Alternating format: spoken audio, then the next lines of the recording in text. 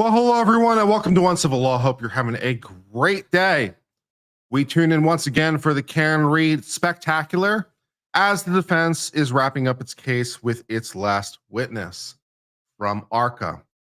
And we are enjoying that. Yesterday, we enjoyed some wonderful testimony from a medical professional who held her own very well, I thought, on cross.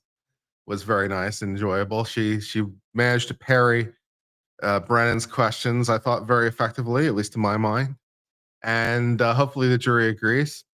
We are currently, at least over here, pegging odds of conviction at 25%. So that is good by comparison. And then yesterday we had a lovely interview with Lafario. That was exciting. I had fun. Hopefully a new friend. That was exciting. We had a nice little discussion about the case and other things, and thought it was very enjoyable.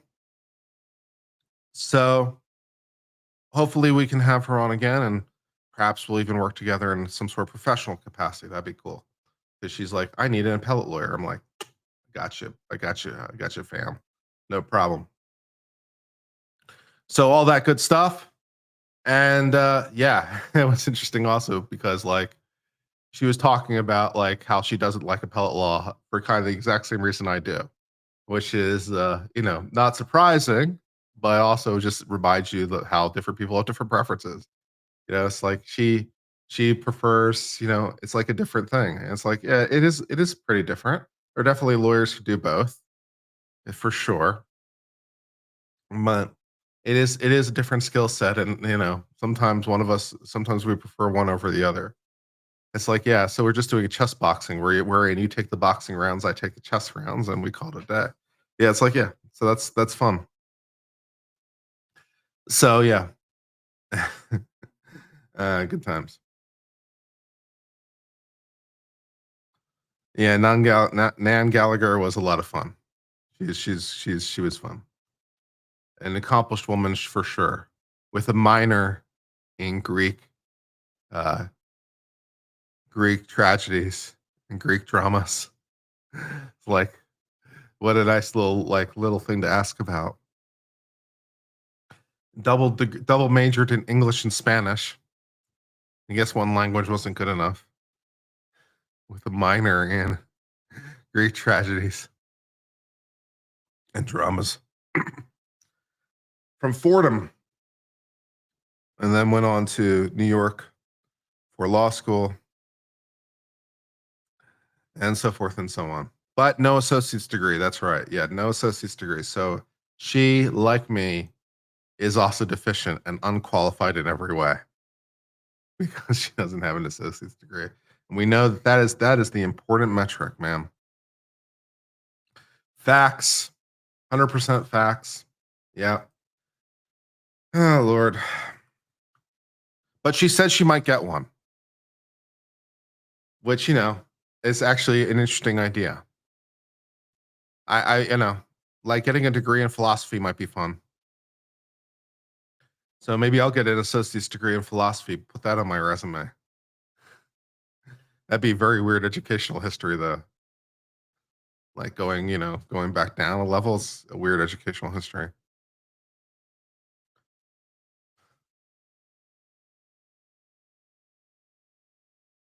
Let's all get one. That's right. To be honest, based on how much education I give you guys, I feel like I should be able to give you guys an associate's degree in law. Some of you guys have your 2 years. You know what I mean? Maybe I'll just start handing out degrees.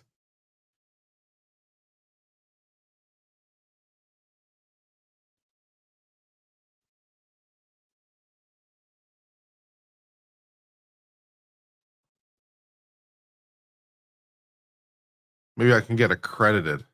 How hard can it be?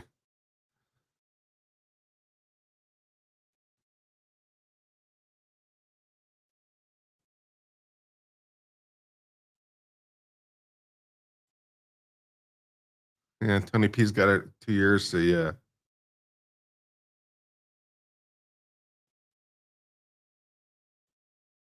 We could pass the test to skip the class.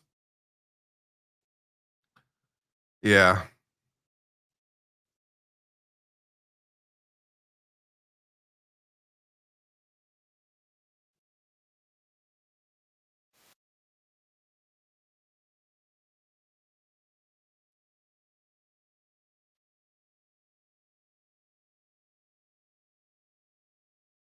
If you're really paying attention and you've been here 2 years, it's probably an associate's degree. Yeah.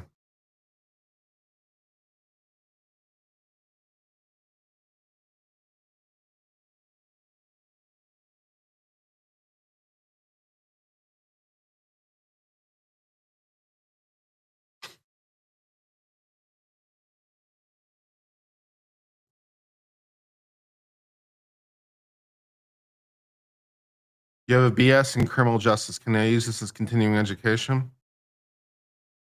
You should be able to, really, you know. I tell you what, like, who was it who said that recently? It was Bedro, or might have been Bedro, who's like basically said that, you know, you could give out CLE credit. But no, it was Travis, the new one, I think, from Texas. Like, you could give out CLE credit. I'm like, you know, or this should count as CLE credit. I'm like, it really should count as CLE credit, but that requires getting approved by the bar, which is bureaucratic and a pain in the ass. And I don't need to go through that process and have the bar be all pissy. You did it cricket. This is my impression of the bar. So I don't need the bar to be all pissy and you know, bureaucratic and shit. So yeah, I don't think it's for me.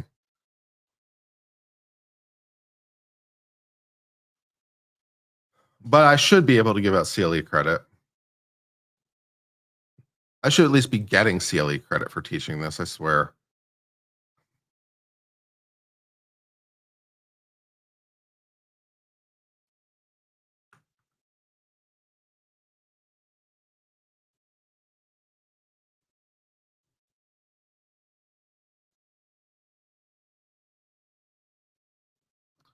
I swear to God, the bar would actually hold the fact that it is mildly entertaining against me.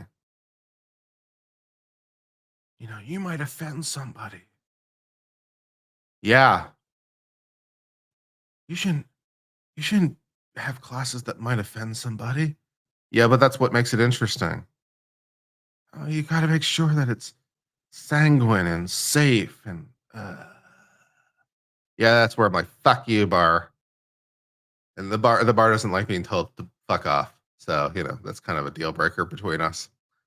Mm. Rebecca Zarawoski for 4.99 said everyone 2 years membership, you should give an honor degree. Morning from Clemson. Yeah.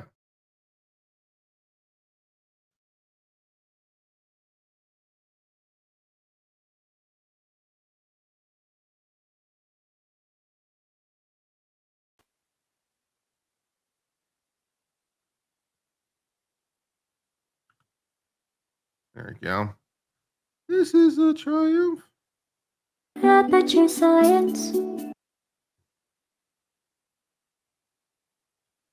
You complete 2 year MA studies but did not finish your thesis. Mm.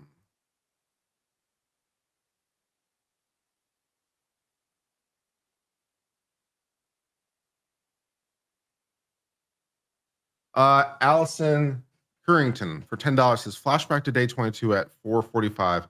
Over explaining non-answers to forced arm. 4:47 to 4:49 baseline shift with no retorts. And his face is beat right around X-ray questions. Facts. Merch a self-printable for $1 download. You know what? That's actually a pretty good idea. We could make a merch item that's like, we make it kind of look like a degree. That shouldn't be that hard.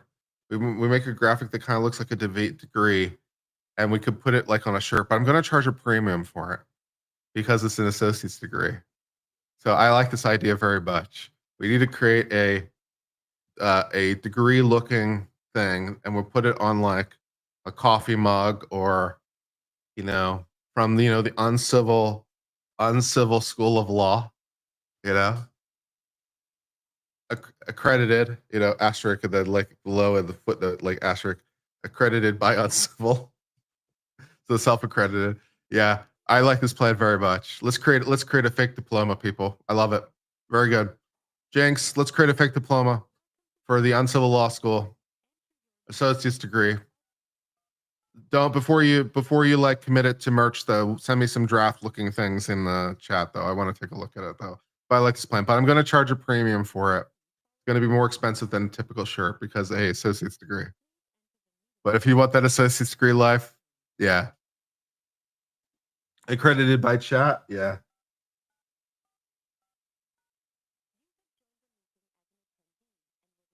When my husband was in law school, someone in his class complained that a professor would say that's what she said.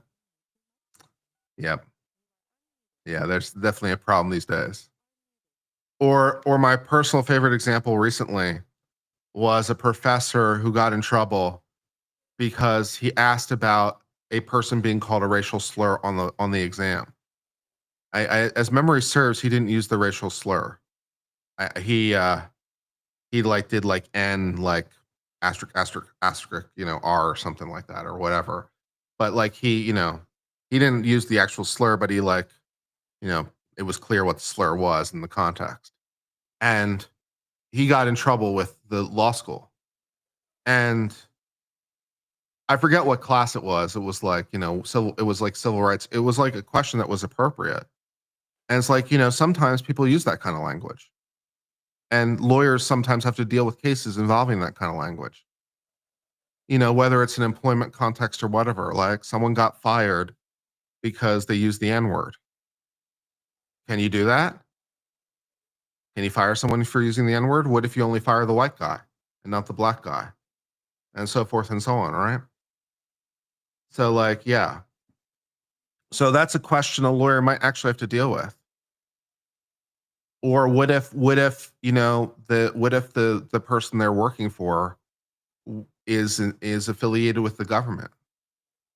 And then we of course have to define affiliated with, but depending on what we mean by affiliated with, that could potentially raise a First Amendment issue or not. Like so, or there's issues there that have to be explored. But he got in trouble for even like alluding to the racial slur on the exam, which is like insane. Yeah.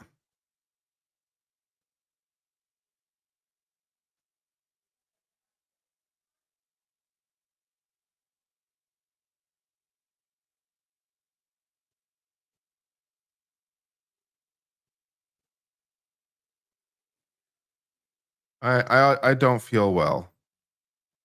I was having stomach issues 2 days ago, and yesterday I was kind of feeling better, but I feel like I'm having stomach issues again today. So I might be kind of on and off camera today. Just fair warning.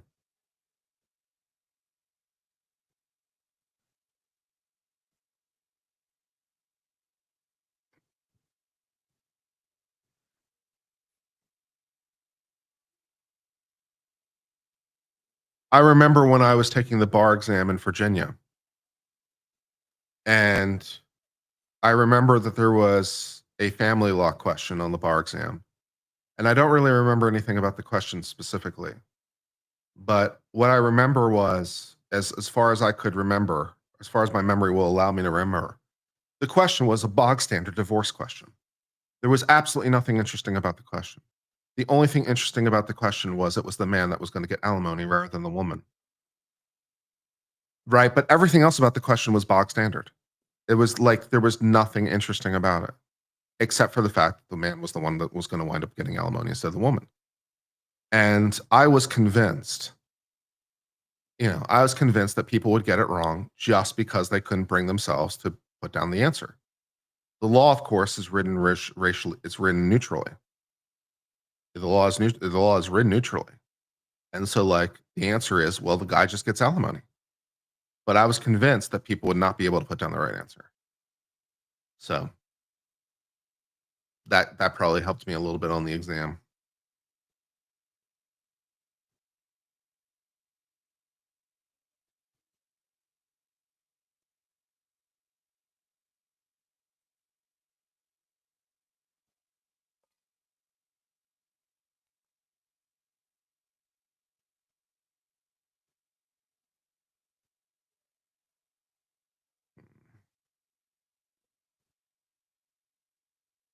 I remember also hearing from a divorce lawyer, a fairly famous one. I can't tell you his name, but he's famous. He's online. He has tattoos, and he was saying like I don't know if he said if he found it interesting. At least I found it interesting that it's like when he has clients that are women, it's like no matter how feminist they are, right? No matter how feminist they are, no matter how much they preach equality and equality between the sexes and all the rest, when they wind up having to be the ones paying alimony or child support or something, they suddenly become non-feminist real fast.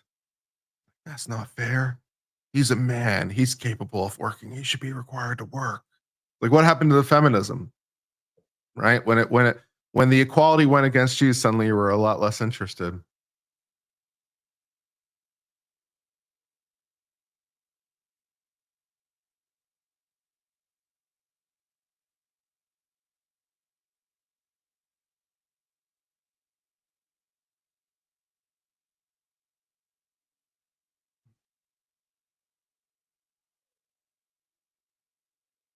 I tell you what, man, if you can get that alimony, get that bag. The women wanted equality, give it to them. Give it to them good and hard.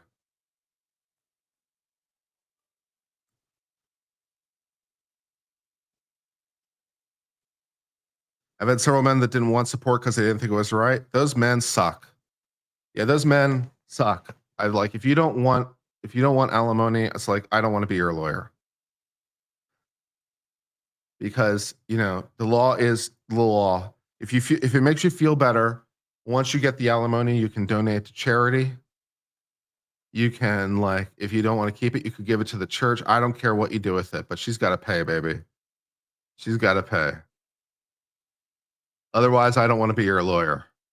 Get someone else.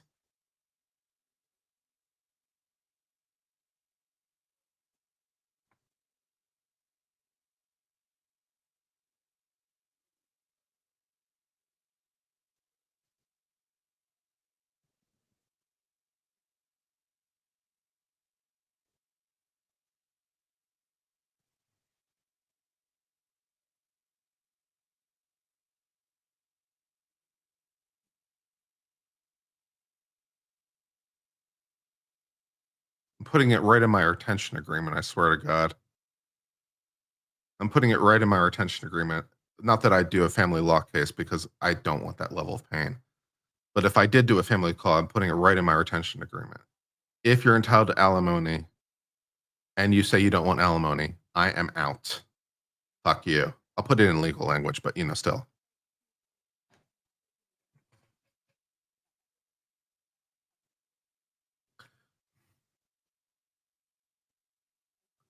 If you want, I will be happy to receive the alimony on your behalf. I'll be also happy to keep the alimony if you like. If you don't want the alimony because you don't believe it's right, if you don't want it, that's fine. I will happily accept the alimony myself. You can sign an agreement, an assignment to me. I will collect the alimony and put it in my pocket. That's perfectly fine. You can also donate to charity, whatever you want. That's fine. I don't care. But she's got to pay, baby. She's got to pay.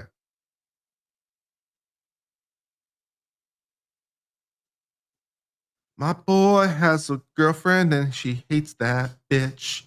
He tells me every day.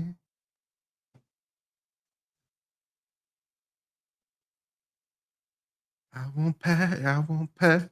No way. Now why don't you get a job?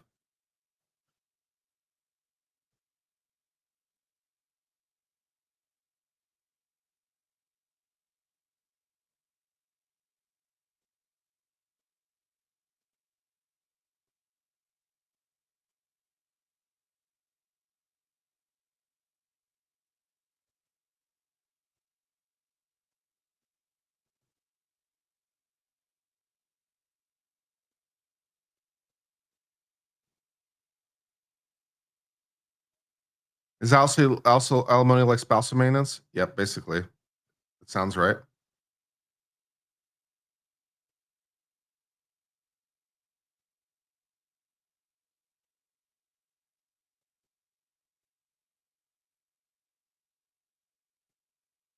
Always invite the divorce lawyer to the wedding. Mm.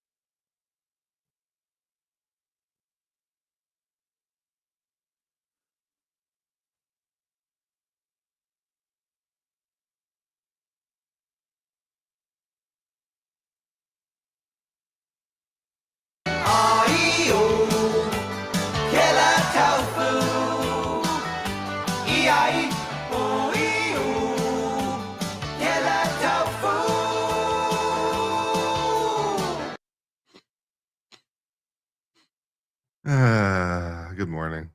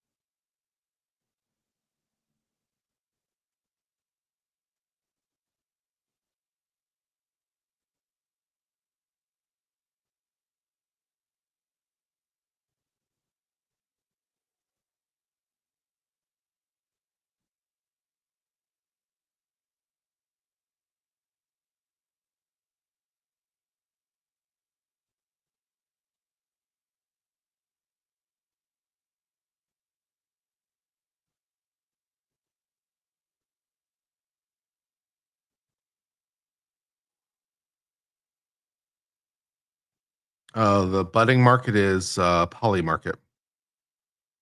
If you want to look it up, which incidentally is a good call. Let's take a look and see what poly market is doing today. What is poly market doing today? Well, to convict on count 1 or 2, they say 36%. So it went up. It was sitting at 19% yesterday. And now it's sitting at, oh, apologies. Did I say I think I might have said the wrong number. It's at 28%. Well, either way, it went up by like 8%, which is interesting. Poly market's interesting on its volatility, but they're saying 28%. I said 25%. So poly market and me are like basically on board roughly in terms of equivalence. And to be acquitted on all charges, they're sitting at 65%, which is basically flat. Well, it's down a little bit from yesterday at 70%. So yeah, they're predicting 65% to be acquitted and 28% to be convicted on count 1 or 2 is what poly market is currently predicting.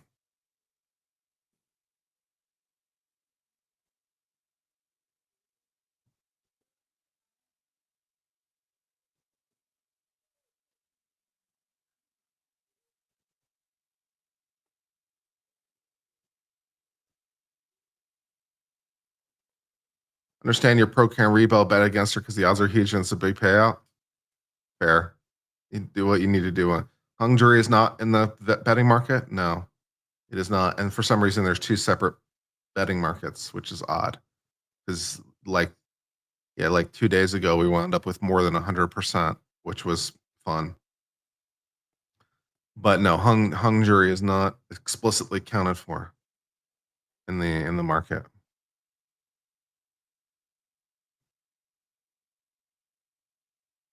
There's implied odds, but not explicitly. Oh yeah, but we wound up in a situation the other day where the implied odds of a hung jury or conviction on count 3 was like -1%.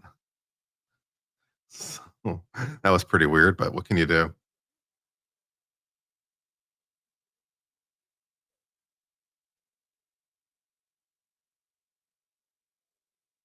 There's got to be an arbitrage opportunity in there somewhere because the market's being out of sync. It's like when there's got to be an arbitrage in there somewhere. I don't know if it's worth doing, but If you want to try to arbitrage those markets, you're more than welcome to give it a shot.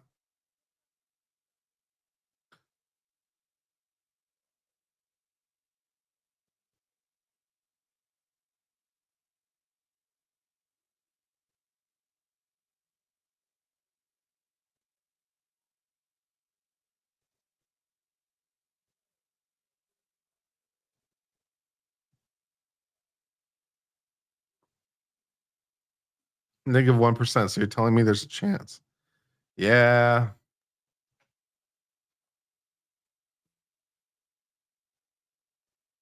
I mean, when you have more than 100%, you know that there's a problem, right? Because that doesn't make any sense. Yeah, fan RPM are down. I'm not sure what that means with the fan, but yeah, the fan RPM is in fact down. That's sad.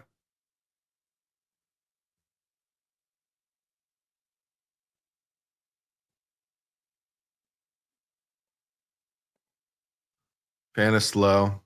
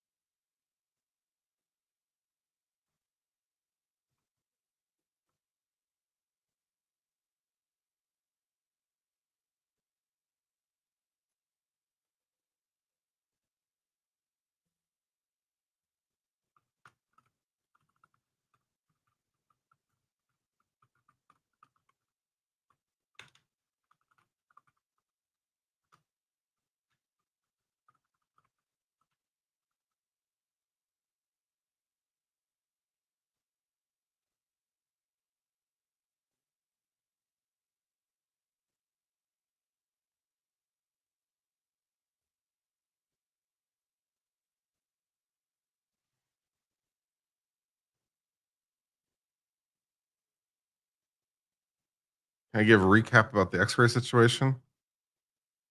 There were X-rays that apparently were not produced or provided to the defense at some point because they weren't provided to the expert. So there were X-rays that were done that were not turned over during discovery. I know. What are the odds? And yeah.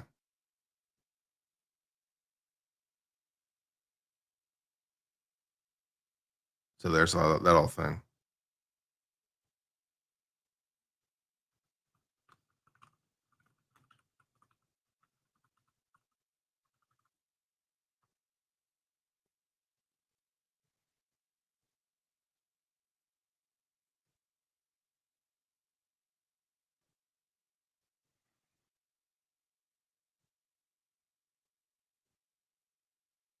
Look at this photograph.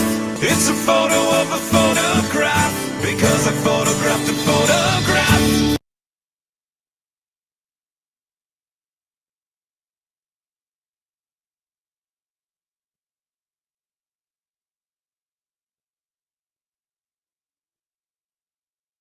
Over 100% makes sense. If your goal to raise 100, raise 101. Didn't you raise 101%? Fair. Yeah. Fair.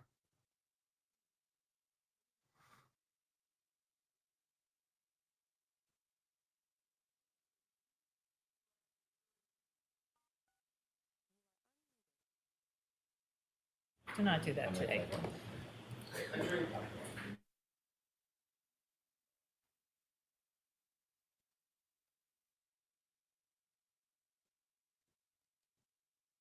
It didn't make sense in that context though, because there was more than 100% in the options of possibilities.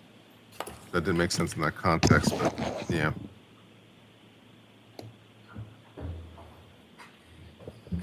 Hear ye, hear ye, hear ye. All persons have any business before the Honorable Beverly Kennedy, Justice of the Norfolk Superior Court, and for the County of Norfolk. Draw near, give your attendance, and shall be heard.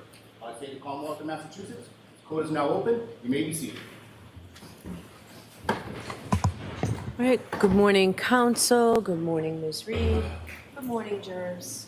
I have to ask you those same 3 questions. Were you all able to follow my instructions? And Were you all refrain from able to follow discussing this directions? case with anyone Little since we left yesterday? kindergartners, were you all able to follow my Everyone said yes or instructions, nodded affirmatively. kindergartners? Were you also able to follow the instructions and refrain from doing any independent research or investigation into this case?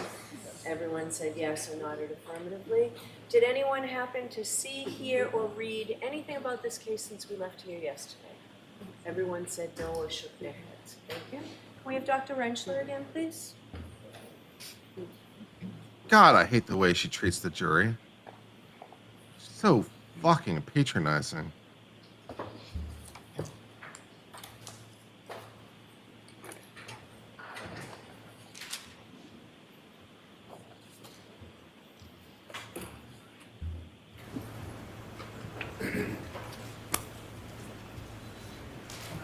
Doctor, I mind you're still under oath. Yes. Thank you. Good morning. Good morning, Your Honor.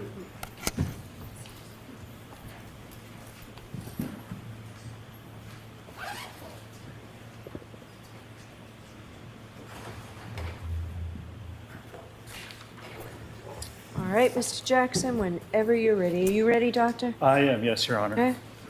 Thank you, Your Honor. Dr. Reenactment, good morning. Good morning. Yesterday, when we last left off, we were discussing materials that you had been provided to review, and you described much of that material in furtherance of your answer that you were asked to review certain data and undertake certain testing as it relates to testing that was done by Aperture, correct? That's correct, yes. Did you Aperture prepare science. a PowerPoint presentation to illustrate the analysis and methodology in your review and testing of this case? I did, yes, sir. Did you bring that with you today? I did indeed. Your Honor, I have a flash drive I'd like to have marked as next in order. Okay. Is there an objection? Not for identification. Okay, so it's marked for identification. Thank you. That'll be KK for ID.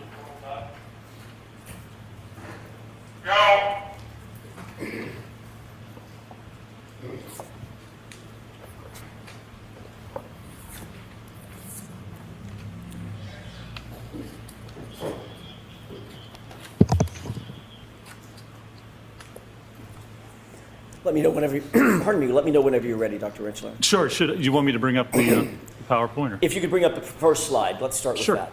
Let's see here. There we go.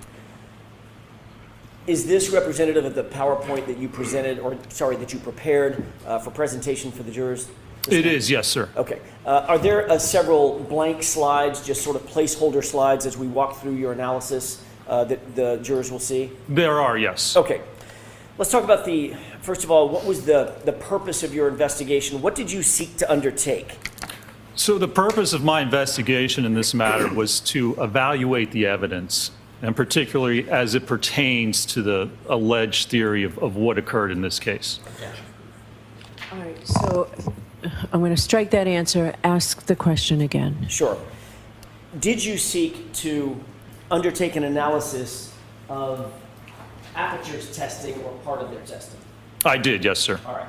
With regard to that testing, what was the reason that you undertook to analyze Aperture's testing? Sustained. Ultimately, were you in receipt of a PowerPoint presentation and a report from Dr. Judson Welcher? I was, yes, sir. Okay. Did you have an opportunity to review that PowerPoint presentation in whole? I did, yes. Were you able to look at his report and read his report and review his report? I was, yes, sir. Did you undertake an analysis based on his reporting and his PowerPoint presentation? Yes. So I'm going to see you both at Sidebar for just a minute, please. Sidebar. It's too early for this. It's too early for this.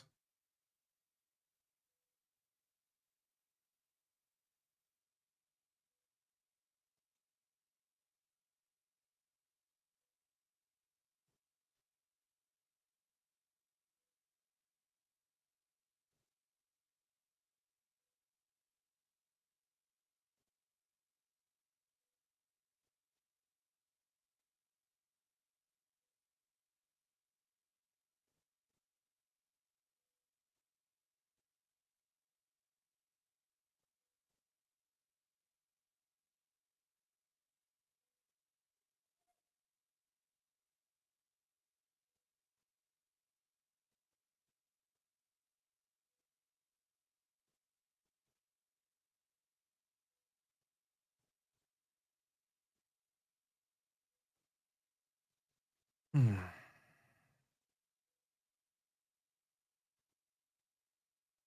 don't like the questions because they're devastating to the government's case. Why are you putting on a defense? Who told you you could put on a defense? Nah, nah, nah, nah, nah, nah.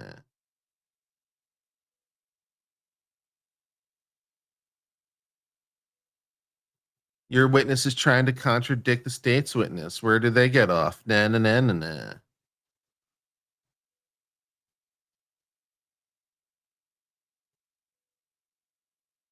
If this jury does not return an acquittal in 20 minutes, I'm going to be a little disappointed.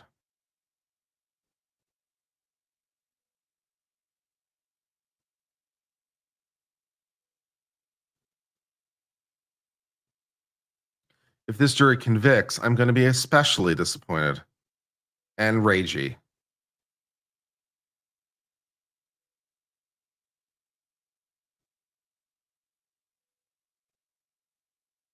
So when are we penciling in the riot? Next Wednesday? I need to get my schedule together.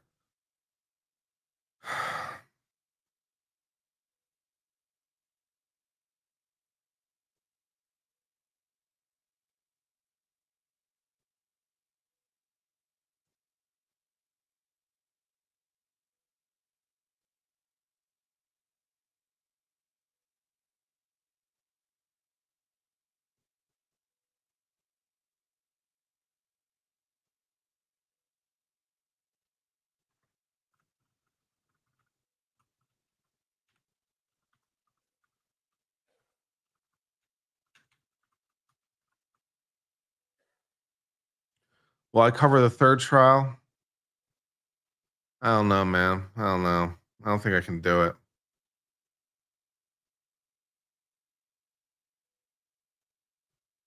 I don't think I can. I don't think I have a third trial in me.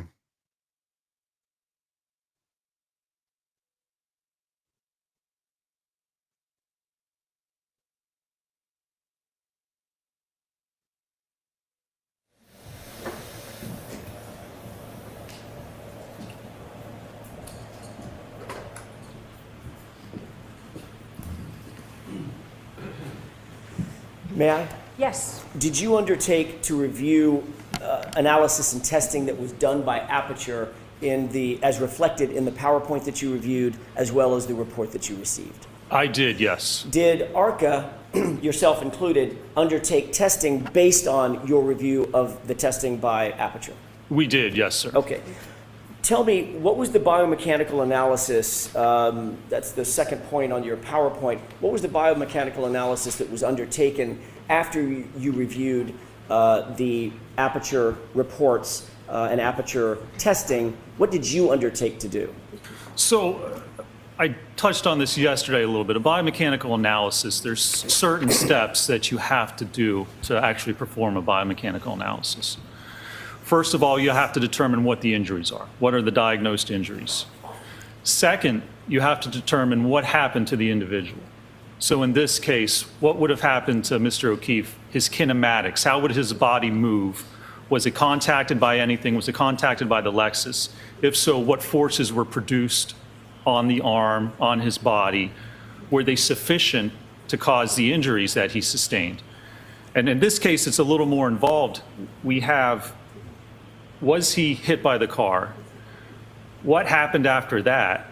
Did he somehow move into the yard? And then did something happen in the yard to actually cause the skull fracture? So in order to determine if that's what actually occurred in this case, you have to look at each of those three separate events. And you have to evaluate that from a biomechanical analysis by looking at the force, looking at the kinematics, looking at a human tolerance, and determining or attempting to determine what happened. Now, if you try to determine what happened, not only do you have to prove that that was the case and the facts support that that's what occurred, you also have to eliminate all other possibilities. Because if you're saying this is how it happened, not only do you have to show that that's true. So next question, and I'm going to strike that. Next question?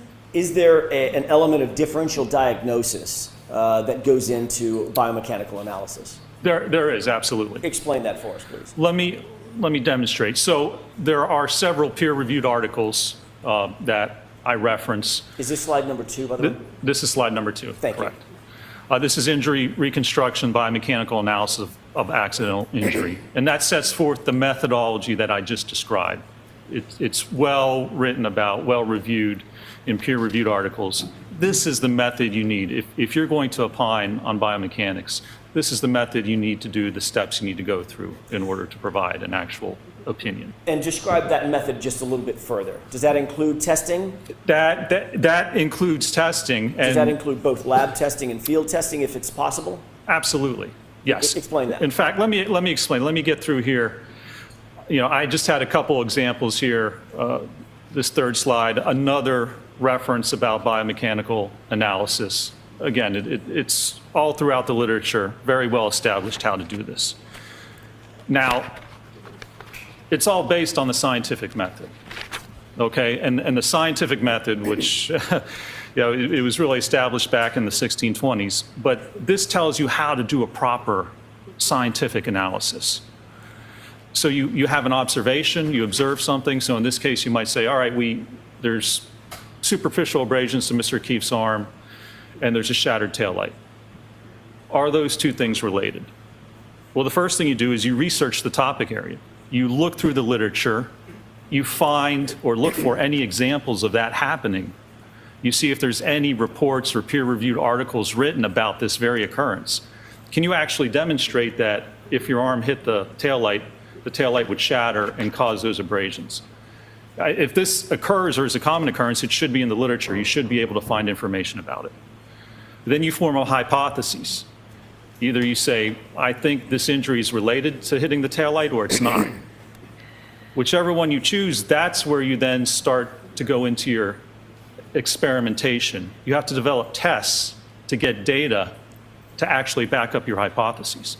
So if I said, well, I think the injury is related to it, what would you do? You would go and you would test it. You would get an arm. In this case, we got a hybrid 3 dummy arm, and we got an exemplar vehicle, and we hit the vehicle with the arm. You would test things? What? We hit the arm with the vehicle. We ran into it to determine what's going to happen when that occurs. Do we get the right circumstances, the right loading to actually occur in that case? So this, and then you go back and you analyze that. And if your results don't match up with your hypothesis, you have to reevaluate it. You have to go back and see if we don't get that type of injury, if we don't get the kinematics or the force associated with what we see, you have to reevaluate if your hypothesis or what you think happened is actually true or not. So you have to continuously go through this process. And that's what experts do. That's how you perform an analysis, and that's what's important. You know, I have 3 kids. I have a 9-year-old who's actually. So I'm going to ask you to wait for the next question. Okay, sure. Was there an example that you could use of sort of a real-world example that you might want to use to explain some or part of the scientific method? There is, yeah, and I would like to explain an example of what's important with that. So I was going to say I have 3 kids, a 9-year-old who's actually turning 10 today. Happy birthday, Kai. And I have 2 older ones. All right, we're gonna stop this. Another example. Go ahead. Less editorializing. Minus all the personal. I'm sorry, Your Honors. Go ahead. Details matter. Fuck you. Fuck you. Fuck off. Okay? Details in an investigation matter, and details matter here. Well, guys, you officially know it. It's not appropriate to wish your kid a happy birthday now. Fucking bullshit. Unbelievable. Fuck you. You need details.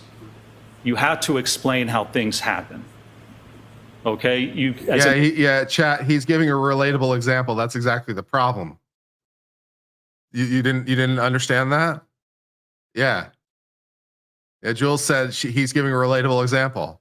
Yeah, that's the problem. You didn't pick up on that? He's being relatable? That's the problem? Yeah. Well, why being relatable? That's no good.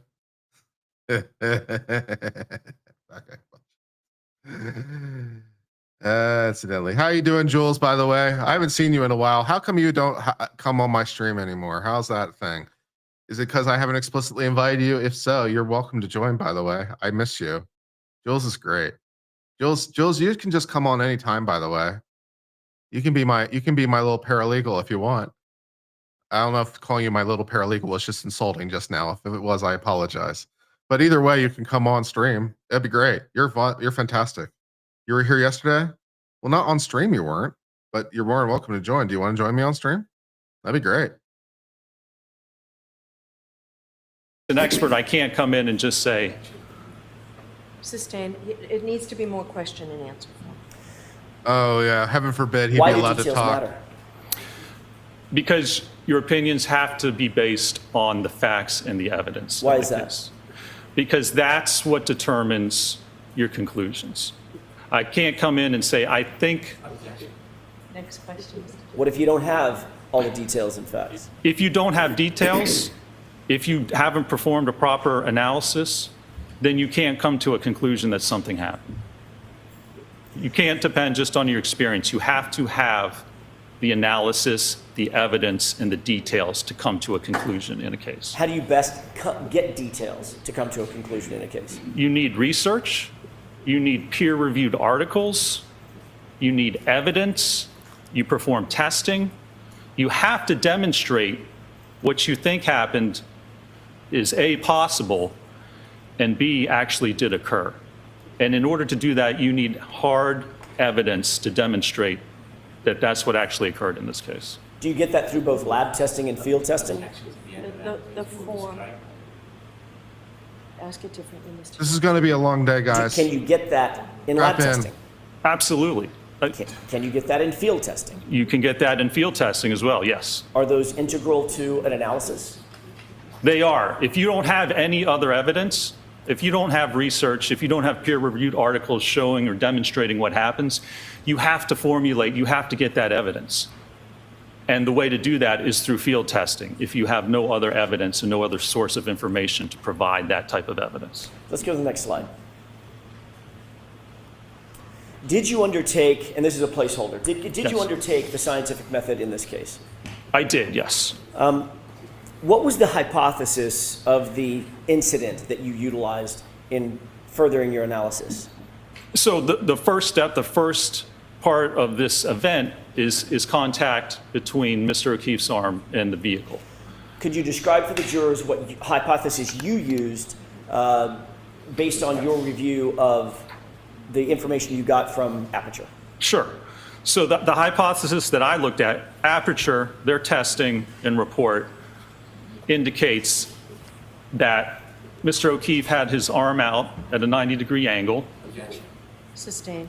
What do you see, by the way, where are these from, these two slides? These two slides are from the PowerPoint presentation that Aperture provided. All right, so you didn't create these? I did not, no, sir. Describe the angle of the arm in the left photograph with the drinking glass in the hand. So the angle of that arm is approximately 90 degrees. The other photographs in the PowerPoint demonstrate that for someone the same height as Mr. O'Keefe, the arm would be at about 90 degrees with an individual standing erect. That's what was demonstrated in their PowerPoint. Do you note anything in their PowerPoint, the Aperture PowerPoint, related to the clothing worn in that left photograph? Yes, they have the surrogates wearing a hoodie or a sweatshirt, which is the exact same type and brand that Mr. O'Keefe was found wearing at the time of the incident. Interesting. Did that play a part in your overall analysis? Interesting. A surrogate. I guess that's technically correct. I just never thought about it that way. Like if you use a placeholder for something else, I guess it is a surrogate. I just always thought of a surrogate as being a person. But using a surrogate for an inanimate object, I guess that's technically right. Just interesting uses of the verbiology. Fantastic. Yeah. Okay. All right. The fact that the individual, the surrogate, as you use the name, was adorned with the same type of sweatshirt that was found on Mr. O'Keefe? It did, yes. I mean, that's one of the details that we have to look at. Details matter, so we look at the clothing that was worn and the evidence found with respect to that actual sweatshirt. I'd like to stay with that for a second. Why is that important? Why would the clothing matter? Well, because that tells us, that gives us evidence of what may or may not have occurred. Mr. O'Keefe was wearing this sweatshirt when the time of this alleged incident occurred. So if there is contact between his sweatshirt and that rear vehicle, the taillight from the Lexus, there would likely be evidence of that. And we have to look at that sweatshirt to see the condition of that sweatshirt, if there's evidence on that sweatshirt, and be able to pair that or match that up to with what happened on the vehicle. Is that part Hello, of a Tony. normal biomechanical Good morning, analysis everybody. to evaluate clothing of the body as well? Absolutely, especially when you look at automobile pedestrian impacts. Why? Because clothing tells you or can tell you how the impact occurred, where contact occurred between an individual and the vehicle, what part of the vehicle, what part of the individual. So it either may or it may not, but it can give you very important clues about what may have occurred during the incident. Is that part of the normal methodology that's utilized in the field of biomechanical analysis, especially as it relates to pedestrian motor vehicle incidents? It absolutely is, yes. Look at the damage to the clothing. Look if you compare it up to the vehicle, to the ground, to other sources. It's another tool, another detail, and part of the evidence that allows you to try and determine what occurred. Do you have experience in reviewing clothing of individuals that may have been involved in vehicle pedestrian incidents? I do, yes. How often has that played a part in your biomechanical analysis and the methodology that you employ? It happens quite often when we look at automobile pedestrian impacts. That's really one of the steps that you need to do. You need to look at the clothing, you need to look at that evidence and see if that matches up with any other evidence in the case. Would it be a proper methodology to just ignore the clothing in a vehicle pedestrian incident? It would be, yes. I mean, it's really one of the first things you should do. I'm sorry, my question was, would it be proper if you just wholly ignored it? No, it would be improper. It would not be proper. It would be improper if you just ignored it. Like take the shirt off and just roll onto the blue paint? Getting back to the slide at hand, and we're on slide, just to stay coordinated, is this slide 7? That is correct, yes. Okay. You've talked about the left photograph. What is the right, the short video? So this short video is what I refer to as the paint transfer test that was performed by Aperture. And what they did was take a surrogate the same approximate height and weight as Mr. O'Keefe and had him stand behind a subject, an exemplar Lexus, the same year, make, and model. And they put paint on the rear taillight cover on the fender, and then they backed it in to the surrogate's arm. And the reason for this is they attempted to show that where the paint contacts the arm, that it's the same area where the superficial abrasions were on Mr. O'Keefe's arm. Did you utilize these photographs and videos from the Aperture report in conducting and building the field testing and or the lab testing that you ultimately undertook? I did, yes, sir. Can we go to the next slide, please? What's depicted in this slide?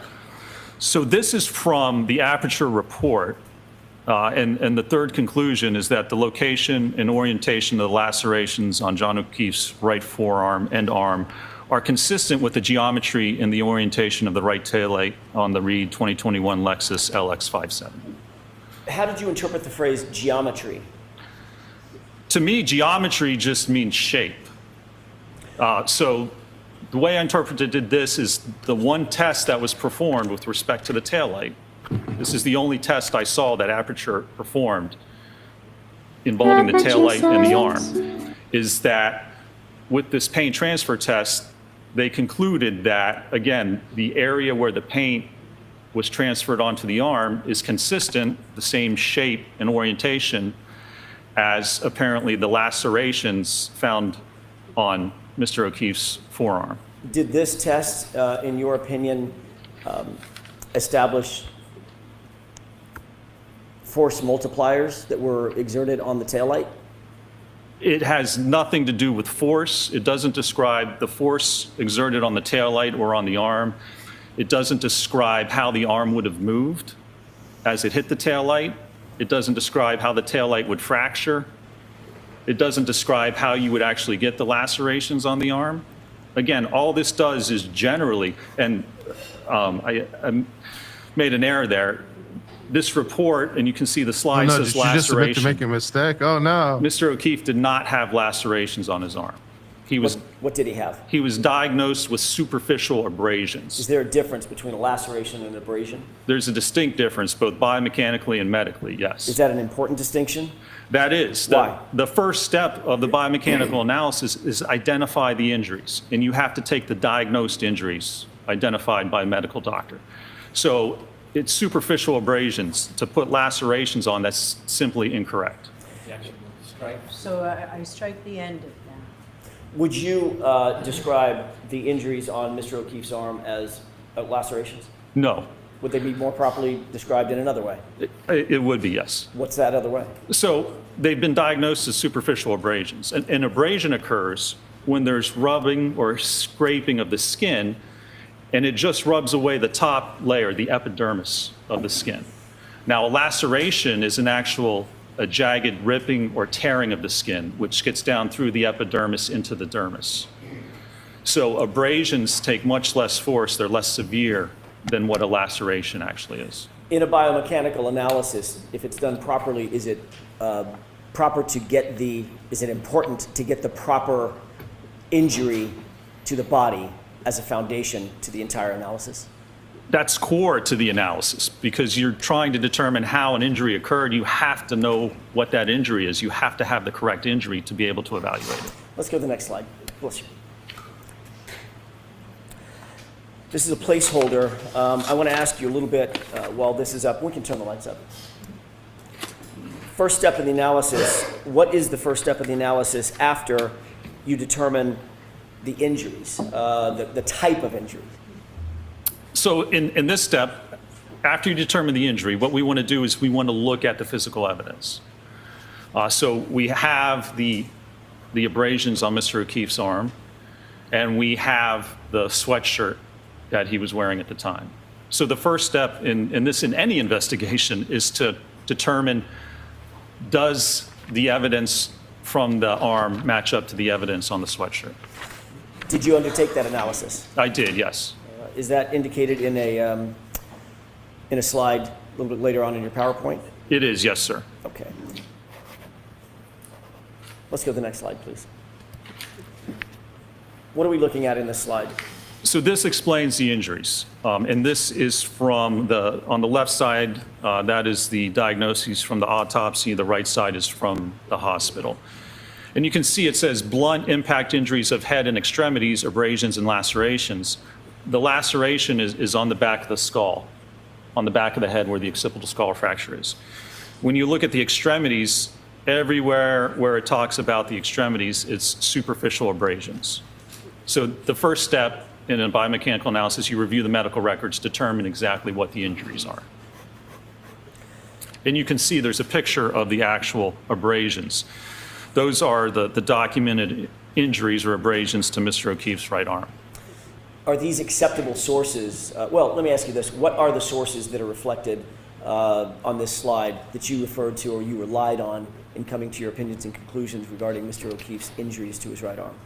Again, on the left side is from the autopsy report from the medical examiner, and then the right side is actually from the Good Samaritan hospital where Mr. O'Keefe was taken. Are autopsy records, hospital records, medical records acceptable sources for a biomechanist to rely on in determining or coming to opinions and conclusions? They are the sources you go to determine what the injuries are, yes.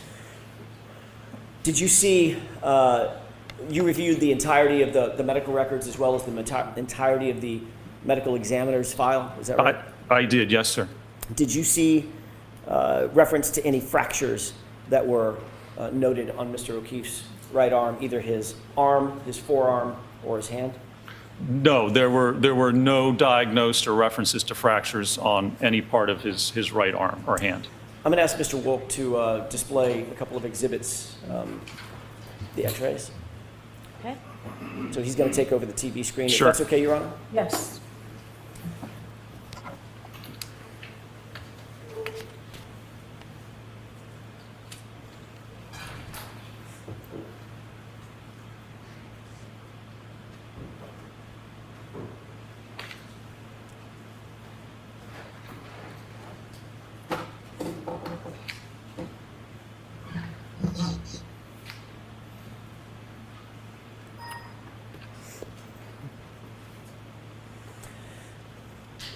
This is an exhibit that was marked yesterday.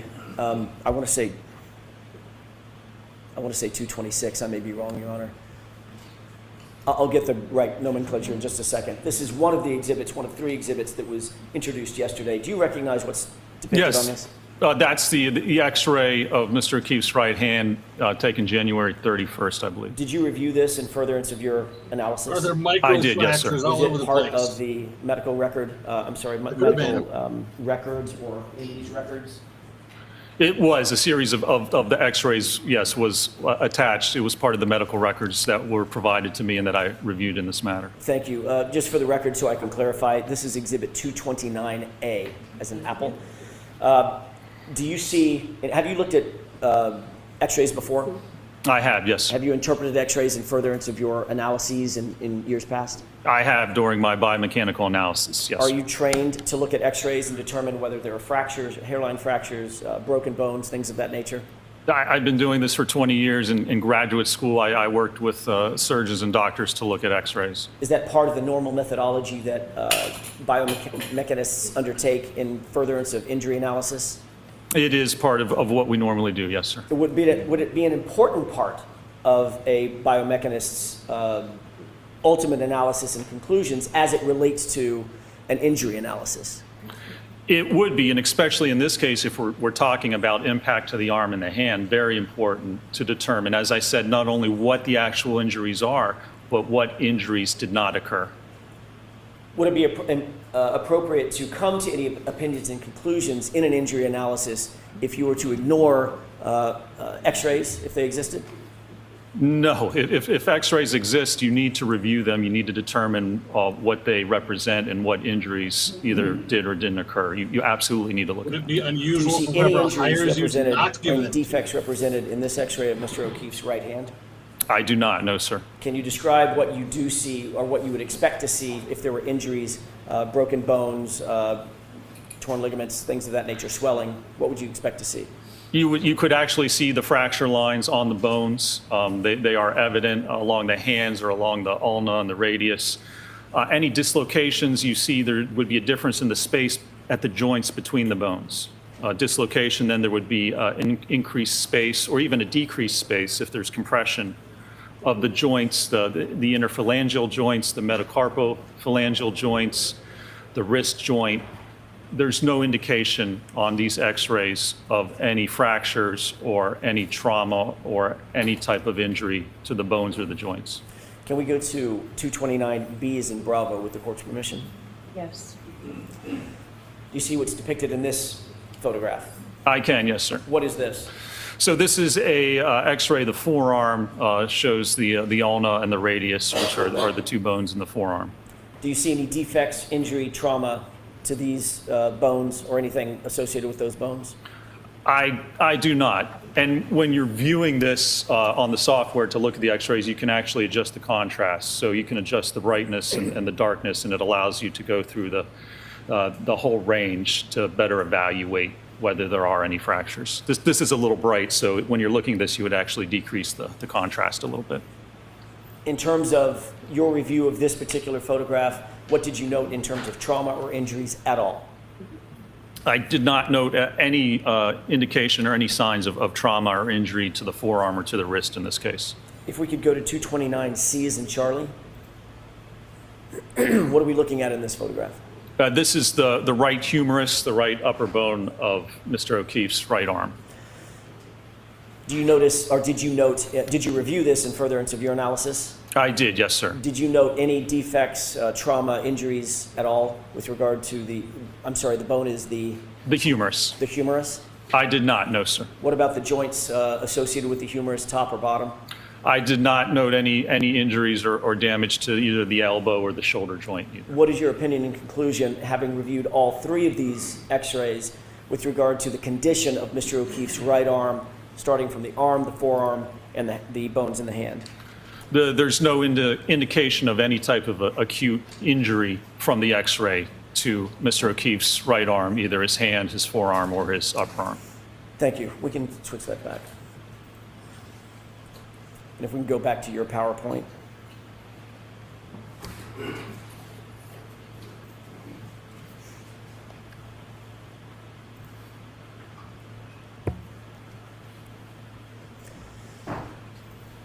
Can we go to the next slide, please?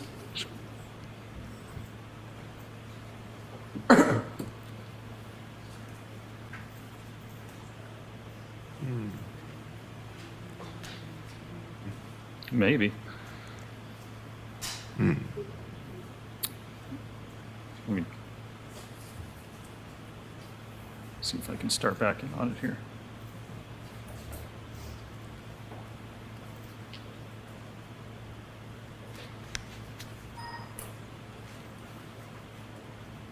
Okay, there we go.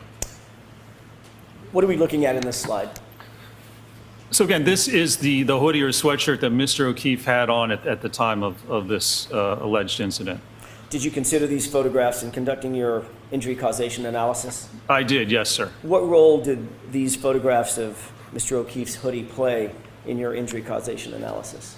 So this shows the hoodie, and it was inspected by the police department, and it was noted, as you can see on the right sleeve by the triangles, there were 9 different punctures or holes noted in the sleeve of the sweatshirt. Can we go to the next slide, please? What are we looking at in these series of photos? So let's come to Sidebar for a minute and Mr. Jackson, bring your PowerPoint, please. Sidebar. Yeah, Dr. Renschler never provided his certificates for material studies. No cloth. So I'm assuming Hank must have won that motion from yesterday. I guess. The stupid continues unabated every day. Yep. Yeah, I'm pretty sure I've lost my ability to be objective about these rulings at this point. I held on for a long time, but I don't think I can be fair anymore because the rulings are just so out of pocket that I can't assess anything fairly anymore. No.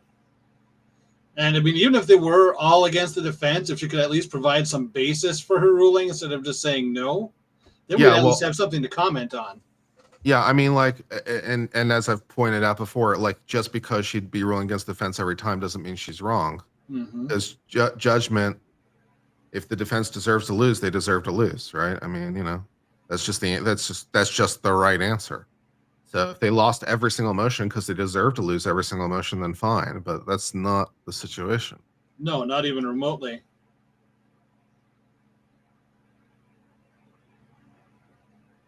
The disparity is not only between like what it should be and what it is, which is one thing, which is frustrating, but the uneven application.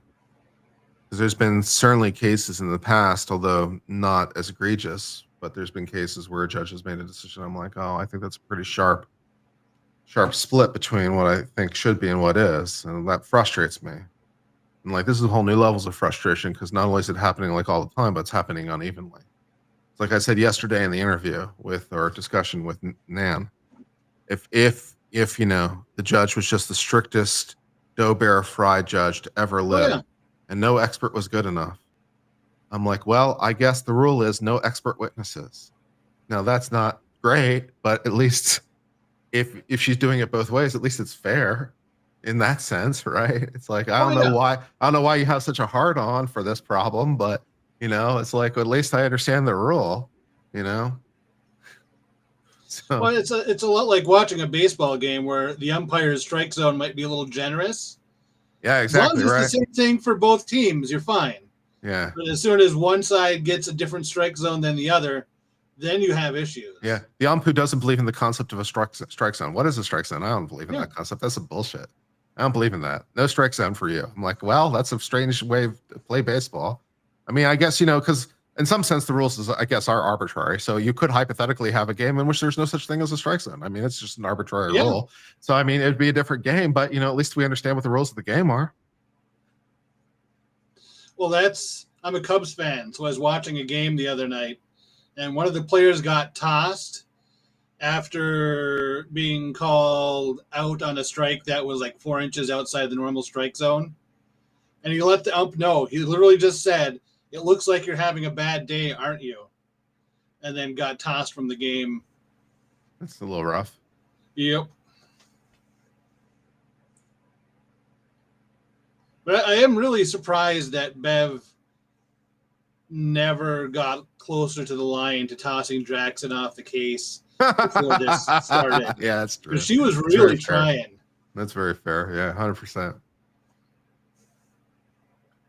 Yeah. But I did like Jackson yesterday because I think the defense is finally at the point where it can't get much worse for them. Yeah. So might as well just go straight at Bev and throw her words back at her. I mean, what she can only limit them so much more because they're on their last witness. She's already ruled against all of the motions that they've brought in favor of the Commonwealth. So. And Bev, by the way, I mean, if you hate your job, and it's okay. Some judges sometimes stop being judges for any number of reasons. Federal judges stop being federal judges. It's like, it's just not for them. Not every job is for every person. Federal judgeship is usually considered a pretty cushy job, right? They're usually considered like sort of like the last step in the thing. But people sometimes like, you know what, this isn't for me. I don't want to be a federal judge anymore. I am out. And it's like, yeah, that happens. It's okay. You're allowed to not like the job. You can do something else. It's fine. Maybe you want to be a litigator. Maybe you want to be a defense attorney again. I don't know. There's so many options, right? It's like, that definitely happens with lawyers. They become judges and they're like, I don't like it. I want to be a lawyer again, or vice versa, or whatever. If it happens, it's okay. Yeah, sometimes it just gets old. It's You okay. do it for so long. You can do something else. You get tired. Yeah. Been there, done that.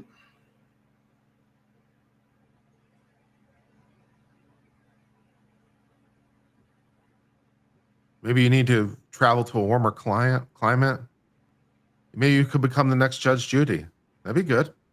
There Judge you go. Bev can just snowbird it down to Florida and get all those really fun and interesting Florida man cases. Yeah. So, it's not so dull anymore. Right. Plenty of meth, crocodiles, alligators. Yeah. All these things. Treehouse murders. She'd have fit in perfectly on that case. Just give the state whatever it wants, and sure.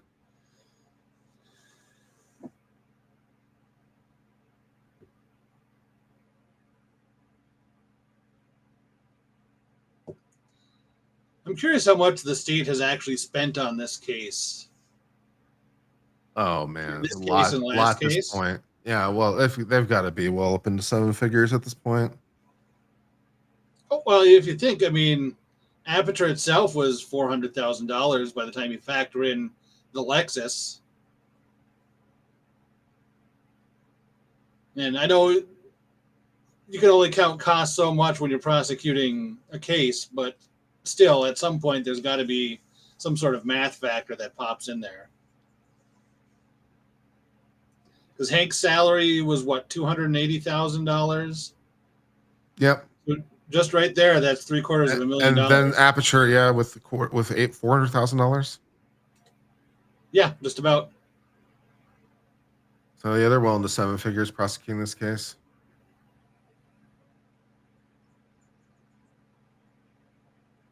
This case is costing a fortune.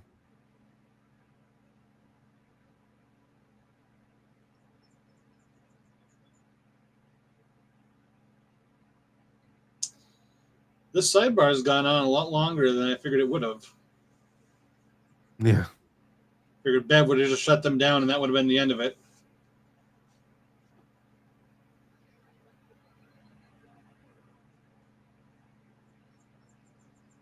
Then again, Alan Jackson might just have additional grave concerns he's bringing to Bev.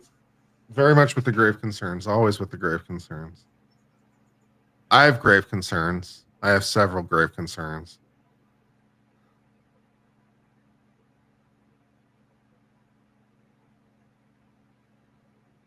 How are you doing personally today, Tony? How are you doing? I'm a little tired. It's been I'm a little tired too. It's been a while. Yeah. These trials really get to you after a while. When you're doing a week in, week out, they get to you after a while. Yep. Then life has just been busy on my end. And yeah, I got up at 5:30 this morning. My wife got up to go into work early, and I woke up too. So I'm trying to figure out what I want for lunch today so I can get something. I don't know.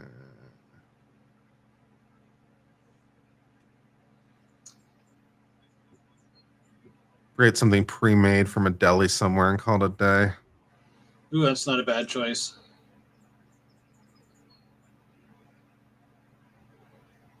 I had an interesting sandwich this weekend from a local place that was basically like a broccoli and cheese Okay, yeah, that can be good. on a hoagie. It was almost like broccoli and cheese soup, but it was thick enough that it stayed together in a sandwich, which was nice. Figured I'd roll the dice on something different. Thank you for the 20 gift memberships, Bluefish. Very courteous, as always. Appreciate it. Thank you.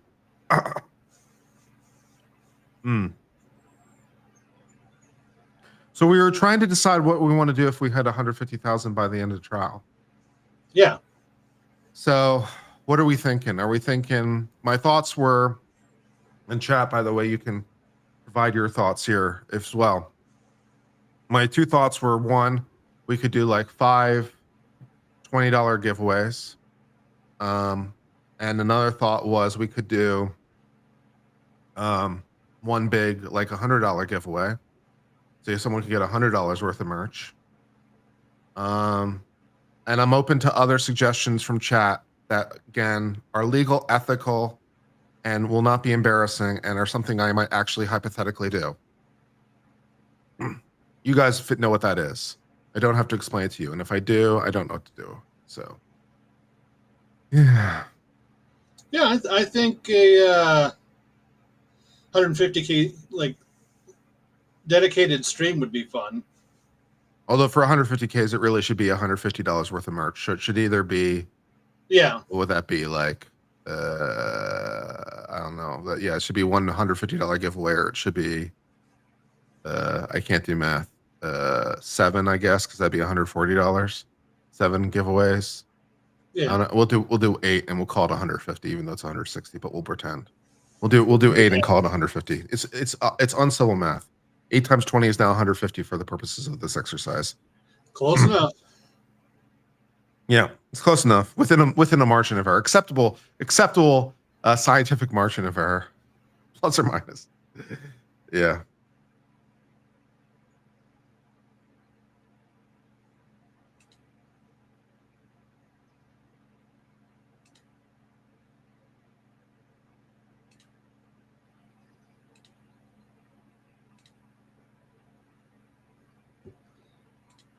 Have I seen the Beef Wellington poisoning case in Australia? I have not.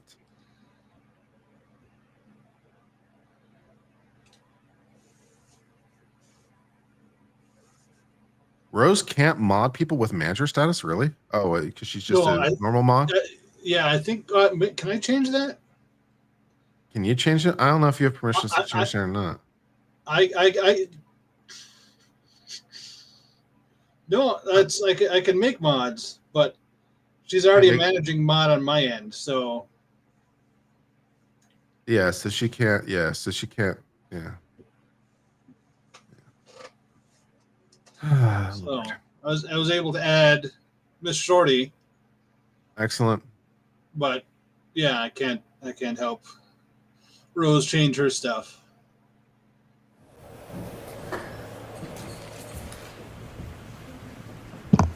Jurors, I apologize that took so long, but it was necessary to do rather than sending you out. So, sure.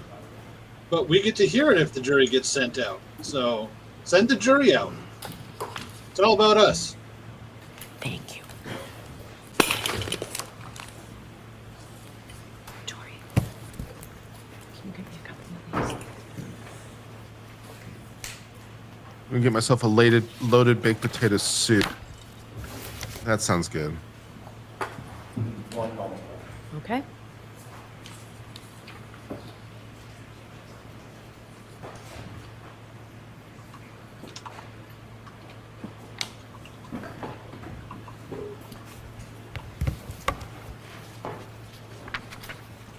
Dr. Winchler, my eyes aren't good enough to see the upper right-hand corner. What slide number is this? That's Number on- 12. Number 12, thank you.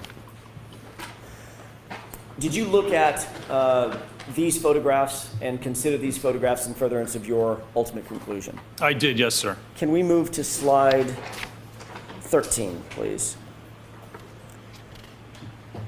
Yes, Did you also look at and consider these photographs in coming to your ultimate conclusion? I did, yes. Can we move to slide 14, please? Did you look at and consider these photographs in coming to your conclusions and opinions I regarding did. this case? Yes, sir.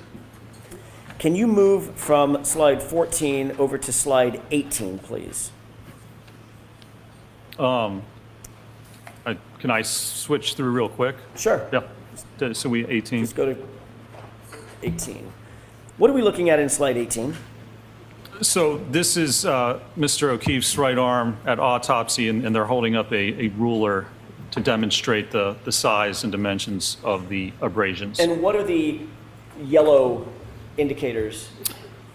Those are indicators I added based on the length of the ruler to show the approximate size, length, and width of those abrasions. Was it important in your biomechanical analysis to measure and denote all the injuries? It was, yes. Did you actually count the number of injuries on Mr. O'Keefe's arm? I did, yes. How many injuries did he have? How many distinct and separate injuries did Mr. O'Keefe's arm present? Conservatively, I counted 36 different superficial abrasions on his right arm. And did you go through all the photographs in an effort to count and distinguish one abrasion and one defect on his skin from another? I did, yes, sir. And you said conservatively 36 separate abrasions, correct? That's correct. What does that mean in terms of the mechanism that you would expect to cause that abrasion? Well, you need 36 different points of contact with to get through the sweatshirt and get to the skin to actually cause abrasion to the skin. 36 different dog separate bite? points of contact to the skin. How many defects, remind us, how many defects were noted by the crime lab in Mr. O'Keefe's right sleeve? 9 defects. Can you scroll to slide 22 quickly, please? What is this? This is a slide, again, from Aperture, from their PowerPoint. It's the only slide, the only photo, the only indication of the hoodie that I found in their analysis. And it also has pictures showing, looks like they try to line up the top of that taillight cover. Sustained. Do you see there's some sort of marking on that lower left photograph with some yellow lines? I do, yes. How did you analyze that marking? I analyzed that. It goes through the part of the taillight cover and then goes through part of the upper arm of the surrogate. And there's a parallel line to it a little bit in a V shape. There's a parallel line below it. How did you analyze that line? I analyzed that as apparently showing that the area of the taillight. So not apparently, what did you How did you analyze? interpret that? I interpreted that represents that area of the taillight corresponds to the area of the upper arm. And there's a red dotted line around the tail light, correct? Correct. How did you interpret what that represents? That was the part of the taillight that fractured. Did you put any of these lines on there, or are these all from Aperture? These are all from Aperture. I did not put any of those on there. You see the small, it's horizontal, I'm sorry, it's vertical photograph of Mr. O'Keefe's arm? I do, yes. Did you note anywhere in the Aperture report a denotation of the number of abrasions, counting the number of abrasions on Mr. O'Keefe's arm? There's no denotation, no indication that the number of abrasions were ever counted. No, sir. Ultimately, based on your review of all of your testing, did you come to an opinion or a conclusion as to whether or not the abrasions on Mr. O'Keefe's arm are consistent with striking the right rear taillight of the Lexus?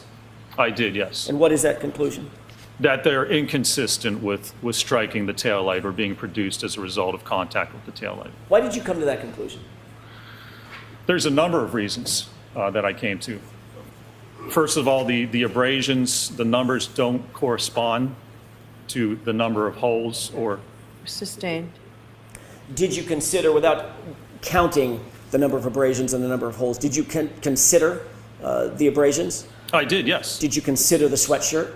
I did. Was that an important part of your analysis? It was, yes. What else did you consider?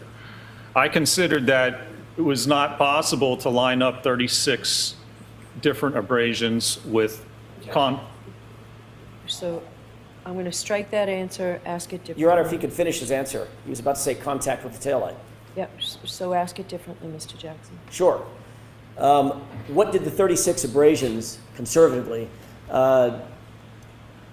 and their interaction with the taillight have to do with your ultimate opinion and conclusion? Well, that you have to, if those abrasions came from contact with the taillight, you have to be able to correlate them and line them up with contact, 36 different contacts from the taillight. And ultimately, based on your understanding of Aperture's review and the photographs that you saw, you were presuming, based on Aperture's testing, that Mr. O'Keefe was wearing that hoodie. Is that correct? Sustained. What was the condition? Let me ask it this way. There's a photograph in the Aperture report that we're looking at with blue paint on an arm, right? Correct. Is that your understanding, or did you test that Mr. O'Keefe could have been hit wearing short sleeves? No. What did you test? What was your presumption and assumption in your testing? That he was wearing the hoodie that was found on him at the time. With the 9 holes in the right sleeve? With the 9 holes in the right sleeve. Watch the form of the question, Mr. Jackson. Sure. Let's go to the next slide, please. What is this? These are, the top 2 and bottom right slide are from the Aperture PowerPoint. How did you interpret the 2 photographs on the right, the parallel lines and the red lines in that slide? The parallel lines correspond to an area of the fractured tail light, and then the red dotted line corresponds to an area of abrasions on Mr. O'Keefe's upper arm, and there's a red arrow pointing to part of the fractured tail light. Can we go to the next slide, please? What are we looking at in this slide? Again, this is the paint test. This is the only test that was conducted by Aperture to look at the tail light and the arm in this case, and the interaction between the two. Did you note whether in all of Aperture's data that you reviewed, whether or not there was any measurements to determine whether the abrasions were consistent with contact with the Lexus? I did. There were no measurements at all taken with respect to that test. No measurements with respect to where the contact happened on the car or on the arm itself. There was no indication of where that blue paint extended on the surrogate's arm, say from the wrist up to where the laceration or the abrasions would have occurred. Is that important? It's very important. Why? Because you can't say that the area where the blue paint is corresponds to the area of the abrasions if you don't take measurements. If you just eyeball it, all you can say is by eyeballing it, it looks approximately the same. But that's not scientific. You can't come to an actual conclusion that where that paint covers the arm is where those abrasions actually were. They could lie outside, they could lie forward, they could lie above that painted area. You can't say with any scientific certainty that that area of paint corresponds to where the abrasions are. In this motion video and the still photograph to the left in slide 24, is that what we're on, 24? We are, yes, sir. What did you note with regard to the positioning of the surrogate's arm? I think that's Mr. Welcher. As it relates to the taillight and the back of the SUV. Yes, the positioning of the arm in the photographs as well as the one test that was performed, the arm is approximately 90 degrees, level in line with the rear taillight of the vehicle. Did you seek to do any testing approximating the positioning of the arm as you saw it, as you interpreted it in the Aperture data? I did, yes, sir. What were you seeking to determine when you did your testing? Well, if we want to determine whether the orientation and the position of the abrasions on the arm correspond to the tail light, you have to have the arm in the position that you claim it struck the tail light and then look at the abrasions. Because if you're looking at orientation and the direction of the abrasions, you can't look at how they exist with the arm. The only pictures of the arm of the abrasions are with Mr. O'Keefe's arm extended. But that's not how he would have had it according to the test. It would have been at a 90-degree angle. Can someone Dr. say Richland, confirmation were there any bias? peer-reviewed articles cited in connection with Aperture's paint transfer test? Aperture I Science. did not see, I was not provided a single peer-reviewed article with respect to the paint test or any indication of any test or article looking at arm contact with the vehicle or a taillight cover. Can we go Because to Welter slide never 25? submitted a report. What are we looking at in this slide? Yep. So in this slide, the picture on the far left is the photographs provided from the autopsy in hospital with Mr. O'Keefe's right arm fully extended. Again, those are the only photographs we have. What about the photograph in the middle and to the far right? In the middle and the far right, what I did was actually take that arm and then rotate the forearm to put it in a position that it would be in as demonstrated by the paint test with the arm at approximately 90 degrees. What was the import of this, this undertaking? Well, if you look at the paint test and the way the arm's at 90 degrees and having the car come and essentially contact and push the arm out of the way, that's going to give you or tell you the directionality or the direction of the abrasions. Because if you have your arm at a right angle and the vehicle comes and pushes and slides against it on that forearm, you would expect those abrasions to be horizontal, to be in line with that forearm. Correct. Are they? They're not. You can see some of them are vertical, some of them are angled, some of them it's hard to tell what the directionality is. But if your arm, again, is being struck and pushed this way, as it's pushed and as the car goes by, if this would occur in this manner, you would expect those abrasions to be horizontal in the direction that the vehicle is actually traveling. When you say horizontal, do you mean horizontal from the elbow to the wrist? Correct, or parallel, yes, with the forearm. Can we go to slide 26, please? This is yet again the same video that we saw earlier. That is correct. This is the paint test video, yes. And what has to happen in order for the paint in this test to reach the upper forearm? Well, in this case, to reach the upper forearm, there has to be contact between the forearm and the taillight cover. Can we go to the next slide, please? What is this slide showing? Again, this shows, you can see on the right, I added arrows to kind of show the directionality of the different abrasions. And on the forearm, they simply do not line up with the type of kinematics or the type of motion shown in the paint test. Again, of the arm getting pushed out of the way and the car traveling past. If there were going to be abrasions from the fractured glass as it moves along, again, it would be lengthwise parallel to the forearm. If the arm was positioned as it was indicated in the paint test done by Aperture, would you expect to see this pattern of injuries on Mr. O'Keefe's arm if in fact it contacted the taillight and if in fact it was abraded based on the taillight? You would not. You can't get, for instance, horizontal abrasions on the upper arm and somehow get vertical and angled abrasions on the forearm.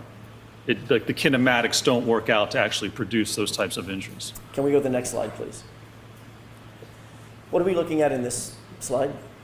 So again, this is the paint transfer test, and it demonstrates there were no measurements taken, so we don't know the exact size or location of that paint or the lacerations.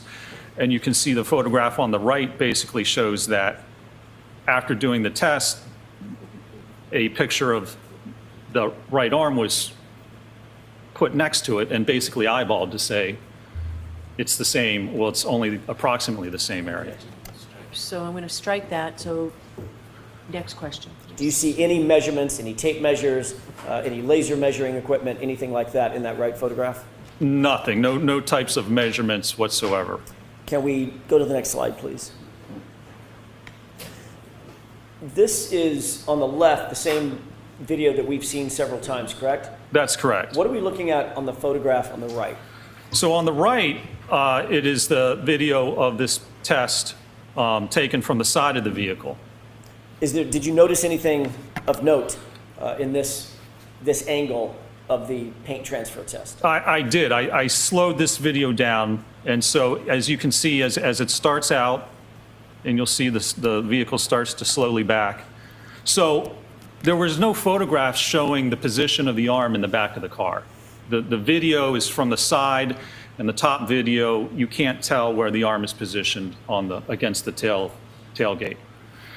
But whatever positions it's at, you can see as the car backs up here, look at the elbow and the upper arm. If the car backed directly in this direction, there would be no contact with that elbow or the upper arm. And remember, this test is to show where the paint would transfer and if that correlates to the lacerations. You mean, before you start the video, when you say there would be no contact with the elbow or the upper arm, you mean the biceps area and from the elbow up? That's correct. Is that based on the photograph on the right and the positioning of the surrogate? Exactly. You can see right now, if the car just backed directly straight back, it would not contact the elbow or the upper arm. Before you play the video, what did you note when the car from the angle to the right of the video on the right? What did you note as the car, just before the car starts to make contact with the surrogate? What did you note? So in order to get that pattern on the arm, right as the car contacts the arm, the surrogate pushes his elbow forward, leans into the car against the light, and then rolls off. Can you play that for us, please?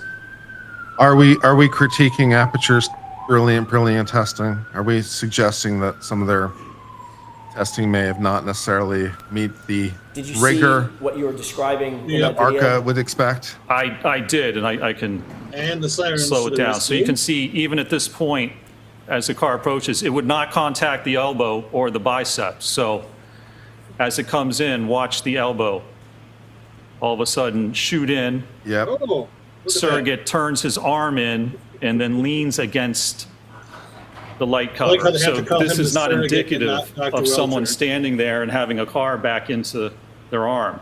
In order to get that pattern of paint on the arm, someone would have to stand there, and as the car approached and contacted their arm, they would have to actually push their arm forward and lean into it to get that paint pattern. Is that, in your view, proper scientific testing? Sustained. Let's move to the next slide, please. What is this?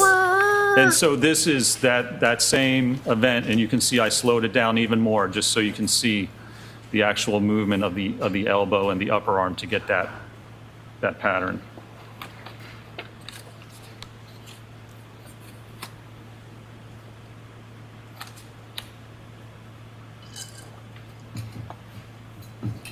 Once again, we have Thank to you. praise Aperture for Can we move to the next slide, actually please? doing things This in is a slide 30. more scientifically rigorous way. It's And like let's go to 31. it's T-ball Yeah, this versus is the New York 31. Yankees I'm to sorry, quote Breaking 31. Bad.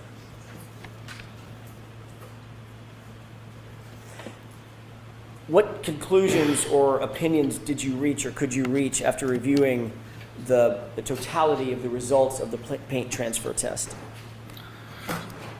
The paint transfer test, all it can show is the approximate area, of where the arm was covered in paint as the surrogate jammed his elbow in and rolled against the taillight cover. So it tells us nothing about what may have actually occurred, how the lacerations were actually, or the abrasions were produced. It doesn't talk about the kinematics of the arm to actually cause those abrasions. All it does is just say, under this specific condition, if someone was to stand there and then shoot your elbow forward and lean in, you would get paint on this approximate part of the arm, because we don't even have any measurements for it. That's the only thing that that test demonstrates, and that's the only test that was conducted to look at the interaction between the arm and the Lexus in this case. Did you reach any opinions and conclusions regarding whether the physical evidence is consistent or inconsistent with the injuries to Mr. O'Keefe's right arm? I did, yes. And what are what's the basis? The for those basis is looking at the number of laceration or the number of abrasions on the arm, as well as the orientation and direction of those abrasions. And they don't correspond to how the arm would interact with the vehicle if it was at a right angle and struck by the rear of that vehicle. Do you hold that opinion to a reasonable degree of scientific certainty, Doctor? I do, yes, sir. Can we move to the next slide, please? Actually, slide 33. If I may have just a moment, Your Honor. Yes. But I wonder if they left that video playing in the background like they did on the prior slide, just for the jury to continually see it sitting there as he's leaning into it. Because I didn't hear any instructions to take the slide down.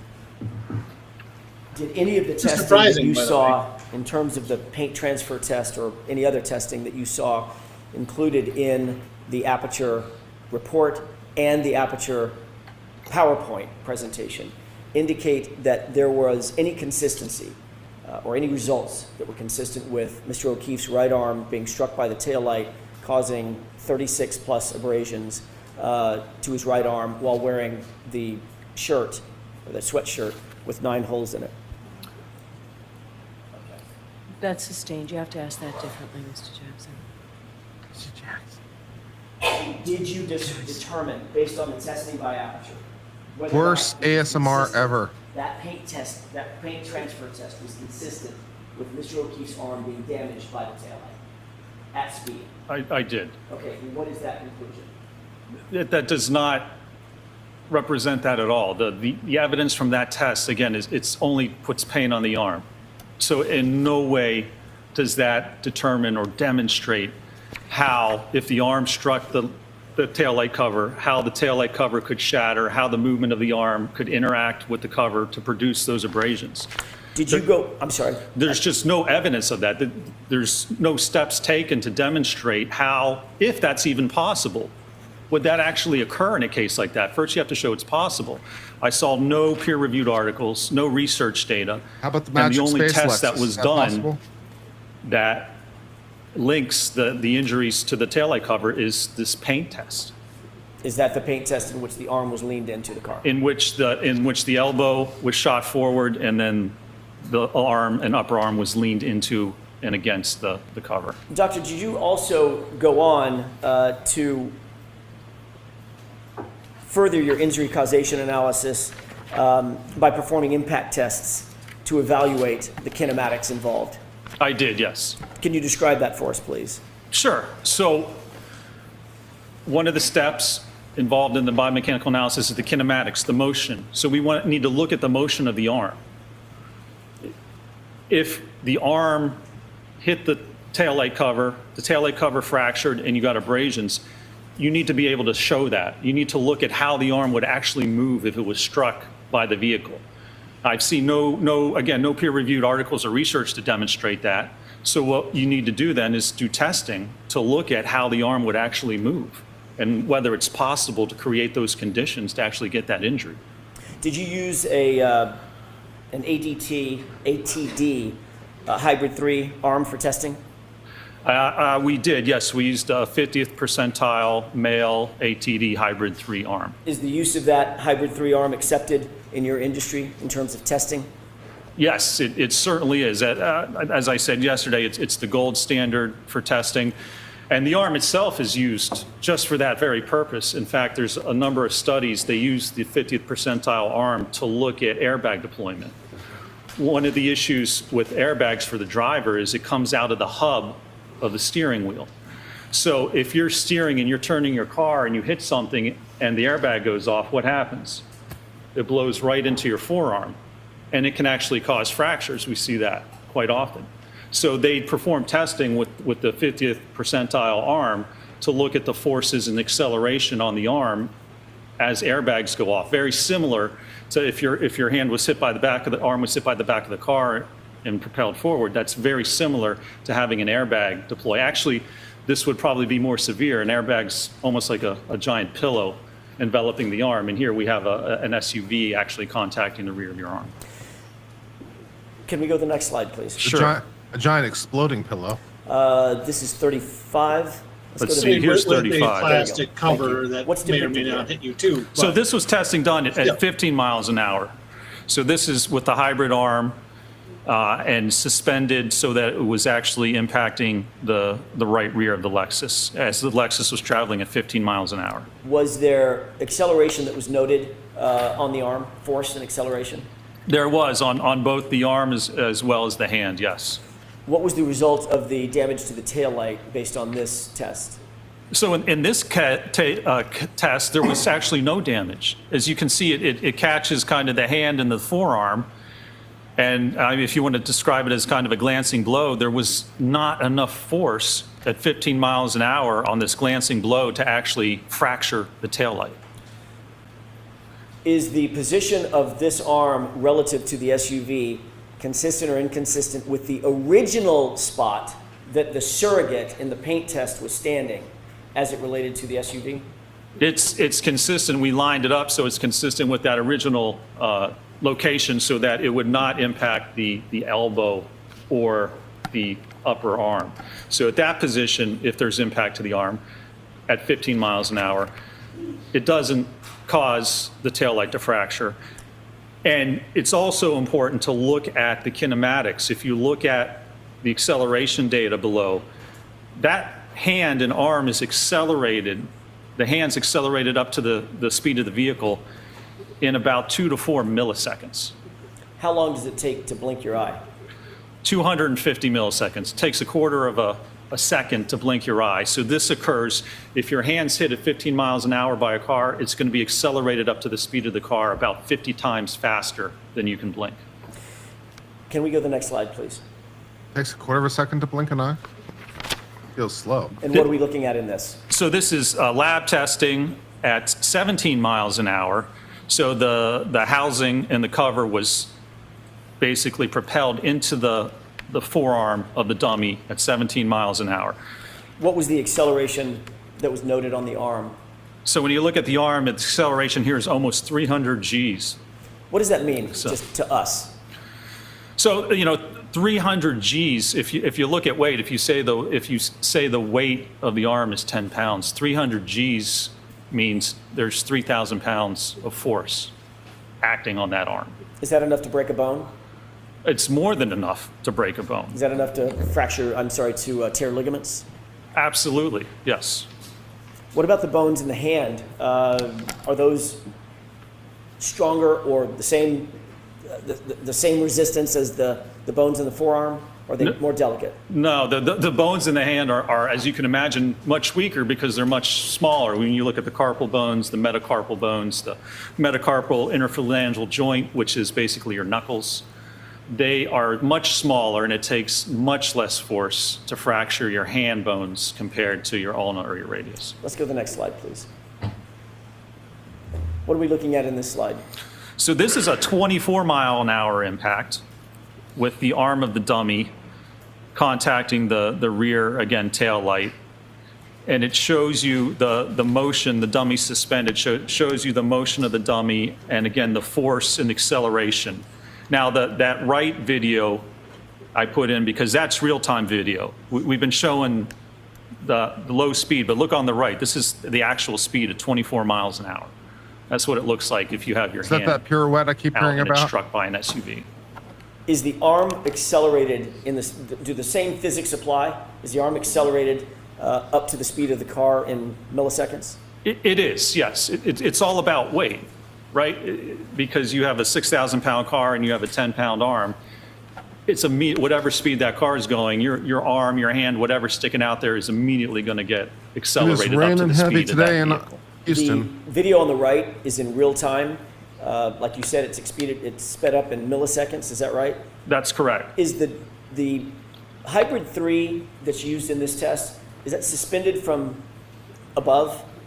The dummy in this test is suspended from above, yes, like a pendulum, barely touching the ground. Is the dummy connected to the ground in any way?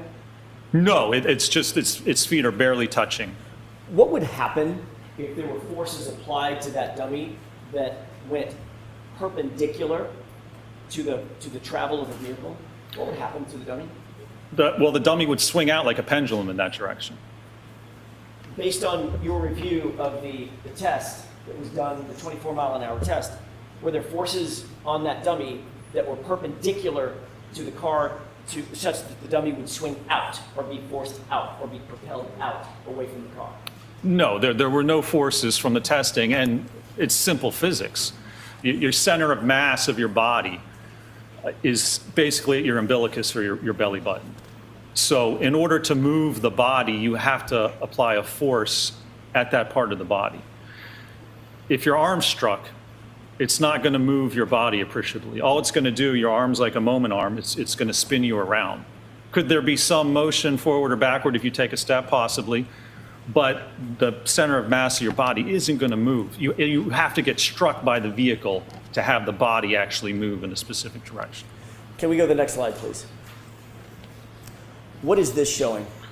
So this is a slow-mo of the overhead from the real time. It was a GoPro that was recording that real-time video, and this is a slow motion of that video. I'd like to ask you a couple of questions. As you see the vehicle contact the arm, what happens to the arm as it's being contacted in those milliseconds where it's being accelerated up to 24 miles an hour?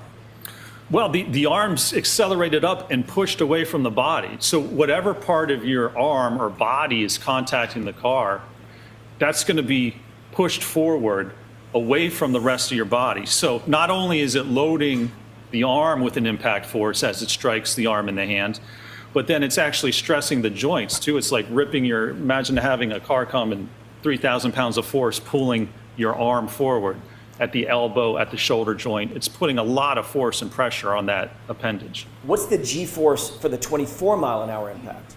G-force, let me see exactly. Could you pause that video for a second? Sure. Because I want to ask you a couple of questions about it as well. Let me see exactly what that G-force was.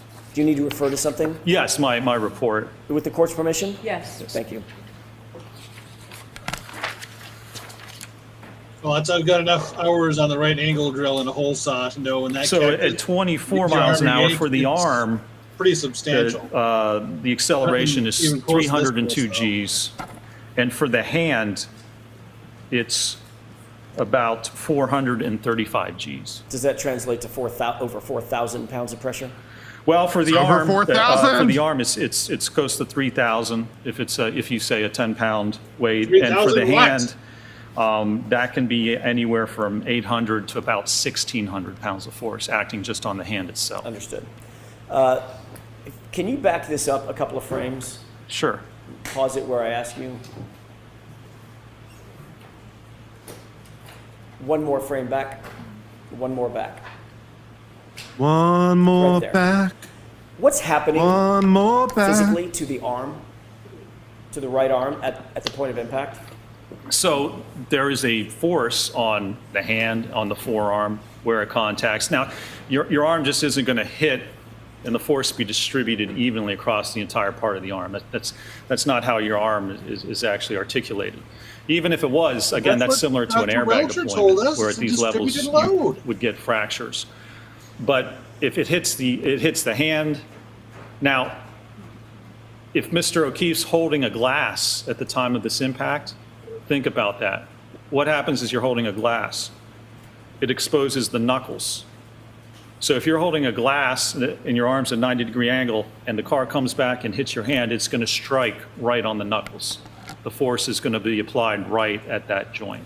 And then it's going to likely hit along the forearm back near the elbow. What's the shape of that arm in this still photograph? Well, it's somewhat of an abnormal shape because the arm should be level with the body. The forearm should be even with the shoulder. But you can see as it gets pushed forward, it's accelerating that forearm away from the arm and the rest of the body. Does that abnormal shape suggest anything to you in terms of what you would expect regarding the bones in that arm? Again, certainly there's thousands of pounds of forces acting on the arm. Yep. And also on the joint itself, not just the arm or the bones we have to consider and how much force to fracture, but think of the elbow joint and think of the shoulder joint. It takes much less force to dislocate an elbow than it does to actually fracture it. Did you see any evidence, based on your review of the medical records, including your review of the x-rays, any evidence of any dislocation? There was no evidence or indication or diagnosis of any dislocations or fractures to the arm at all. Fractures or broken bones at all? Correct, nothing. Can we go forward another frame? And at this point, the arm has already been struck and accelerated, is that right? That's correct. Do you see the taillight material?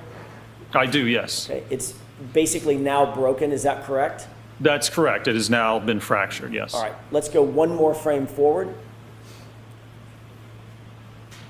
And the taillight material, did you make note of that in this frame? I did, yes. What direction is that taillight material going relative to the vehicle? It's going forward. And where is the arm? The arm has been pushed away. Now, you have to remember, as that arm, if it contacts and fractures the taillight, it's not exposed to the fractured pieces that still exist on the taillight itself, because those pieces that fracture haven't gone anywhere because they're against the arm itself. And then as the arm moves away, This is making way too much sense. the pieces then move with the vehicle.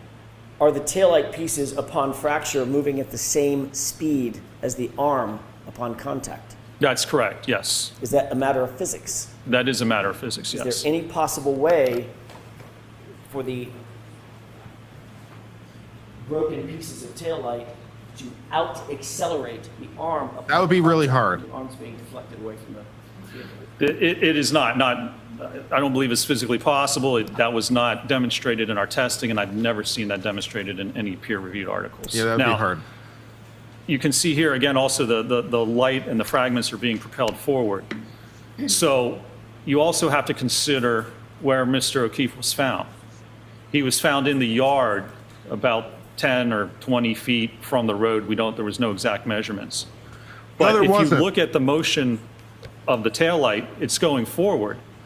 Now, if Mr. O'Keefe has to move diagonally to the top left of Worst that corner, investigation ever. and if he's not hit with the center of mass, he give can't get to where he ends up Give a couple before the plucky 12-year-old taillight boys fragments have already gone forward a notebook and been deposited and a on the ground. magnifying glass. You can, And average running I'll speed is give like him 4 to even 6 money of miles doing an hour. better. Even if this SUV is going 10 miles an hour, the lights fracture, they're dispersed on the ground, and then Mr. O'Keefe somehow ends up to his point of rest. But you wouldn't find the fragments on him because they've already been pushed forward, come to rest before he even has a chance to get to where they find him. Let's go to the next slide, please. What is this slide showing? So this is just frames taken from that actual video showing the interaction from the top left, then you go down to the bottom left, and then the top right and the bottom right just shows you the progression of the contact and the movement of the arm. Is the bottom left frame the same frame that you stalled on just a second ago at my request, showing the deformation of his right arm? That's correct, yes. Thank you. Next slide, please.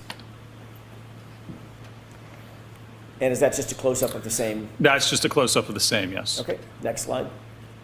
And is that a final close-up of the arm after it's been deflected out of the way? That's correct, yes, sir. Does this also illustrate what you just described in terms of the trajectory of the broken taillight fragments? It does, yes, sir. Do you see any defect at all in the right sleeve of that hoodie? There is no defect in that right sleeve of the dummy. No, Was sir. the dummy's sleeve examined following this test? Closely examined up close rather than just a photograph? It was examined and photographed, yes, sir. Was there any defect in that right sleeve at all? No defects at all were noted in that sleeve, no. Next slide, please. What are we seeing here? This shows some of the photographs taken of the sleeve and the arm to show that there's no defects whatsoever And it shows the damage to the Lexus. And again, at 24 miles an hour, not only do you get damage to the taillight on the fender there, but you also get damage to the taillight on the liftgate. Was there any damage on the taillight of the liftgate in the subject SUV? There was not, no. Next slide, please. What are we looking at in this video? And so this was 29 miles an hour with a suspended hybrid 3-arm. Was the arm in the relative orientation that you saw depicted in the paint transfer test by Aperture? It was, and in fact, in this one, there's actually contact. We moved it in so that you would get contact with the elbow and the upper arm as well. So it's in the position after Dr. Welcher moves his elbow in and rolls his shoulder into the taillight cover. We evaluated that position with this test. And do you see any damage to the liftgate taillight based on this test? There's extensive damage at this speed, yes. What about the damage to, damage would you expect to see to the arm itself at this speed and in this orientation? Yeah, at this speed, I mean, we're talking 4,000 pounds of force on the forearm, and with the hand, 1,400 to probably 3,000 pounds. I mean, well above levels where you would get fractures. Next slide, please. What are we looking at in this slide, these two photos? This was the final test that was conducted in using a dummy, and it was impacted at 29 miles an hour. And this was a center of mass impact. Why was it important, Dr. Rentschler, why was it important to do a center of mass test?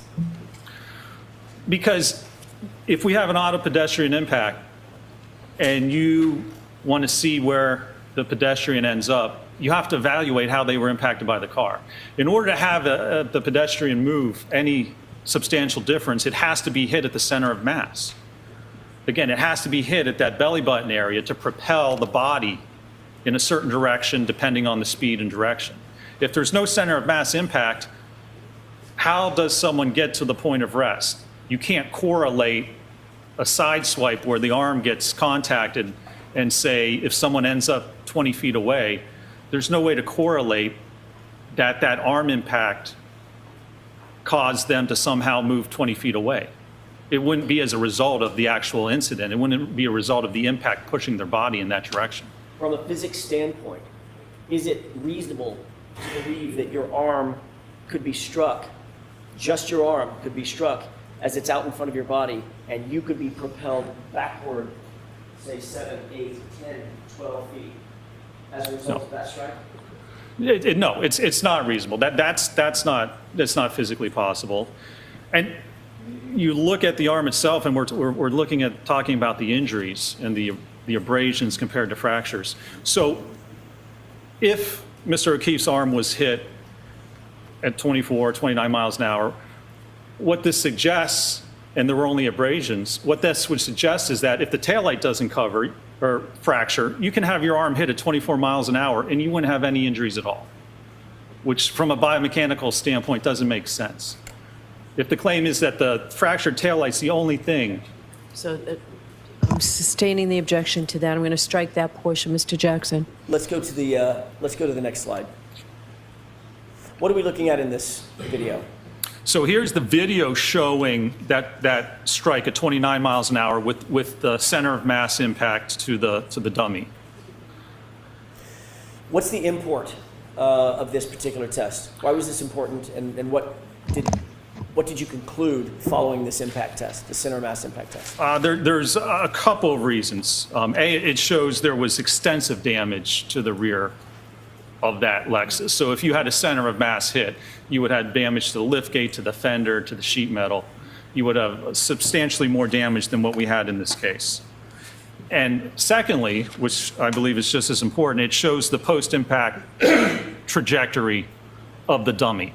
So again, if you're struck on the corner by the Lexus, the dummy goes straight back in line with the vehicle. There's no force and no direction to actually cause that dummy to move off into the side of the vehicle So you can't be hit center of mass with a vehicle going straight back and somehow end up 10 or 20 feet to the side of where the vehicle is traveling. So in this circumstance, would you expect the taillight material to be distributed straight back in the same center line as the vehicle is traveling? Yes, absolutely. Would you also expect the body to be struck and move in the same center line as the vehicle? Sustained is twofold. Sure. What about the body? What directionality would you expect on a center mass hit?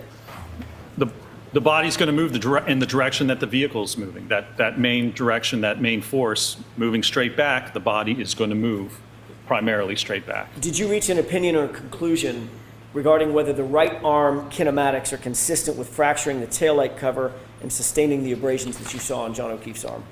I did, yes. What is that opinion? My opinion that it is not consistent with contacting and fracturing the taillight cover. Do you hold that opinion to a reasonable degree of scientific certainty? I do, yes, sir. Oh, Can we yeah. move to the next slide, please. There you go, baby. And Power's out. just a moment, Your Honor. Hey, battery backup's paying off. Yeah, this is exactly why I have a UPS for exactly this scenario. On what do you base Yep, power's out. your opinion that Exciting. you just told the jurors? That looking at the kinematics of the arm, it's inconsistent with the evidence we have with the actual abrasions to the arm, the Yeah. evidence on the sweatshirt. This stream brought to And you that by at these APC, speeds, your UPS You would provider. likely expect fractures, certainly to the hand, and likely to the ulna and the radius and the forearm, if your hand or arm was struck by the rear of the SUV. Can we move to slide 48, please? What are we looking at in this slide? Yeah, This was a study where they used an impactor and they contacted the dorsal or top part of cadaver. this is exactly why I got the UPC, and also exactly why I made sure to route a cable, because the modem is, or the modem or the whatever. Yeah, the modem is in my closet in my bedroom, so I had to route a power cable into my office so that I could plug the internet into the UPC so that I could maintain streaming. So this is exactly why we got that thing. So that APC UPS is great. It's the 1500S, I think. It's like a true sine wave. You know, it's the good one. It's the true sine wave one. Kicks in really fast. And I also then changed the settings on the UPC to be even like more sensitive, because there's like sensitivity settings. Like, how sensitive do you want this to be? All the sensitive.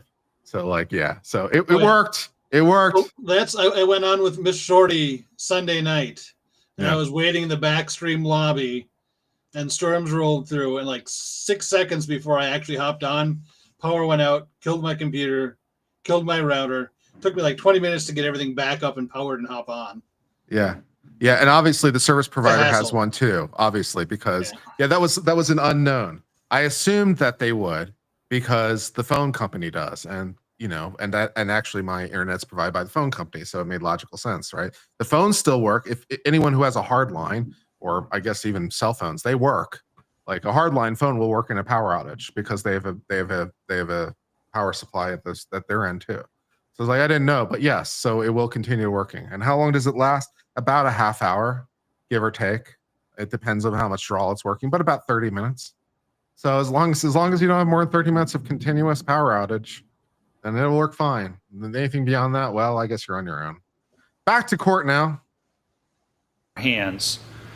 And they looked at the force that was exerted, and they looked at how many fractures were produced as a result of that. Did you review scientific literature regarding hand injuries under this sort of impact loading? Is this representative of that? It is, yes. Next slide, please. What is this? So this shows the position, and this is taken directly from the aperture paint test. You can see the position that Dr. Welcher had his hand against the tailgate right at the time of impact. And you can see that corresponds, the contact areas correspond to the areas of the hand that were actually tested in this case. Next slide, please. What is this showing? So this shows the forces produced during the test as well as the forces produced during our testing. And maybe the next slide here actually better. If you look at the knuckles, which are the blue middle region, and then the metacarpal bones, which are the lower one. So for the metacarpal phalangeal joint, the knuckles, on average, it took 397 pounds of force to fracture that joint. Well, the 15-mile-an-hour test produced a minimum of 483 pounds. And more realistically, that's just with the hand weight. There's going to be more weight because it's attached to the wrist. More realistically, it's twice that, so it's around 900 pounds of force. But what these tests show is that the force produced on the hand, as represented by the PowerPoint from Aperture, even at 15 miles an hour and likely below that, you would expect to get fracture of the hand bones, of the knuckles, metacarpal interphalangeal joints, and the metacarpal bones if you contacted the rear of that vehicle at that speed. Did you see any indication in the x-rays you saw or the medical records that you reviewed that Mr. O'Keefe's hand was damaged in such a way that you would expect? There were no indications whatsoever of that, no, sir. Next slide, please. What are we looking at in this slide? This was a test where they actually looked at the force on the elbow. So this is a direct longitudinal force against the elbow. Now, there's no indication of exactly, the paint test has the arm horizontal, but there's no indication, there's evidence of whether maybe it would be that angled thunder's really or if clapping it's now, straight baby. horizontal. But even if your arm's angled a little bit at the point of impact, Thunder here in Houston. the forces, again, on the right are what we determined from our testing, and those are minimum. Again, that's just with the forearm. If you include the entire arm, it's about twice that.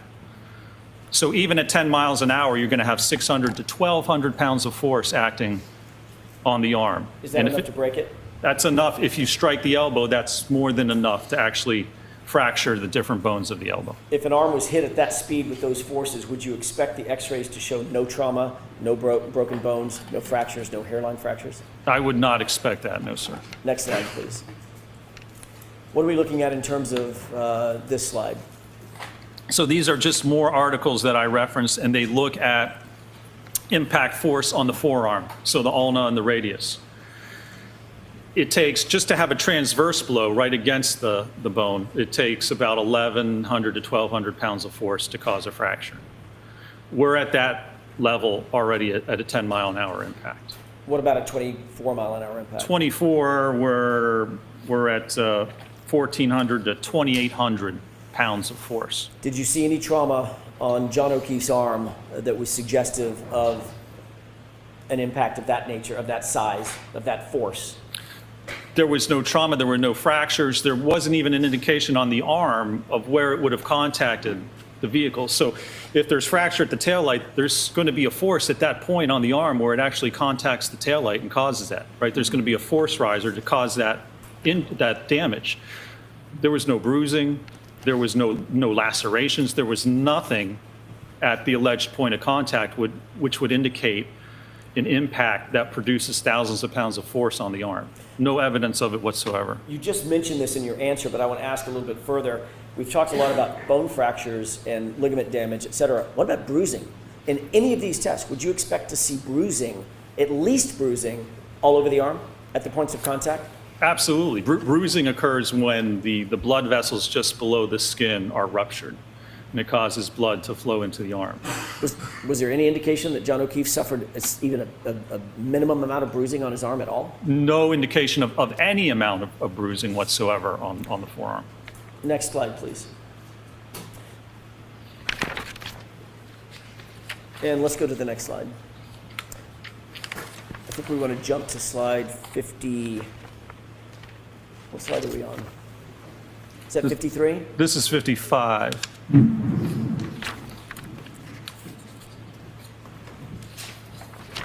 Let's go to the next slide. There we go. That's what I'm looking for. What are you looking at here?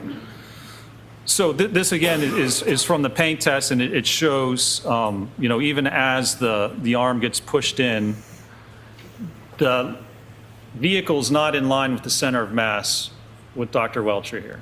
So it's not a center of mass impact. And this is important because we've just looked at the arm, and we've looked at the kinematics and the force and whether that's consistent with what happened and the injuries. The next step is to look at what happens if the arm gets hit. How does Mr. O'Keefe end up where he does in the yard? So that's post-impact movement or trajectory of the body. You have to evaluate that if you want to link all these events. If you want to link the head injury to contact with the car, you have to know what happened in between. You have to know the details. And so the next part was to evaluate that.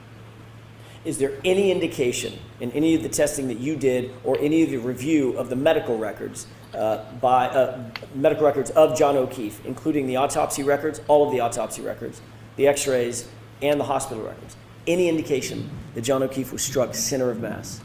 None whatsoever. No indication at all that he was struck center of mass. Do you have an opinion or conclusion to a reasonable degree of scientific certainty about whether he was struck center of mass? I do. And what is that opinion?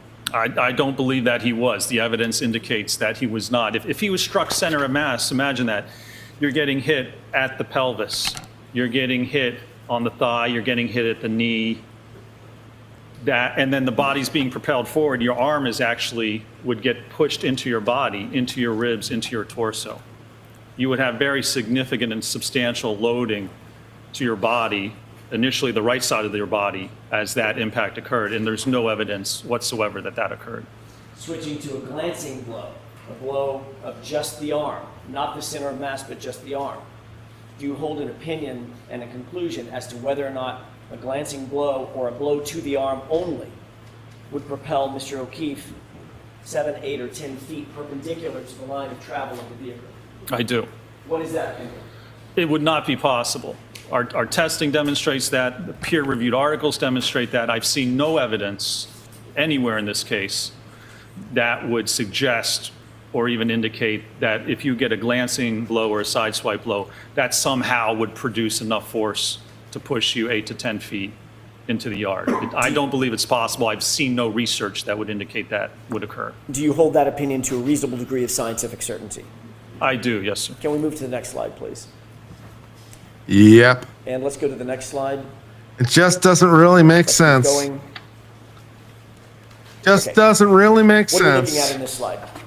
So this slide, it's a paper that describes how to evaluate vehicle pedestrian impacts and how someone moves in the projection of that body. Did you seek to analyze a fulsome understanding of whether it was possible that Mr. O'Keefe was hit on his lower extremities? I did, yes. Why did you do that? Why was that important?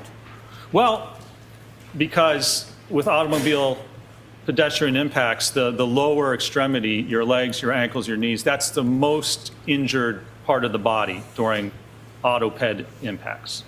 So if he's going to be impacted at that speed, especially at center of mass, there's likely going to be injuries to his leg, to his knee. The bumper lines up with the knee. That's one of the most commonly injured Yeah, the time parts. the time bumper between lightning and pushes thunder is into the now knee, 0. fractures the Over here tibia, in the Houston. fibula, or damages the knee joint. Did John O'Keefe suffer any injuries to his lower extremities suggestive of a vehicle impact? No, I believe the only injury was a 0.5 centimeter abrasion on the outside of the right knee. Could Mr. O'Keefe have suffered a half centimeter abrasion on the outside of his right knee? I'm a shorties in by there being in the back. struck I didn't see you. by An SUV. Thanks at for coming in. 24 miles an hour? Sorry if Hi. I kept you I back there don't for a believe so. while. I No, don't that's see how okay. I those was just gonna kinematics ask would a- work. Sister. Hey, Ted. Hi, Tony. Do you have an opinion as to whether or not that Pigsies. injury was from being struck by an SUV at 24 miles an hour or somewhere around 24 miles an hour? I do. What is that opinion? I do not believe that injury is consistent with being struck by an SUV at approximately 24 miles an Do hour. you hold that opinion to a reasonable degree of scientific certainty? I do, yes. Surprised Brendan's not Did trying Mr. to object at O'Keefe this suffer point. any other injuries to his legs or his lower extremities other than that small, how big was it? How many centimeters? 0.5 centimeter abrasion. That small half centimeter abrasion, did he suffer any other injuries to his lower extremities indicative of being struck by a vehicle? I don't believe so, no. Let's go to the next slide. Taking a look at the photograph on the right, concentrating on that for a second. How did that SUV get in that condition? That was by striking the dummy at 29 miles an hour, and that was a center of mass hit with the dummy.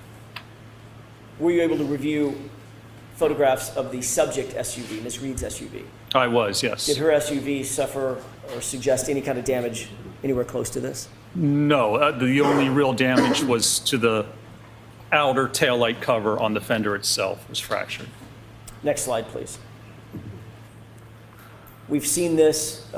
This is the video that was the center mass impact. That's correct, yes. The photograph that we just saw previous, what relationship does that photograph have to this field test? That was the condition of the SUV after it struck the dummy here at 29 miles an hour. Can we go to the next slide, please?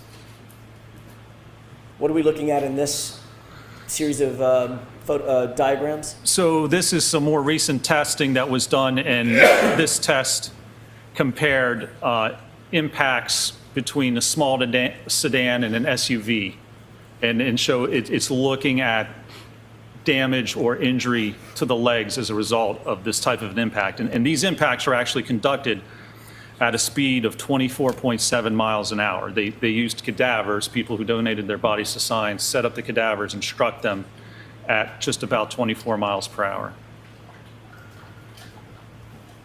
Did this support your opinion and conclusion concerning the lower extremities of Mr. O'Keefe and the possibility that he was hit by an SUV at speed? It does. If I can go to the next slide, it actually. Sure. So this shows you for the SUV, it's the last column on the page there, the last three columns are the injuries associated with the SUV strikes. There's fractures to the pelvis, left knee injury to the ACL, the MCL, fracture of the tibia and fibula. There's extensive damage to the legs of all three of the cadaver subjects that were struck at 24 miles an hour with an SUV. Did Mr. O'Keefe show any signs of any of these injuries? He did not, no. Next slide, please. Is this, what are these photographs and diagrams on the right? So this was taken from the PowerPoint from Aperture. And so it shows that the medical diagram shows the 1.5 centimeter abrasion. And if you look at the picture on the left of the surrogate, you can see, so the bumper would line up from the knee all the way up to the pelvis. So a vehicle at speed of 24 miles an hour, if it impacts that knee or that leg, it's not going to produce only a 0.5 centimeter abrasion. It's going to get the leg, and it's going to cause significant damage to the knee and to the leg itself. When you say from the knee to the pelvis, are you talking about the width of or the height of the bumper itself being from the knee to the pelvis? I am, yes. Would that be the contact area that you would expect if there was even a glancing blow to the knee and the hip? That's correct. You can see on that picture there where that bumper, the rear corner of that bumper, where the bottom reflector is, it extends from the knee all the way up to the pelvis. Can we go to the next slide, please? What are these diagrams? Again, these are just reports, peer-reviewed articles demonstrating that auto-pedestrian impacts result in lower extremity injuries and fractures. Did you review all of these peer-reviewed articles that you've told the jurors about, the academic articles, in furtherance of coming to your opinions and conclusions? I did, yes. Did you see any reference in the Aperture report that you reviewed and the PowerPoint slides that you reviewed that the concomitant peer-reviewed articles were sought in the paint transfer test? No. Or cited? There was only one article that was cited in that report with respect to automobile pedestrian impacts. Did it have anything to do with a paint transfer test? It did not, no. Next slide, please. Ow, weird. And that. let's keep moving until we get to the, yes, there we go. What does that slide depict? So this is the opinions that were offered in the Aperture report. And if you look at the top, number 4, it says the totality of the evidence is consistent with the right rear corner of the Reed Lexus, again, impacting John O'Keefe and Mr. O'Keefe striking the rear posterior aspect of his head on the frozen ground. And when you look below that, it basically has the references or the support for that one conclusion. I'll see you both at Sidebar for a minute. Oh, sidebar. Sidebar. So what are you thinking today so far about this testimony? What is your thoughts? I mean, Bev's and Hank Brennan doing a great job of limiting everything, aren't they? I'm sure the jury is going, we want to hear this. What the fuck? Yeah, I'm surprised the defense that's a has real gotten in factor. as much as they have. Yeah. That's It feels fair. like AJ's at that point of zero fucks given. He's just he's like, you know what? I mean, when you mentioned before, you know, they kind of it's good to see AJ giving a little back and pushing back a little, and that they've, you know, last day of testimony, one would think, in the defense case in chief, but there's still all that jury instructions stuff to go. And if you recall, a lot of shenanigans happened then. Bev resisted and pushed back a lot there, so there's still room for the Commonwealth to make trouble for Karen and the defense. It's risky. Yep. 100%.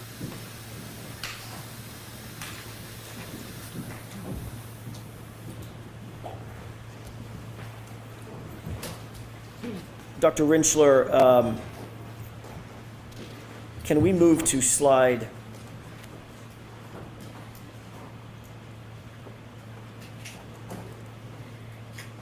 Yeah, just a moment, Your Honor. 70, Mr. Jackson? That's what was. I was just looking at. 7. Thank you. I wish my eyes were better.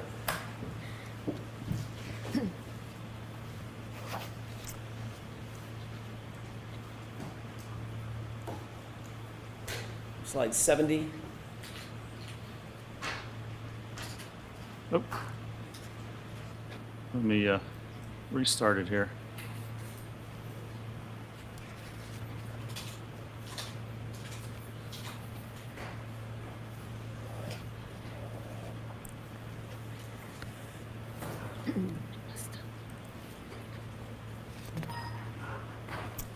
Thank you. Okay, what are we looking at in slide? This is slide 7. Yes. What are we looking at in slide 70, Dr. Rinschler? So this was the one article that was referenced in the Aperture report with respect to automobile pedestrian impacts, and there was a chart from there that was referenced in the PowerPoint that indicates the head's the most commonly injured body region in pedestrian impacts. And what significance did that reference have in your analysis? Well, that's not accurate. This article was written in 1979.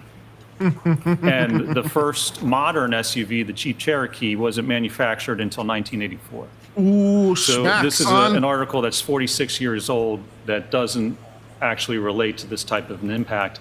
And that's the only peer-reviewed reference with respect to automobile pedestrian impacts that was cited in the entire Aperture report. Can we move to slide 71? I guess the Jeep doesn't count as a modern SUV for the Do purposes you of recognize this what's discussion. depicted in this slide? I do, yes. What is depicted here? So this was one dummy cuddling hybrid, another this is the dummy. 50th percentile hybrid 3, the same dummy that we utilized. And Dr. Welcher performed a test where Can I interrupt you? Sure. So this ATD, anthropomorphic test device, was not a 95th percentile test device? It was not, no. Is it 50%? It was a 50th percentile, yes. Is that the same exact, not the same exact, same exact sized ATD that ARCA utilized in all of its testing? It was, yes. Okay. And to get the forces on the head, Dr. Welcher scaled the acceleration results based on the weight, which is what I was talking about yesterday. You scale the results from the 50th percentile. That's exactly what Dr. Welcher did in this case. Is that an appropriate way to adjust for the size of an ATD? It absolutely is, yes. Okay.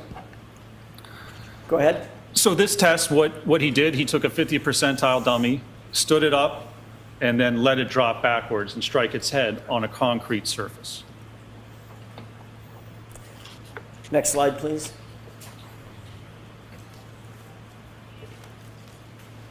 By the way, Dr. Rinschler, did the last slide include a video? I believe it did, yes. Can we go back? Or I'm not sure it's on this slide, though. That's just a screenshot. I see. Yeah. I see. Yeah. Okay, so let's go back to that slide for just a second. I thought this might be the video of it. Oh. So in the lower portion of the center of the screen, you see Dr. Welcher holding the ATD, is that correct? That's correct. Did you review a video of what happened next? This is not the video, but did you review the video? I did, yes. Describe for the jurors, since we don't have access to the video, what did you see happen from this point forward? So Dr. Welcher releases the dummy, and the dummy just falls rigidly backwards, almost like a tree, and impacts the concrete. Can we jump from your PowerPoint to a video that I have and ask you if you recognize it with court's permission? Is the video in evidence? It's in Dr. Welcher's PowerPoint. Is it before the jury? Is it in? It is. Okay.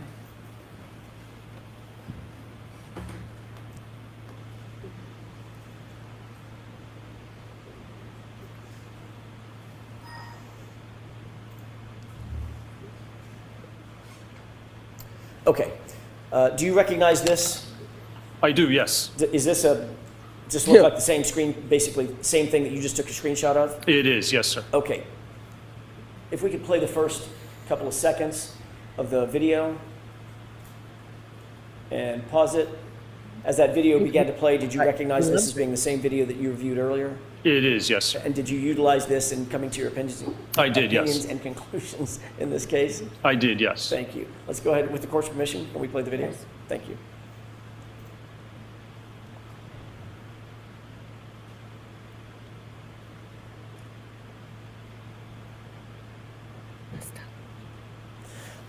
What did you see? Describe what you saw in this video. So this is a passive rearward fall of the ATD dummy.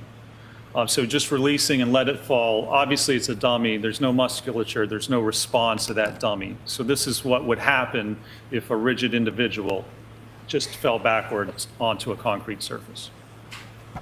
Can we see it one more time, please? I want to ask you one other question. I'm going to ask you to take note, Doctor, of the impact location.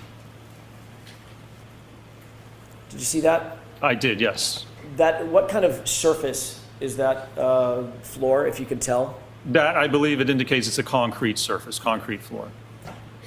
Did you notice if the falling backward like that, the dummy slid across the floor or was propelled across the floor, anything like that?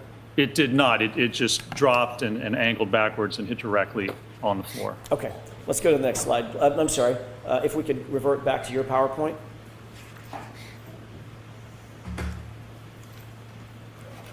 And if you could pull up slide, I think it's 72.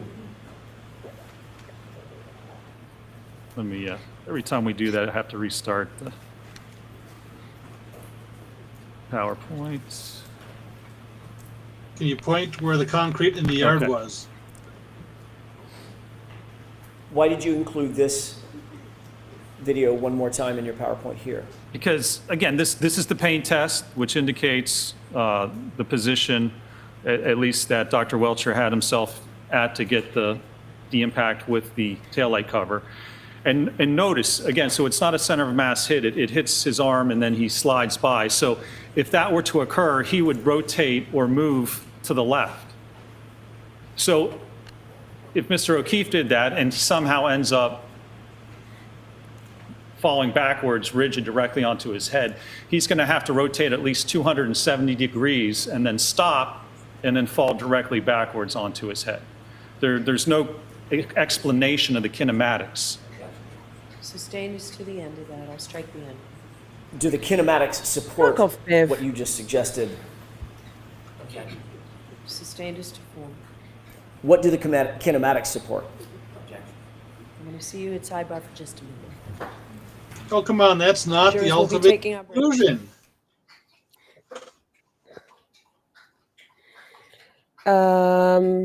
Hamstrung much? Yeah. Didn't we go over exactly this with Welcher? He wanted to offer his opinion as like a definitive conclusion. And Hank's like, well, it's not the conclusion.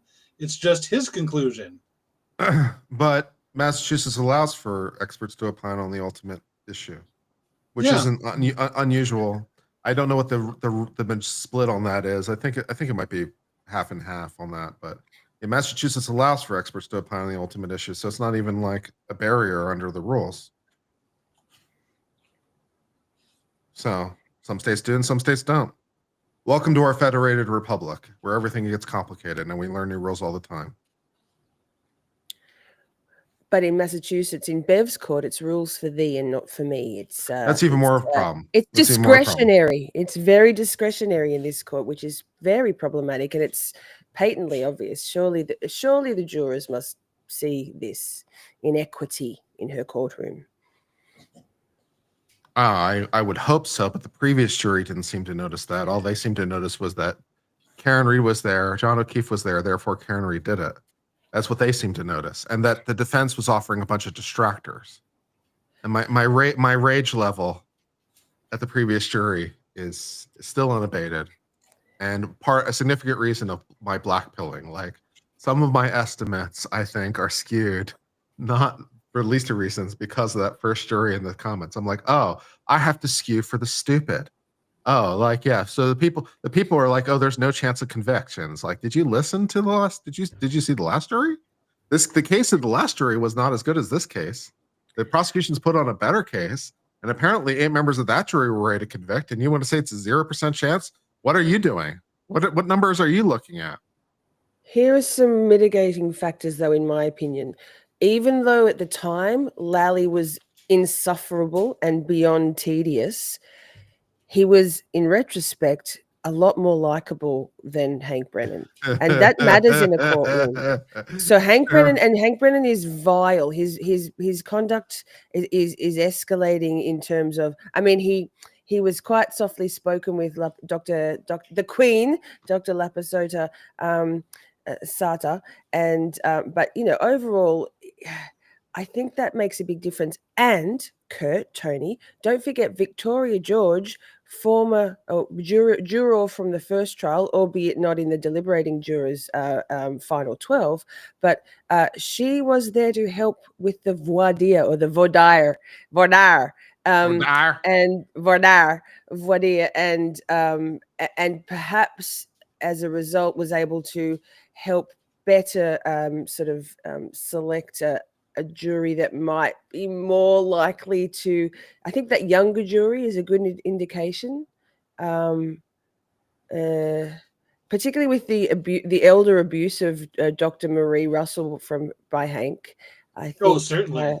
That could be very off-putting for mostly everybody. Either you've got a grandma or a parent who's Dr. Marie Russell's if you're on that jury, right? So, I mean, he hounded her. Hank Brennan. So I think there's some human factors involved, not just legal factors, which are really, you got to remember there's human factors are absolutely a factor. You're absolutely right to note it. Likability is a huge factor. Huge. We are human beings. And even if we don't know we're doing it, we're doing it, right? And which then is a nice segue into my question again as to why in the hell did DA Morrissey choose Brennan, because he is clearly not likable. Obviously it might be that no other special prosecutor, no other attorney in sort of throwing distance was prepared to take the case on for love or money. But yeah, that question starts sending me down a rabbit hole that I can't reconcile, because why would you? Yeah. Wouldn't you put after Lally, like the world? The prosecutors with the ethics who remind themselves that. Oh no, that's crazy, Kurt. You don't need ethics for this. But I'm talking like, couldn't you be a shady, nice guy? I mean, may I continue? Yes. Thank you, Dr. Welcher. Based on your review of everything, did I do that again? My goodness. Yikes. This is Dr. Welcher in the video, correct? Correct. All right. I was staring at that. I apologize. Dr. Rinchler, based on your review of the video in which Dr. Welcher is positioned, as well as the drop test that you saw, as well as the discussion of the body placement, where you discussed the body placement, I mean, it's like, again, like we were commenting about this yesterday. It's just like none of the YouTube lawyers think that this is beyond reasonable doubt. And we got a combination of people. We got prosecutors. Emily D. Baker is a prosecutor. We got defense lawyers, Andrea Barkhart. We got people who tend more on civil law, like myself. We've got people who do appellate law.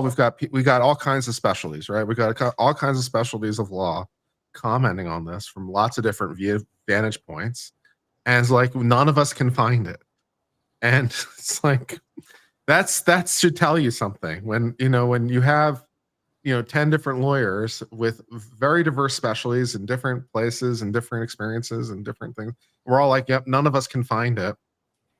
That's a problem. No wonder they have trouble finding prosecutors for this case.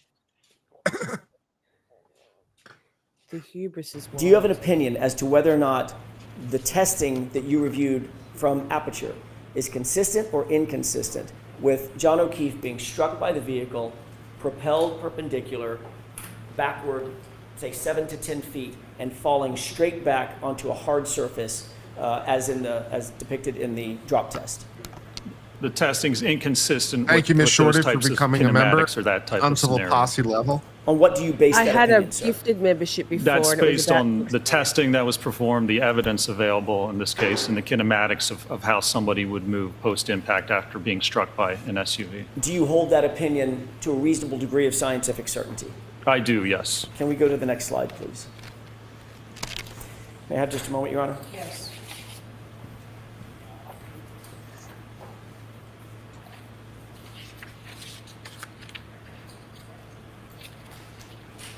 I don't care that Hank Brennan defended Whitey Bulger. Everyone's entitled to a defense, including Whitey Bulger, and I hope he gave his client outstanding. He was second chair. I hope he gave his client the best assistance he could possibly drum up. That's his job. Yes. Finally, Dr. Rentschler, do you have an opinion, or did you reach a conclusion whether the biomechanical evidence in this matter is consistent or inconsistent with Mr. O'Keefe's right arm being impacted by the subject 2021 Lexus 570, resulting in a backward fall leading to the head injuries that he suffered? I did, yes. And what is that opinion? My opinion is that the evidence is inconsistent with Mr. O'Keefe being struck on the right arm by the SUV and then moving laterally into the yard and falling backward onto. And do you hold that opinion to a reasonable degree of scientific certainty? I do, yes, sir. Thank you. That's all I have, Your Honor. Okay, so now we'll take our break, folks. We'll see you in about 20 minutes. Please rise for the jury. Jury's right this way. Well, we get 20 minutes of commentary, so that's nice. You are muted. We are not muted. You can't make us. We have power. We have speech powers. Thank goodness. Unlike the people of Massachusetts, apparently their voice doesn't matter. Yep. Interesting. I thought he'd go. I thought AJ would go a bit longer, but I guess he got everything he needed to say. And I think the redirect will be interesting because Hank tends to kick open a bunch of doors. Yeah. Well, I really enjoyed this witness. I really enjoyed the last witness too. So I think in terms of beginning strong and ending strong, I'm not sure the defense necessarily started as particularly strong with their initial witnesses, but at least they're ending strong. So that's nice. The witnesses they're ending with are very powerful witnesses. So where their last word are, their best witnesses. So fair enough for that. It's not like their initial witnesses were bad. It's could have done something different maybe with the opportunity. I do feel like it's built. It's been like compounded. I think each witness is built on the next. There was a couple that felt like Sure. they were a little bit out of order, a little bit random, but and then the guy with the measurements, the other day, the last minute guy with the measurements of 34 Fairview. I wasn't quite sure about that. I guess just to have the measurements in evidence so the jury can refer to them. But that felt a little fractured. But I've honestly felt more and more. I felt sort of more confident with each witness that it's building and building and building. So Fair enough. Fair And enough. I Yep. literally can't even remember who the first and second witness were for Yeah, exactly. the case in chief. So does the jury? Like, gosh, and I've watched every day 3 times of every day of trial. So Yeah. Oh yeah, the first witness had to be called Is because it- his schedule was limited. who That's was it right. again? That's fair. It was the data recovery guy, who was Yeah, because basically the schedule equivalent of reasons. whipping. That's right. Yeah, they did. They were forced to do it because of timing issues. That's right. So on not necessarily optimal, but that's kind of stuff happens in trial. So yeah, they did it because they sort of had to because of availability. That's right. Fair Man enough. Network. I Man Network. I meant the defense case in chief, which was only a few days ago, and my brain is just kaput. It could be because it's 1:30 in the morning here, but other than that, Tell us about your dog friend. oh, that's Buster. He's Bussy, come here. And Poppy, you can't see Poppy as well. She's black, so she's harder to see. But Buster is a bull Arab, bull mastiff, American Staffy. You guys call him a pit bull cross, and he's the most gentle, sweet. Looks like a good Sookie. dog. I've been looking to He's acquire a dog. Looks like a dog that I would like to own. He's beautiful. He's beautiful. He was when I adopted him when he was 8 weeks old, and he'd just been neutered. So snip snip. So that could contribute to his calmness. Poppy, my female, is not, and she is anything but calm. She is enthusiastic to the nth degree. And I can't fault her for it because she's basically the canine version of me. But she's up in my grill all the time. So they know when I'm going live. As soon as I sit down here and start talking, I have to get my pig's ears ready for them. And then but crunching's better than being accosted by 2 enthusiastic, yay, we're streaming dogs. So Fair enough. Yeah, I think I'm definitely want something a little bit more on the calmer side of a then dog. don't get a Labrador cross English Staffy because yikes. But this is Yeah. Buster. Say hi, Bussy. It wasn't Rose supposed to be helping me find a dog or something like that? What happened to that plan? Yeah, we still need to acquire a dog friend. And then I can take it to dog parks and I can get the ladies. Guys, yes. I'm fixated on getting a 3rd dog, but a tiny dog. I would like a sausage dog. I can't say the word properly. So I think it'd be hilarious to have these 2 giant, like, dunk-offs, crazy dingleberries, and then a tiny little dog with short little legs that I can have on my lap. So that's my next acquisition. Yeah. They're good friends. Dogs are Excellent. So then we got some cross from Brennan who'll do whatever he's going to do, and then some redirect. And then, so this witness is obviously going to end today. So this is Wednesday. And so we are looking at probably having some start of the rebuttal case today. And then that goes through tomorrow. And and probably ends sometime on Friday. And so I think it's still possible that we're getting the jury charge on Friday. I think that's possible. Definitely Monday. So yeah, we are wrapping this thing up rapidly. Also, the defense wound up taking like basically the 10 days they projected. I haven't done the math on that, but I think they took at least 7 of them. So yeah, they're pretty close to their projected target. And also, I think they were wise to do so. They blew through the case last time in like 2.5 days.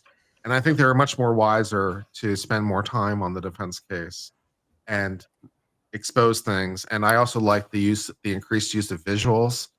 That was very helpful. Show, don't tell. Always a good strategy. So, yeah. And for visual learners also, for people who retain information through visuals and seeing rather than hearing, it covers that base as well for the jury. Whereas if you're just telling, and there's some people's brains are just like much better retention if they could see as much as possible. Yep. Excellent. What about how Bev said no? It's unheard of to have any text on Dr. Renschler's slides and made them when she was reading out all the numbers. Well, that was after court at the end of the day yesterday, wasn't it? She was reading out all the slide numbers. I was like screaming, going, "What? Gah!" Infuriating. Judge Bev has some exciting and interesting rulings. Like, oh, it's too much to have it also on the slide. Like, she's going to state it orally, but heaven forbid it's also on the slide. Like, okay, I don't really get that. It's buttressing. Is it though? It's literally just writing what I said. Is it buttressing? I don't know about that. Yep. So a lot of Well, her rulings are very exciting and interesting. I think part of it was it probably mentioned Dr. Welcher by name, and apparently that's a sin. So it had to get cut off because he had to refer to it as aperture for so much of his testimony. I should just go down to the pound and like see what dog speaks to me. That's what I should do. That's a good call. You absolutely. That's the best way to do it. Best. Break him out of doggy jail. Best. Vibes. Choose on vibes.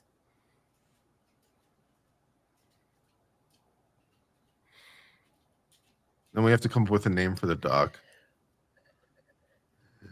Yeah. They name themselves. You look at them and you go, oh, again, vibes. Call it Hank. Ooh, no.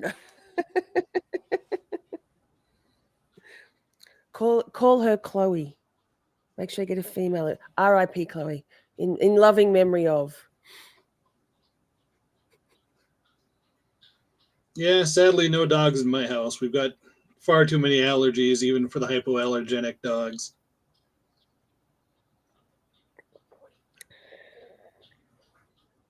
That's tough because dogs and cats are amazing. I live for my pets. So name the dog Serbius. That'd be good. Three-headed Greek dog? No? Yeah. Okay.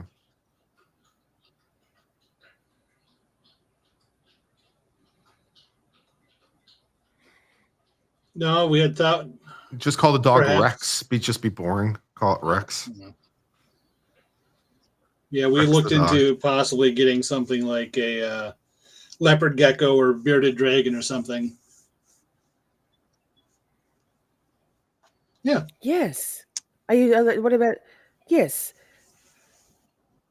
Because fish Yes. are annoying. You have to clean the tanks all the time. Very torturous. And you can't really play with the fish either. Something with. Yeah. No, well, I mean, Yeah. might not end too well, but yeah. But yes, I'm working on finishing my basement, so I have to get that done so that we've got a good space for them to live in. But this trial is slowing down my workflow, so. Right. Everything flow. Nothing else but trial. Just all in 24/7 Yep. trial. Kind Even of when exhausting. I'm sleeping, I'm like, "Ee." Yep. Yes. But yeah, it's too hard to haul lumber through my backyard when there's 2 feet of snow to be doing it during the winter time. So. Pish posh, Tony. You told me that wasn't even Well, cold. it's not cold. But Just you'll have to sweep. What is it? Plow the apron. oh yeah, no, I've got a good snowblower. Evidence collection. Evidence. Oh yeah, Evidence Distribution. distribution. Oh, yes. Blow that shit around. Do you get snow in your part of the world? Is it- No, there's a couple of mountainous regions on the mainland of Australia which get some snow, kind of pathetic snow. They have to have snow machines to encourage the snow to cover, so there can be some skiing. And I think in Tasmania, where on unbronzed Aussie Laura, who's in the chat, she gets some snow. But no, we just get frost. It's going to be only 2 degrees Celsius here. It probably is right now, so that's pretty cold. Frost on the windscreens, frost on the grass in the morning. So I was complaining in my Discord yesterday about it being cold, and Tony was like, "That's only 40 degrees. That's not even cold." I'm like, "I'm freezing." Does Australia not get a lot of snow? I mean, it's such a big island. It's not get a lot of snow. I think that's it's the topography of the land. It's the vast expanse. I don't know, man. It's science. Is and it stuff, like but too no, not far much snow. north or something? Nowhere to. No, I think it's to do with the desert, the arid desert of the. I mean, yeah, well, yeah. It has to do with the I don't desert. It know. has to do with the wind direction over the ocean. So you're bringing in Yes, somewhat and- warmer Okay. air. Yeah. Thank you, Tony. That's exactly what I was thinking, but I just couldn't Yeah, articulate. we've got the it so exact much. opposite problem here because we've got Lake Superior right next to us. So all that really cold water gives off just enough moisture to make snow 24/7. And I want to say we had just shy of 300 inches of snow here this year. It's a lot. Ooh. A lot of snow. But That's a lot of snow. yeah. We don't typically get a lot of snow in last time- Texas, but there was that one, like when I first moved here in 2000, there was a huge snowstorm, and like it was pretty, and actually the power grid almost collapsed. There was actually some articles written about it because of the whole thing. It was a whole to-do. Oh yeah, that was messed up for a while. Yeah. Even Florida had snow last winter. In your Yep. like your Florida, we don't. I didn't have think Florida. I didn't think Australia had a Florida. I haven't heard of one. I mean, we've got Floridian-esque characters that reside. You've got that amongst weird us, but, 45-minute time and we zone don't have on the left bottom of the country. South Yeah. Australia. Yes. Oh, yes, a bit further west. We don't have alligators though, only crocodiles. So, Interesting. So among the many things but trying they're to not kill you, far north. alligators aren't one of them. But do alligators? Alligators will absolutely do kill you. They're not as- 100%. They will Okay. definitely kill you. So I'll stay Yeah. away if I ever see Yeah. one. They will definitely kill you. It is a problem. But I think it's myth. I mean, I don't think that our critters are particularly terrifying. But maybe that's just normalized in my mind. Like The don't reputation mind. in I her don't country is that mind. everything is trying to kill me all the time. That is the reputation. Yours too, but you guys have firearms Yeah. and we just have That's right. Mother Nature. We have so firearms. America, fuck yeah. it Motherfucking works yeah, both ways. America, fuck yeah. Yeah, Well, Australia got firearms rid of all keep their us safe firearms. from It's the very sad. wildlife. I'd love to visit Australia. Hey, That'd be yeah. cool. Which part of Australia do you live in It's a again? good Remind me. place. I live in Melbourne, so one of the most south points on the country before you get to Tasmania, which is that little Right. extra island state. Yes. And I've lived in 4 states. I've lived in Western Australia, South Australia, Victoria, and New South Wales. That's some of our states. There you go. You as Americans will have probably never heard of those. How but different yes. are your states from one another in terms of whatever law? I guess from a legal perspective, how different are they? Not too different. And interestingly, even our accents are pretty homogenous. Like it's wild to me that, for example, the UK, which is a Mhm. tiny little landmass, has so It many does. different accents and dialects and regionalisms. I mean, I can pick where people are from in Australia, kind of, but I find that interesting. Even with all that. There's so much population's all on the seaboard mostly, and interesting. So no, it's all pretty homogenized. There's more expensive parts of Australia to live in terms of, like anywhere, there's a distribution of all things, but it's I find it interesting. It's a little bit more homogenized given how big the country is in terms of landmass. Yeah. Well, But legally, we don't have access to we don't have FOIA. We can't get documents very easily. We don't have cameras in courtrooms, which is all we get is not even, so it only, court. sketch artists. What are they? The Thank you. The drawers, I was going to say, and whatever mainstream media reports, which yikes, and so that's why you'll find a lot of Australians who are drawn to true crime or trial watching in the States, because it's really hard. You can listen to podcasts about things, but that's very editorialized, Yeah, we got that going for us. The UK doesn't So- really have cameras. Australia doesn't have cameras. We got cameras in a lot of our countries. So yeah, we got that going for us. And we got open records and other things. So, well, we're more transparent, I guess. Yay. It's nice that we have some things going for us. Why is it that the New York doesn't have any transparency? That's a in really their good courts question. I don't versus, know say, what I don't know Florida? the answer to the question. Like the answer is because the legislature passed a law. I don't know why they passed that law, but New York sometimes has some very Right. strange tendencies that you wouldn't necessarily expect. Right. Like for example, just random factoid: New York was the last state to have no fault divorce.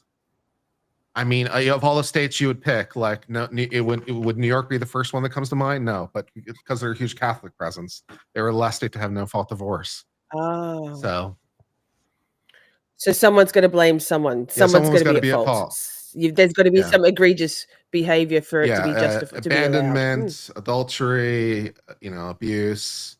That's those kinds of things. You needed cause. Yeah, And it how long wasn't ago that was long that they ago, finally 10 came years on ago or board? something. It wasn't that long ago. That's wild. Yeah, they held that That's for a long wild. time. Goodness. Goodness. So yeah, New York Goodness. doesn't allow cameras in its courtroom, and for some reason, and yeah, other things too. It's interesting. I remember, like for example, I remember like also like the most segregated school systems in the country are in New York City, which again you wouldn't necessarily expect, but when you actually run the numbers, New York City is like the most segregated schools in the country. So it's like it's weird, man. So things are not necessarily what you'd expect. Yeah. Everyone loves the idea of equality until it's them, right? And then it's like, not for my special Billy. Yeah, it's like, yeah, huh? Yeah. In no fault, does it have to be one side's fault or it can be mutual? No, it'd still be like you have to point to the other side being fault. There's no such thing as mutual fault in the sense. I mean, both sides can commit fault, and then both sides would have cause, but the fault has to be from the other side. So there's no such thing as like mutual fault in that sense. So you'd have to point to a cause. Incidentally, by the way, every state still allows for cause divorce. Most people don't bother because no fault, but still on the books. So you can still sue for divorce for cause if you want. In fact, in some situations you might have to, where it might be more prudent. For example, like in Virginia, if it's no fault, I think you have to like live apart for a year or something. There's like some special like rules on that. Like you have to like there has to be some sort of like year period. But if it's fault, you don't have to have any delay. So you could you can sue for So you're divorce really, immediately. really, really sure. You have to be really sure. Like, give it another go. Something like That's that. so toxic. Like, just. Are you sure? Are you sure you don't want to stay married? Well, I mean, not to put. I mean, I'm. We did say, for better or worse, richer or poor, and all the rest of things. So it's like, did we actually mean it when we said it, or what, man? Come on. So I'm a little skeptical of no fault divorce as a idea. It's like, did we mean these things when we said them, or didn't we mean them when we said them? If we didn't mean them, why do we say them? It's like, these should mean things. Things should mean things, is my view. Welcome to my TED Talk. Britt said my audio is lagging behind my video or vice versa. There's nothing I can do about that. It looks Britt. okay to me. That would So be. Yeah, same. Maybe refresh, Britt. yeah. At least we've both got internet, Kurt. If you recall, when I came on your show a couple of weeks ago, I had no Wi-Fi, so I was streaming off my phone. Apologies, that was so awful. I felt so out of sorts. And then you just lost your power before. So there's something, thunder and lightning and all things wild when uncivil law and Miss Shorty come together. Absolutely. All the good stuff. And of course, now in legal news, we've got all this stuff dealing with immigration, which is in this whole thing. And then we got like things going on in LA, and that's a whole thing. And I don't even understand what's going on to 100%, but okay, what's what we're doing now? Well, today was the first time I turned on the national news to watch it for any amount of time, just to see what was going on in LA. I mean, I think it's been weeks since I've watched anything other than like the local news. Yeah. I still find it funny that the protesters fly the flags of all the countries they apparently don't want the people to be deported to.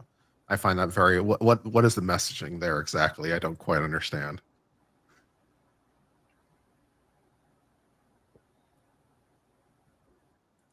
Kurt, I'm going to leave and come back to see if it fixes my lag, because it's distracting me that people are saying that I'm out Okay. of sync. So I'm easily distracted. So Okay, fair enough. BRB, if I know how to get out of here. Should How be, do we I get think, out in of the here? top right corner, I think it is, or for you, or there should be a red button somewhere. Yes. Got it. BRB.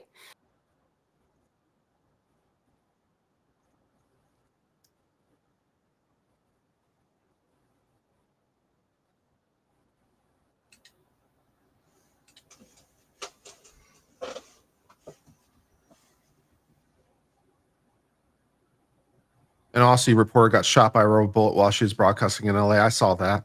I don't quite understand fully the circumstances of that or why that exactly happened. It's a It little didn't unclear. seem It's a little unclear from the video, like why exactly that happened. So I'm not quite ready to pass judgment on it. I will take note, however, that just because you're a reporter doesn't mean that you're allowed to be like in the zone where like they close it off. I remember a thing from a couple years ago where was it Detroit or something, but I forget. Like they had announced a whole thing like, there's going to be a curfew. It was a multi-block curfew. Like Yeah. they were shutting down like multiple blocks, and they had a whole thing. They're like, like 9 a.m. in the morning or 7 a.m. in the morning or whatever the time is, we're going to come through and we're going to like sweep everyone out, and no one's allowed to be here, for this situation. And the reporter was standing in the middle of the street, and the police were there, sort of at the line, and she's just standing there in the middle of the street giving a report. And the horn goes off to say it's 7 a.m. The police come in and immediately arrest her. And she's all surprised Pikachu face. What part of you have to leave the zone was unclear, woman?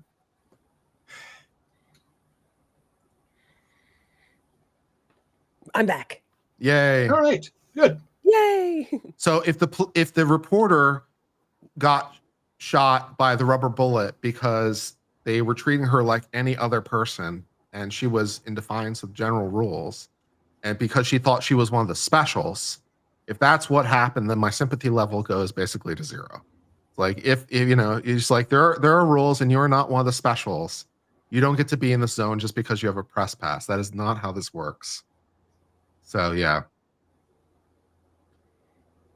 If they shot her because they, were mad that she was reporting, in and of itself, though, that would be improper. So again, it's like we have to know more about what happened.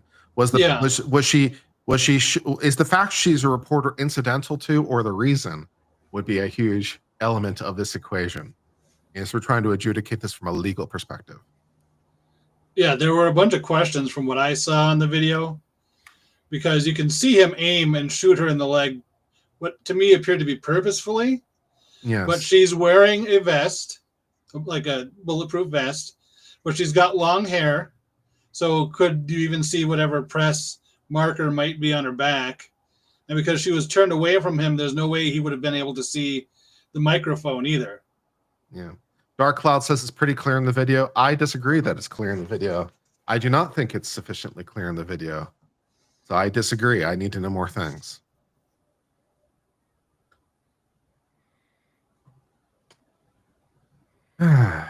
Yes, As I'm Peggy's trying to saying- adjudicate this in a legal sense. Yeah, rubber bullets are very dangerous if they hit you anywhere vital. Like Yes, they can head, be. neck, They can be. all that stuff. Yeah. That's why they're called less lethal, not non-lethal anymore. Yeah. Good distinction. Important distinction. Do not play with firearms.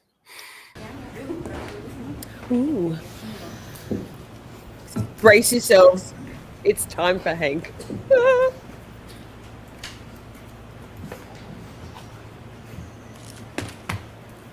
This court is in session. Please be seated.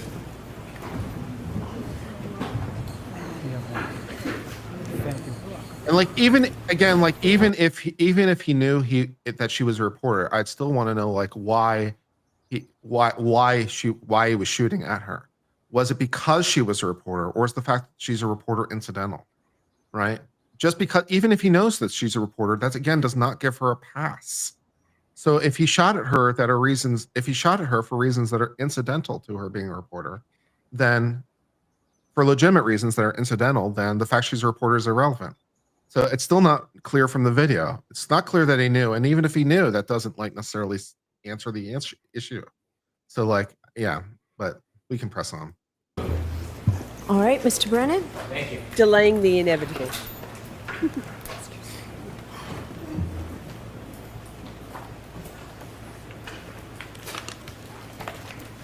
Dr. Rentschler, facts matter, don't they? They do, yes, sir. You said it many, many times. Facts matter. Isn't that correct? It was details, but facts matter too. Do details matter, doctor? They do. They're critical, aren't they? If you want to prove that something happened a certain way, they're critical, yes, sir. When you were talking to the jury and giving opinions about where Mr. O'Keefe might have fell or not fell, you were discussing where Mr. O'Keefe was lying on the side of the yard, weren't you? Where he came to rest? Came to rest. Well, approximately, we don't know the exact position, but yes. You said 10 to 20 feet, didn't you? I believe so, yes. You said that 3 times, 10 to 20 feet. Do you Yep. think Mr. O'Keefe was 20 feet from the roadway? Well, I think he's maybe 10 feet, but 20 feet is from, if you're hit by the car, you need some distance to travel. He couldn't travel just horizontally, or perpendicularly. So it would be at least 10 to 20 feet if you look at the total distance. You have no idea where the point of impact was in this collision, do you? Nobody does. I'm asking you, not nobody. Yeah, Excuse me. So go ahead and ask the You, question. Dr. Rentschler, before this jury, have no idea where the point of impact was of this collision, do you? That's correct. There's no evidence. Play Exhibit 2, please.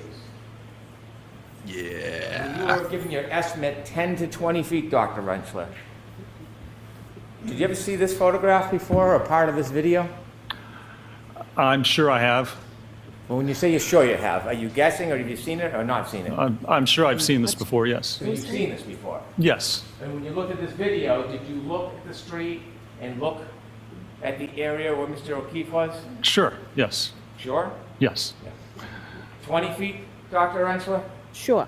The way I explained it to you, yes, sir. 10 to 20 feet. Details matter, don't they? They certainly do, yes, You sir. take that down, please. This is Did going to you be a speak to long, anybody frustrating today? cross. Yeah, Hank's gonna keep striking out. Hangs and About dues. Dr.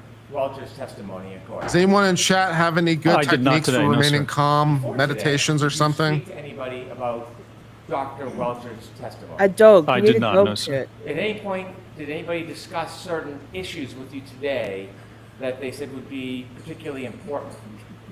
I don't believe so, no, sir. When you began your testimony yesterday, before you even finished your credentials, you began talking about your work with the NHL and how important it was to use a 50% hybrid 3 dummy. Do you remember that testimony?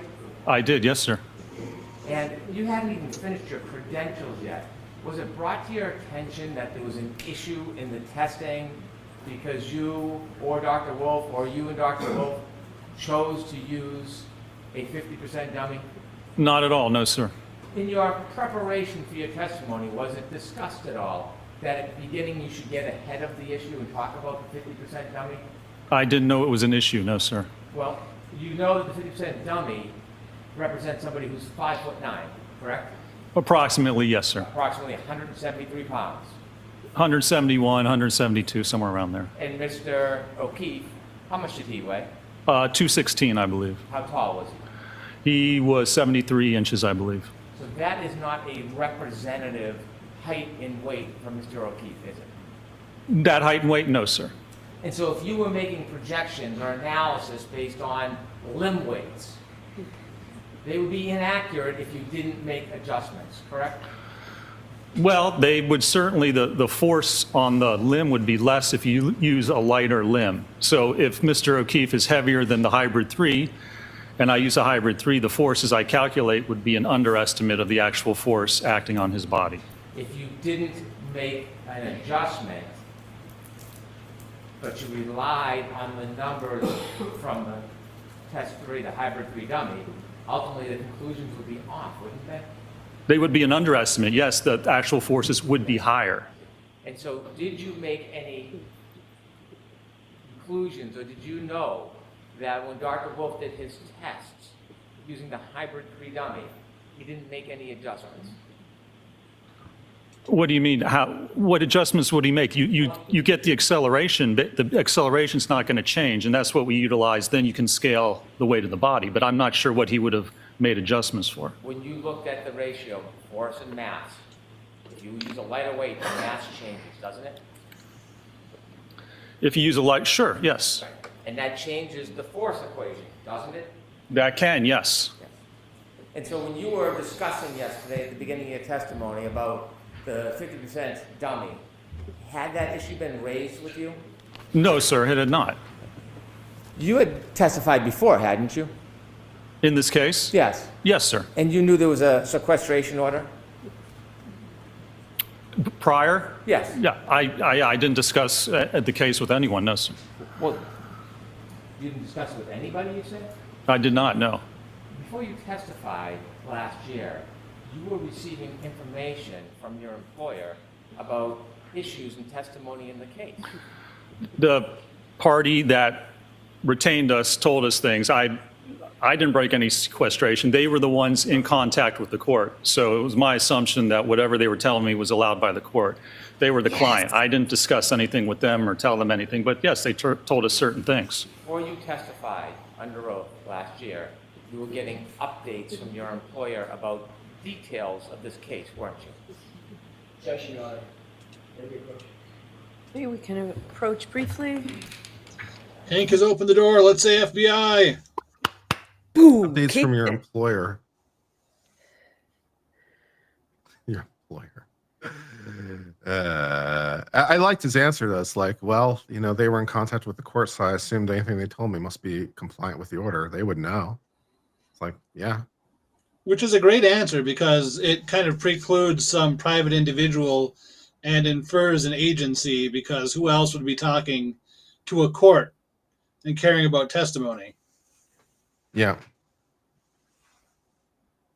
Yeah.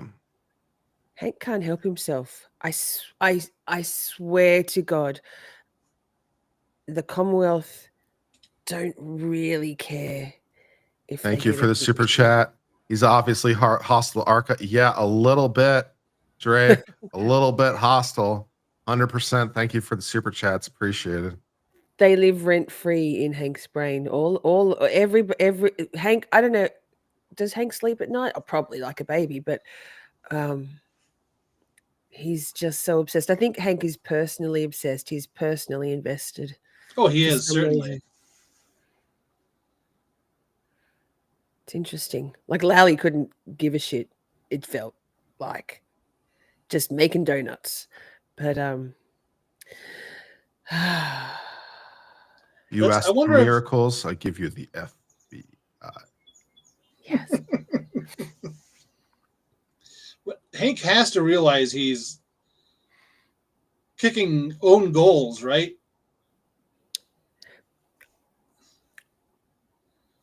Oh no, I don't think he knows that. Do you think he's face palming internally? Oh my goodness, maybe. See, that's what he's not stupid. He's cunning, he's smart, He is incredibly smart. he's all of these things. So why is he making all these mistakes? I'm sorry, I have a theory. Not many people agree with me, but I think it's intentional. Well, you think he's throwing it? Damn straight, Kurt. I've been thinking that for weeks, and I'll tell you why. If Karen's acquitted, or obviously if she's found guilty, convicted, that's a win. But I don't think it's the Commonwealth's ultimate goal. I think they wanted to be able to say, the jury got it wrong. Never mind, it's prosecuted for this crime, or held accountable for it, and they can say it wasn't us. We tried. We threw hundreds of thousands of dollars.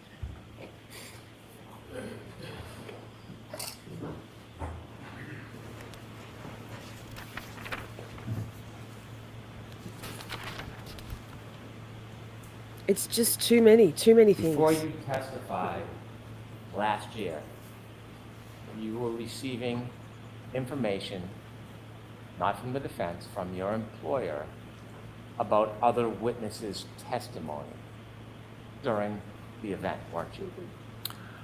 I don't know if they told us about witness testimony. They told us about certain evidence. I had no contact with the court, with the prosecution, with the defense. I had no idea what was going on. We were retained by a certain organization, and they contacted the court. They were in talks with the court about, I guess, what we could or couldn't do. Anything I got was from that organization.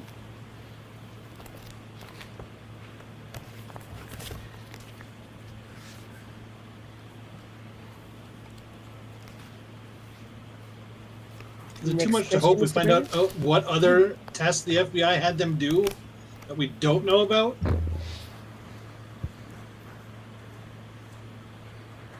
Vardir 2, 118, line 15. Did you testify under oath that they did inform me, yes, about testimony and situations and events that came forth in the event that I was not aware of? I don't know. They told us about evidence. I don't know if it was specific to who testified to what, but they told us certain things, certainly, yes. What I just said to you, are those your words, sir? I have no idea. I mean, if that's what's in the record, I assume it is. Go, you good thing. Would you agree it certainly helped you prepare? It helped me prepare. Yes. It didn't make a difference to my analysis or conclusions. Made no difference at all? It did not, no, sir. Would you agree it helped you understand what was going on during the trial? I don't think it made a difference at all, no. It doesn't change the facts that I evaluated or the analysis I conducted or the conclusions I came to. And so as you sit here today, you are denying that that information certainly helped you prepare. How did it help me prepare? It didn't change the opinions I offered. It didn't change what was in my report or what I'm opining to or testifying to today. It hasn't changed anything I've ever testified to. I'm going to ask you a very specific question, and I want you to give me a very specific answer. So just go ahead and ask the question. Are you denying that receiving that information certainly helped you prepare? Honestly, I can't remember. It didn't change my opinion. I don't see how it would help me prepare. I remember there was evidence about trace DNA found that we didn't know before. That didn't change my opinion then. It doesn't change my opinion now. It doesn't have anything to do with my opinion. Details matter, right, sir? Details can matter. Details matter, so let's talk about detail. Sure. Are you denying that receiving that information certainly helped you prepare? Are you denying it? Objection. I'm going to allow. Asked and answered. Yeah, I don't think. We've asked the same question. Five times. Five times. How many times? What happened to asked and answered? Oh my God. Not allowed to state your reason for your objection, your legal grounds. But that's Hank's MO, isn't it? How many times did he ask the same thing of Dr. Lapasata? Wasn't it like 12? Yesterday? Oh, it was like the exact same verbiage. And I think that the defense are letting him go on a lot of that stuff because it's so patently tedious for the jury. And they're going to be going, oh, this guy. Hank is That just it so did. It's been a outmatched here. year, but certainly it didn't change any of my opinions or what I opined to. It didn't change anything with my testimony. I'm going to ask you one more time. I'll ask you a different question. Receiving that information from your employer, are you denying it helped you understand what was going on during the trial? I'm going to allow that. I don't even think that it did. I don't understand that. I understood what was happening. I understood what the theory was. So saying that there's trace DNA doesn't change anything. Doesn't affect what my understanding of the trial was or what was happening or what allegedly occurred. When you were traveling out to testify last year, you had phone conversations with the defense, didn't you? I think I had like 2 phone conversations, 2 or 3. So that sounds like a yes, you did. Yes, there was one right before my qualification, my voir dire, where I talked to Mr. Jackson, and that was it. Other than that, I think it was just planning and scheduling. Mm-hmm. Was there any discussion on how you could portray yourself as independent? I don't believe there was. You say you don't believe. Yeah. There was no need to. That's not the question. Details matter. Was there any attempt? So the objection's sustained. I'm going to strike that, folks, okay? Questions, Mr. Brennan? Was there any attempt in your conversations to portray yourself as independent as far as your arrangements were concerned and coming out here? No, I don't. But I mean, the court precluded them from saying FBI, you have to talk how you're going to be presented as a non-entity. That was the court's ruling. Why is he able to impeach Dr. Rentschler on this? that's a very good question, right? Because like this whole thing is being driven, at least in part, because of court orders that are like this anyways. And even incidentally, like even if there weren't a court order about it, like it wouldn't necessarily be unheard of for the judge to make the ruling independently, like on its own terms, because it's like it could be viewed as like prejudicial, right? Like who it is not particularly important. The fact it's independent is like who it is. It shouldn't really matter who it is. So I could see the judge in any event like being like it's not material. For exactly the same reason, incidentally, that like if it were the other way around and they were testifying against the defendant, right? The fact that they were hired by the FBI would be like perhaps unduly buttressing because it might be like unduly validating. And so like in the name of consistency, if it were me, like I might make the same ruling independently of whatever the federal court did, regardless. But yeah, you're right. Because he's being forced into this position, it's not really fair to impeach him on it because it's like that's what I was supposed to do. Yeah. Thank you for the $5 super chat from Australia. 99 Iron Duke. Thank you for your coverage of this abortion of a case. I just hope the jury gets it right and votes not guilty. Me too. If they don't get it right and vote not guilty, I will be sad panda. I can't do this anymore. I want this to come to an end. I'm ready to get off the roller coaster now. Thank you. Let's yeah. I'm sure Karen is too. I don't think so because there was no need to because it was independent. When you had conversations with the defense, did they offer to give you transportation, assistance getting here? They provided a ride to and from the airport, yes. Amazing. Did you tell the defense that you prefer to take an Uber so that it would appear independent to a jury? No, because I didn't take an Uber. I took their ride. If I wanted to appear independent, then I would have taken an Uber. Did you have a conversation about that? How would the jury Objection. even see that? It didn't even cross my product. mind, sir. Did you have a And then conversation with after you the testified, objection work did you product? stay independent? What do you mean independent? Well, did you have any bias for you? Any bias? Bias, yes. What do you mean? Did I have any bias? Well, after you testified, where did you go? Well, I was waiting for my ride, and to get back to the airport, they had to take other people, and so they were having a lunch afterwards, and they said, come have a sandwich, and then your ride will take you to the airport. So I went, and I had a ham sandwich. Had a ham sandwich. Did you testify that ham at some sandwich? point that after you had something to eat, you just stood in the corner? I did. I sat at a table, ate, That's and then me went in over the and corner. literally stood in the corner waiting for my That's ride. me in the spots. Well, you sat at the table and ate. Did you just eat Losing your ham my sandwich, religion. or did more go on? I ate. People were talking. I really didn't talk much at all. I had food. Certainly, I'm sure I did, sir. I like. Did you laugh along? Did I laugh? I assume if something funny was said, I probably I've been laughed. laughing a lot and crying alternatingly. I don't. At this point, I don't even remember. Let me alert you to something. When you were there at the luncheon, did you see a camera crew I believe I did. Yes, sir. filming and documenting, right?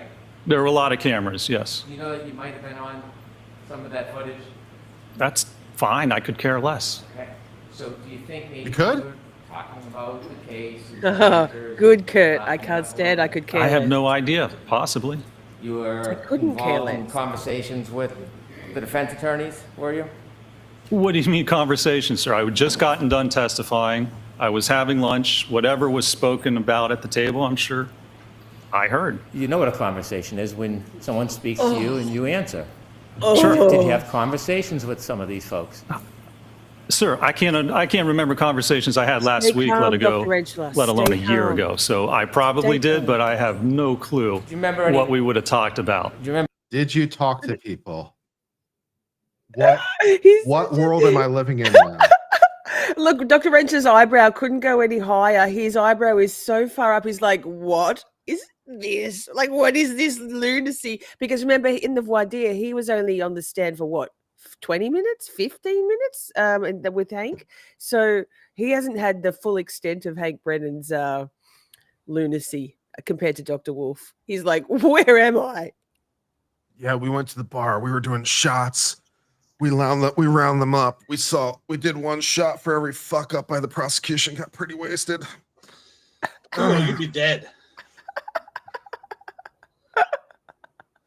Ay. remember accolades you might have been receiving? We decided to conduct a You had- scientific experiment. How many drinks does it take for me to make the paint stop? And then we painted Still working on ourselves that one. We went with pink paint. Results not blue unclear. paint, though. Results unclear. Giving certain answers to the then prosecutor on the case and laughing about the answers? I have no idea. No, remember? I can't remember last week what I had for lunch last Tuesday. How would I remember a conversation from over a year ago? Do you remember when you were having conversations with some of these folks and you were laughing about when the prosecutor asked you about other evidence like DNA? You had a response, well, the physics doesn't change. Oh my I god. don't Consistent to specifically what he said remember that, today? no, sir. How long were you at the table eating your ham Oh sandwich my gosh. with the folks there enjoying? How are we making a ham sandwich sound scandalous? How is this a thing? The scandal that is the ham sandwich? Seriously? That's what we're doing? Fuck me.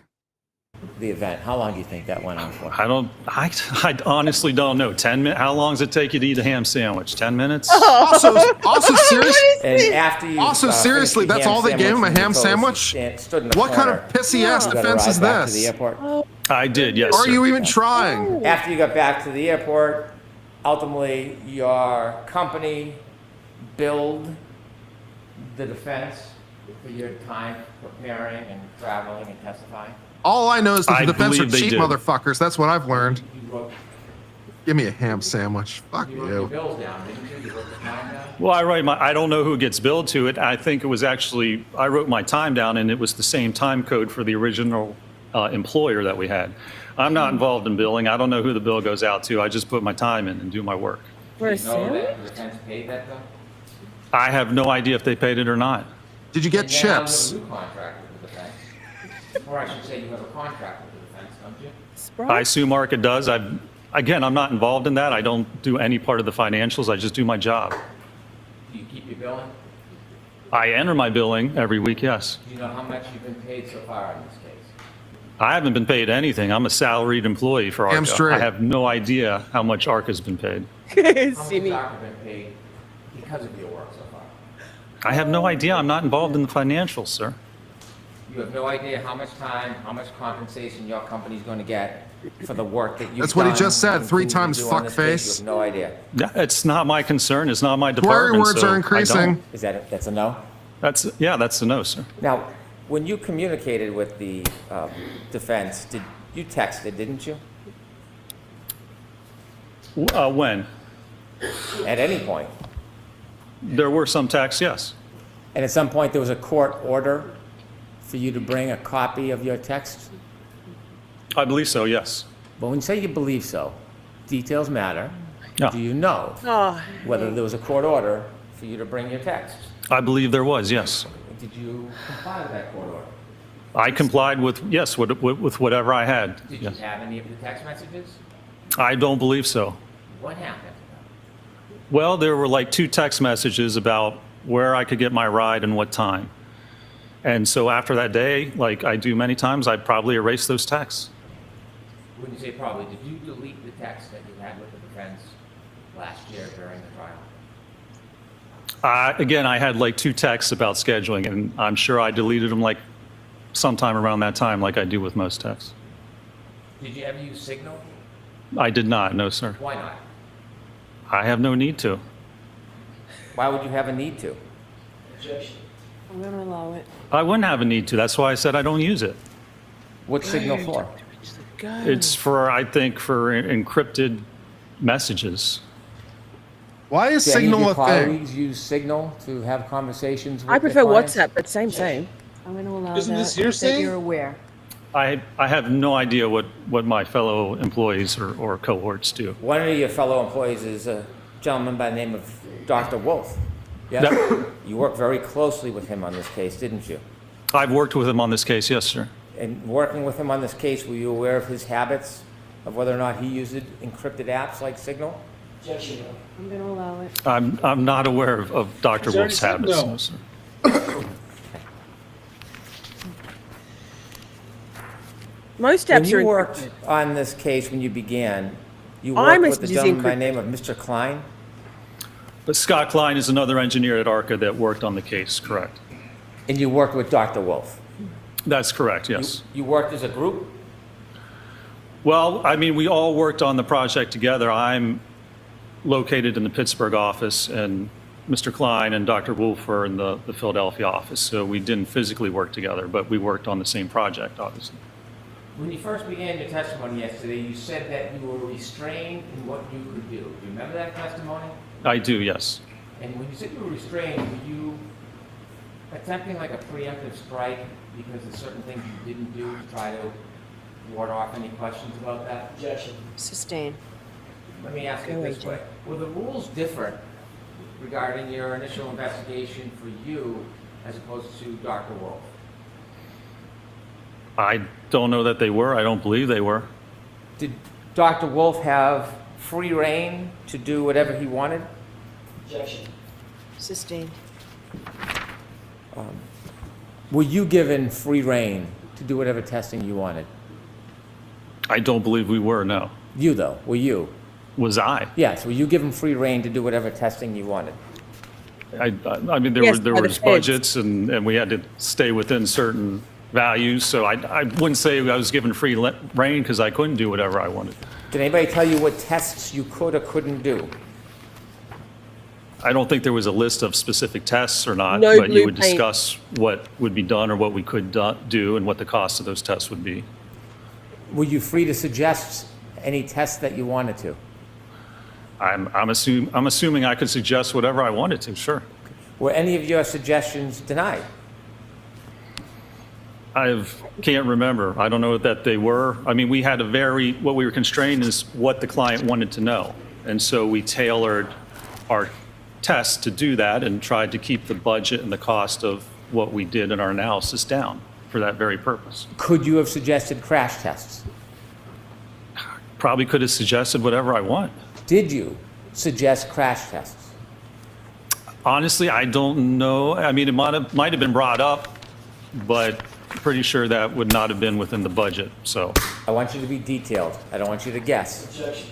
So without that preamp, go ahead and just ask the question, please. Did you suggest doing crash tests last year?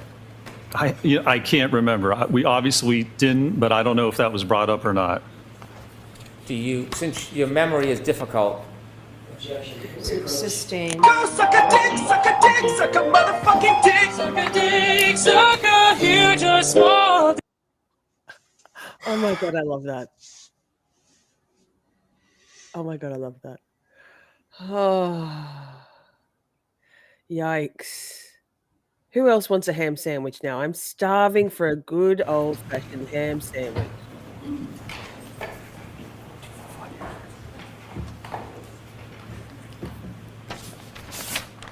That desire to murder is rising again. to remember things, do you write them down? That's one of the ways you can do it, sure. Do you do it? Do you write down things so you don't forget? Depends what it is. Okay.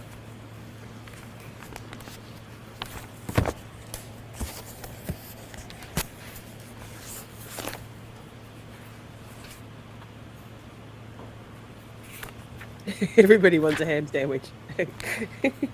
Ham sandwiches for everybody. Yeah. You get a ham sandwich, and you get a ham sandwich. I've only got turkey, sadly. I have salami at my You place. provided a CV, which is a resume. That's correct, yes. Resume outlines your education, Yes, sir. areas of specialty, Correct. and then it highlights your accomplishments as far as the focus of your specialty or the focus of your profession, what you like or what you do a lot, right? Some of it, yes, sir. So, for example, you have a number of publications that are peer-reviewed. Correct. And peer-reviewed publications mean that you've written something that's been evaluated and considered by other experts in the industry and have been adopted or recognized, correct? Well, that it's been published, yes, sir. You have a long list of peer-reviewed articles dating back to 2003. Is that correct? Yeah, as I said yesterday, most of my peer-reviewed articles are all written when I was in graduate school, correct? Have you had any peer-review articles since 2003? Probably not, no. And your Too peer-review much of an expert articles, to write articles. 2003, deal with the evaluation of selected electric-powered wheelchairs. That was one of them, yes, sir. The next one, intelligent walkers for the elderly. Correct. Comparison of fatigue life for 3 types of manual wheelchairs. Yes, sir. And Evaluation of a pushroom activated power assisted wheelchair. Correct. Displacement between the seating surface and hybrid testing dummy during transitions with the variable configuration wheelchair. The hybrid 3, yes, sir. So Assessment he's a of saint manual who wants to help wheelchair mentally ride. challenged people. Correct. I was looking at forces and accelerations on the body. Yeah. Fatigue life of 2 manual wheelchair cross brace designs. Yes, sir. Evaluation of selected ultralight manual wheelchairs. Yes, sir. Augmentation of 100 key ISO wheelchair test dummy to accommodate higher mass. Yes, sir. Okay. And so you would agree that all of your peer review articles deal with wheelchairs? Well, wheelchairs and the kinematics and kinetics forces associated with propelling wheelchairs and injuries associated with that. Yes, sir. Do any of them deal with pedestrian collisions? No, they don't. You've written a book chapter, Yes, sir. Smart Technology for Aging, Yes, sir. and again, nothing on pedestrian accidents. That's correct. Expanded abstracts, you've written a few. I have, yes, sir. Suffice to say, dealing with wheelchairs. And assistive technology, that's correct, yes, sir. Any have to do with pedestrian collisions? I don't believe so, no. Looking at your CV, you can note any area of specialty you'd like, correct? You can put down whatever you like, I suppose, sure.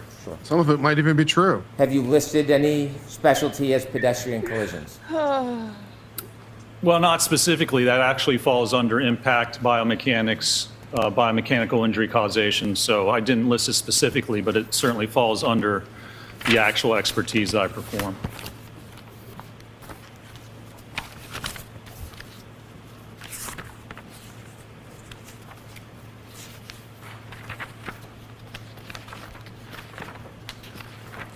Now, Doctor, when you worked with Dr. Wolf, did you have a chance to look at his report? I did, yes. If you saw anything in the report that was off or mistaken, would you have an opportunity to discuss that with him? I'm sure I would, yes, sir. Did you find anything about his report that was wrong as far as data? I don't recall. If I did, I probably would have talked to him, but I don't recall. You and Dr. Wolf were collaborating together, weren't you? Yes, sir. And when you collaborate, you relied on each other's data at times, didn't you? To some extent, yes. Some things Dr. Wolf did, you relied on ultimately for your interpretation and your conclusions. I did, yes. Did you write a report and talked about the acceleration of the ATD, the test dummies, regarding its hands and arms? I did, yes. Going back to 23%. When you wrote your report talking about this very specific data, do you remember what you determined was the acceleration for the ADT right hand at 29 miles per hour? How many G's that was? Let's see. Accelerations for the right hand. Page 6. Yeah, it looks like 863 Gs. And when you were comparing data with Dr. Wolf, if something was different or off, would you correct it? Oh, I'd talk to him about it, sure. Okay. Did you ever talk to him about his collection of data regarding peak acceleration that the arm and hand experienced at a 29 mile per hour collision? Well, when I think that 863 is from 1,000, the CFC 1,000 hertz low pass filter. And in his report, he used a lower number from a 180 hertz. So they're both accurate numbers. It's just how you actually filter the data. So you know what I'm talking about, right? I do, yeah. Yeah. And I ended up using a lower number than when I did my calculations. Could we have Exhibit 1, please?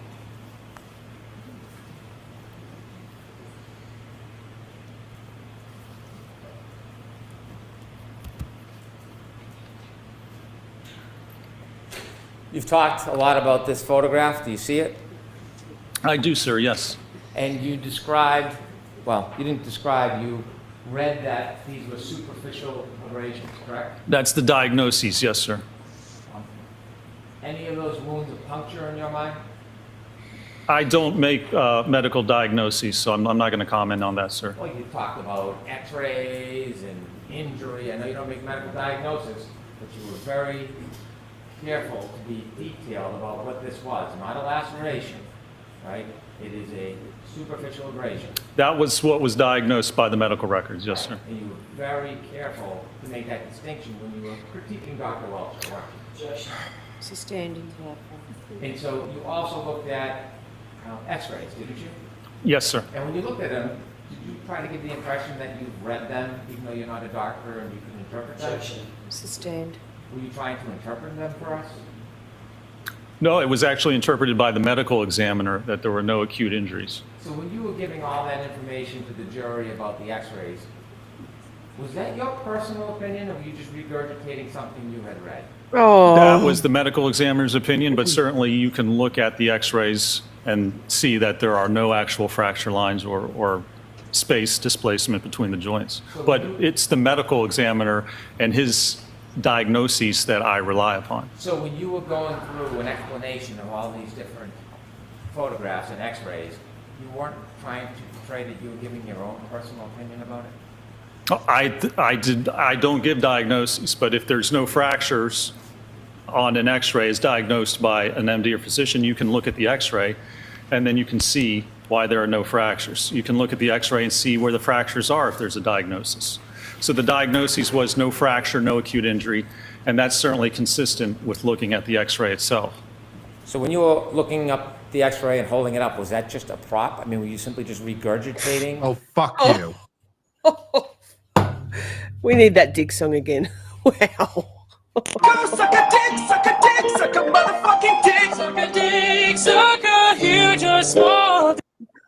Oh. Hank, do you have any experience with holding items as props instead of evidence? Just asking for a Yes. friend. Projecting much, Hank? All Hank does is bloody project. Every accusation is a confession when it comes to Hank. Every accusation is a confession. Dush. Yikes. What you read in the report? Were you doing a certain kind Sustained. of? Were you doing any kind of analysis yourself when you were sharing with us what those X-rays showed or didn't show? The analysis is that there's no fracture or acute injury, and that's what the medical diagnosis is, and that's what the x-rays showed. Are you giving us your opinion, or are you regurgitating what you read in a report? That is what the medical diagnosis is, that there's no fractures and no acute injuries. That's what the medical opinion is. So you're regurgitating what's in the report. Sustained in that form. Did you see any MRIs? I don't believe any MRIs were taken or performed. In no. X-rays, does it depict deep soft tissue damage? Normally, it does No. not depict soft tissue damage, no. How about muscle tears? No, that's not what X-rays No, do. it does not. How about tendon tears? You know what X-rays do? Not normally, except you can see laxity in the joints if there is tendon or ligament tears. Normally, you can see laxity in the joints, but it doesn't Or show if the they pull ligament out or the any bone tendon chips. itself. Nerve injuries? No, sir. Avulsion How about fractures? psychic damage? Yes, sir. People sometimes get MRIs to see if there's a fracture that doesn't appear in an X-ray. Yes? Sometimes X-rays are the best for looking at bony fractures. MRI is looking at soft tissue injuries. Speaking of Hank wouldn't wounds, understand that. you've cited a number of references, a number of materials in your reports, haven't you? I have, yes, sir. And one of them that you've cited is forensic pathology. Yes, sir. This is a legitimate source to you, correct? Yes, sir. And you've relied on it for at least part of the basis of your study or opinions. Well, I relied on it because it speaks and looks at the difference between, for instance, a laceration and an abrasion. A person could be struck by a motor vehicle and not indicate any bruising to that area, wouldn't you say? At what speed, what part of the vehicle were they contacted, what part of the body were they contacted? It depends on the amount of force associated with that. There's a number of variables involved. Okay. Does the absence of a bruise indicate that there was no blunt force trauma to the area? Yes. I'm going to allow it. Can you answer that? Well, the absence of a bruise, can you repeat that again? You were talking about bruising. Yes. Does the absence of a bruise necessarily indicate there was no blunt force trauma to an area? No, you have to look at all the evidence and you have to look at the force. If there's 4,000 pounds of force applied to the Yeah, body. I mean, obviously this goes with the same, but a question like that is so deceptive because like blunt force trauma, like technically like any amount of force from a blunt object would technically qualify as blunt force trauma. So like, Yeah. unless you have particularly vulnerable skin or something, like if I do this, that qualifies as blunt force. Okay. Because it's blunt and it's force, right? So like, is that necessarily going to result in bruising? No, but that's incredibly deceptive. So I hate everything. I hate everything about it. I hate everything about Hank. I hate him. I don't want him to talk anymore. I hate everything. Although I guess on the plus side, he makes me look, by comparison, so much more social, charming, likable. Whatever flaws there might exist in myself, well, Hank Brennan makes me feel better about them. So I got that going for me. That's nice. Any thoughts before we resume this shit show? Gordy?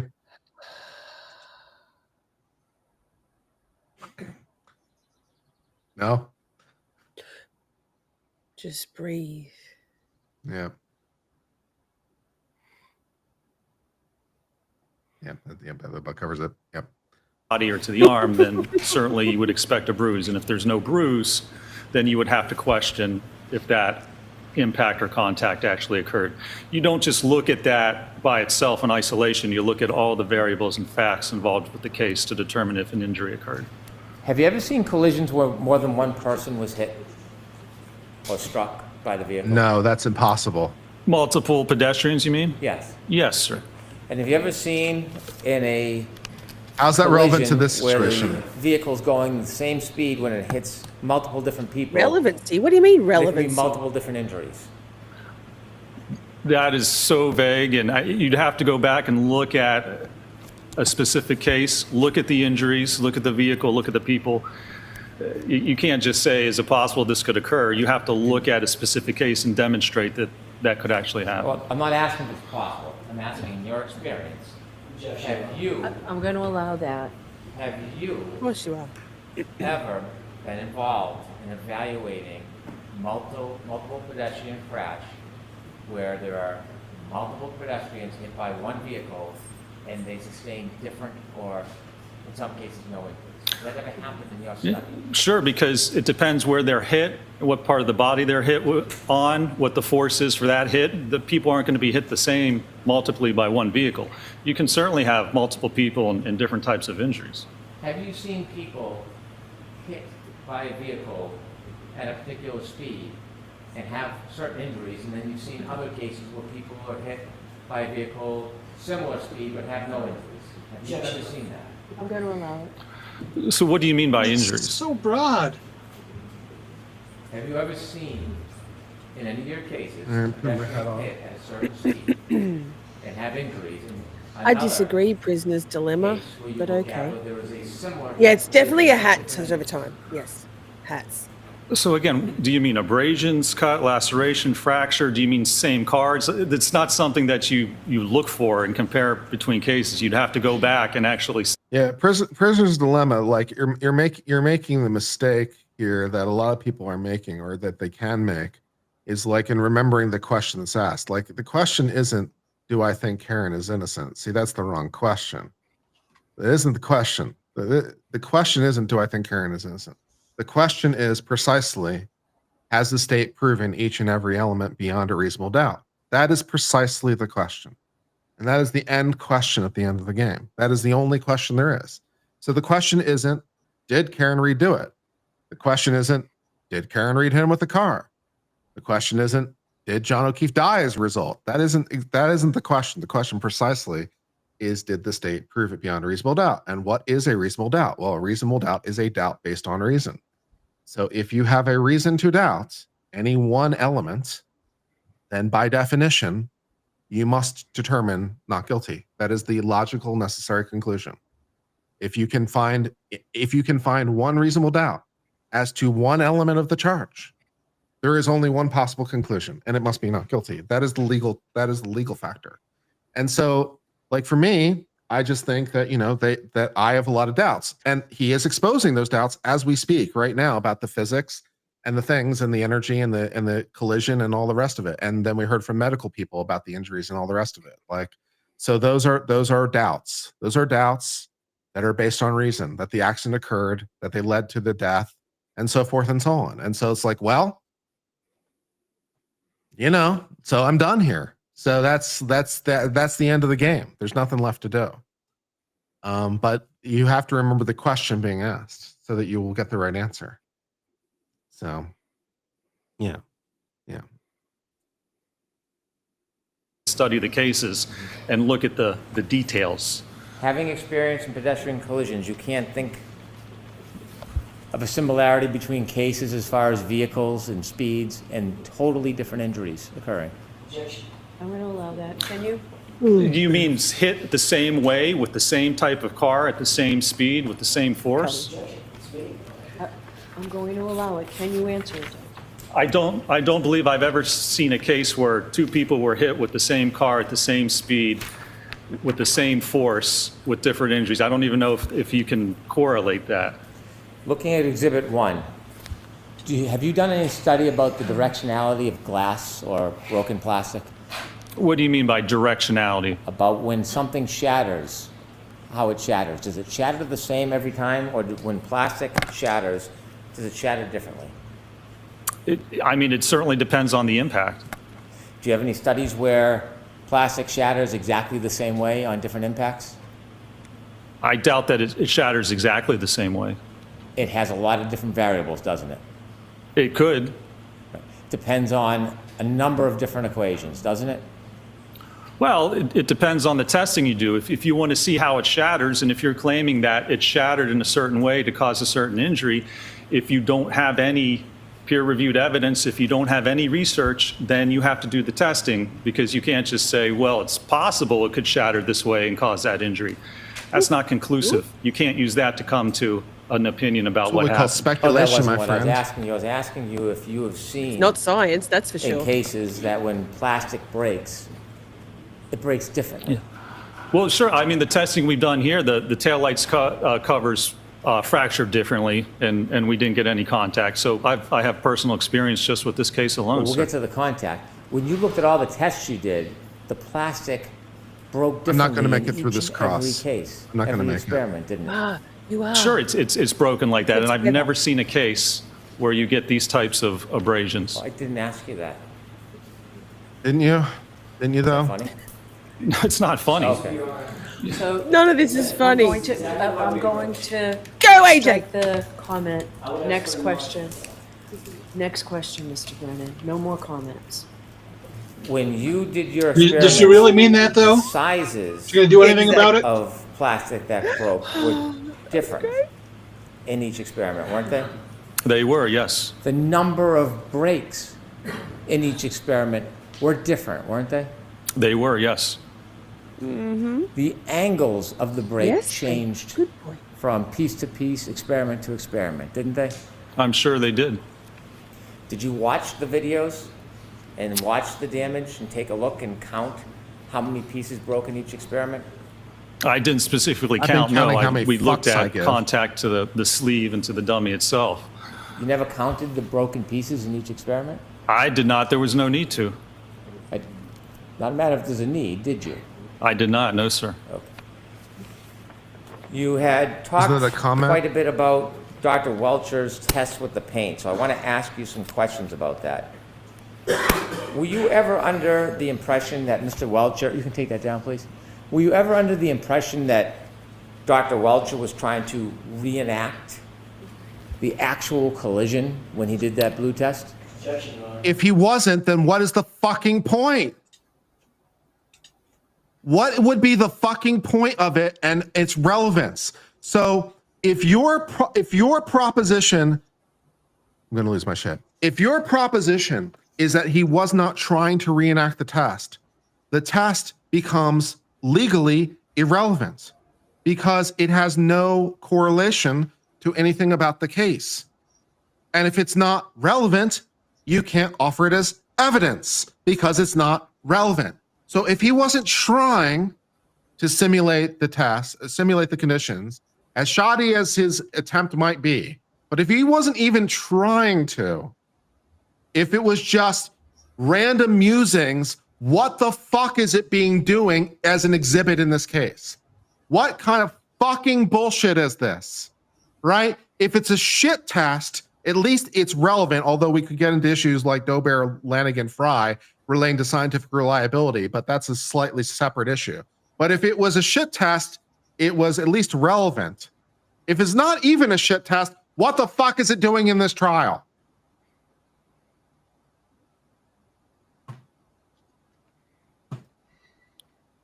Yeah. That or some painting, maybe some blue paint might be more scientific and stuff. Oh, and then Hake keeps going on about the number of variables that they aren't accounting for. But ARCA has accounted for multiple speeds, multiple hand positions. They've taken into account different angles of attack. They took into account the temperature of the tail light.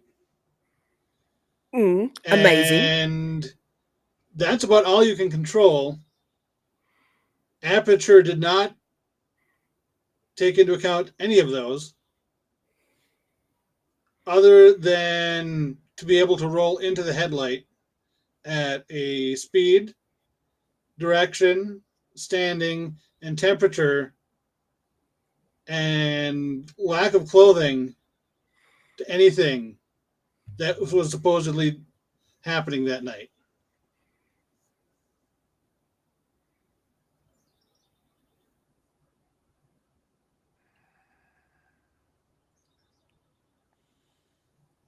Kurt, did you put your hat on so that we couldn't see the steam coming out of your ears as readily?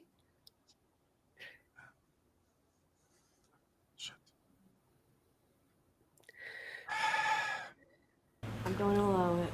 Bet you are. Well, bitch. that was the only test he performed, and he referenced that test for his opinion that the position and orientation of the lacerations are consistent with the taillight cover. So if that test was not intended to signify or demonstrate the position of the arm, What the he fuck has is it no doing here? evidence to say What the the fuck is it position doing and here? orientation of the arm Yeah.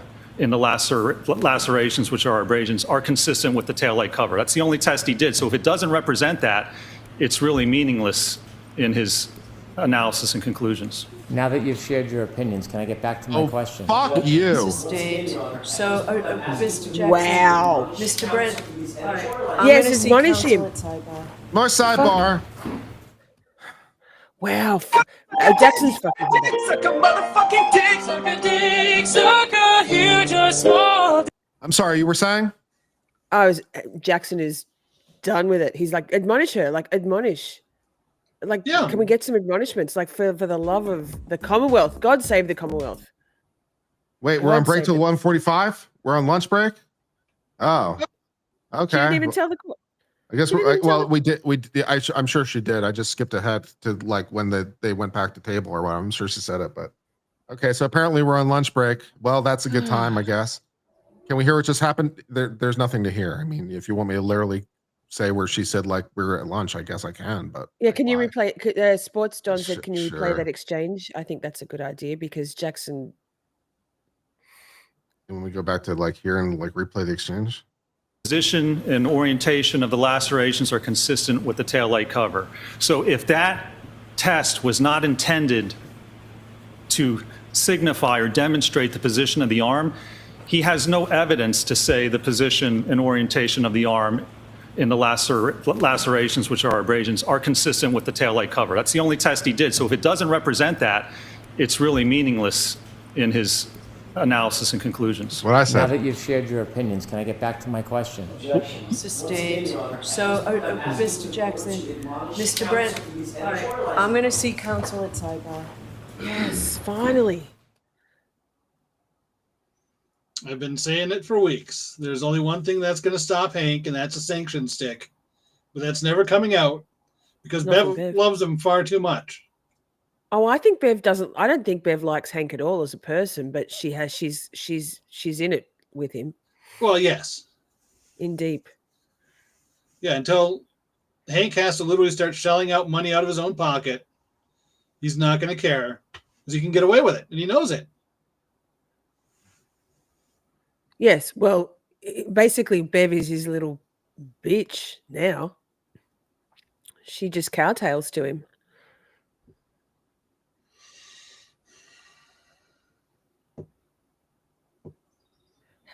How long is lunch? Do we have time to make ham sandwiches or? We do. We have I think so, yeah. 40 minutes or something. Sounds like she gave them almost a full hour. Didn't it say 1:45? Yeah.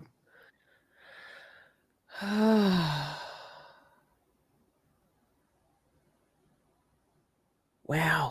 The frustration level's real. Yes. So it will be the lunch and recess and we'll take an hour. All rise to the court, please. There you go. That's it. False glory. Ooh, false glory. Miss Shorty, I understand that you might have a new song for us.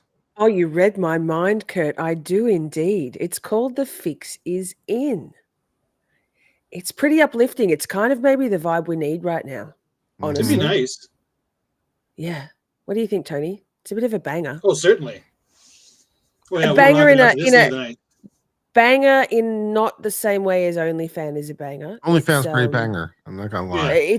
It's more gospel, but it hits you in all the feels. Give it a go. Play that song. I'm Let's lift working on- everybody up. I'm trying to find it as we speak.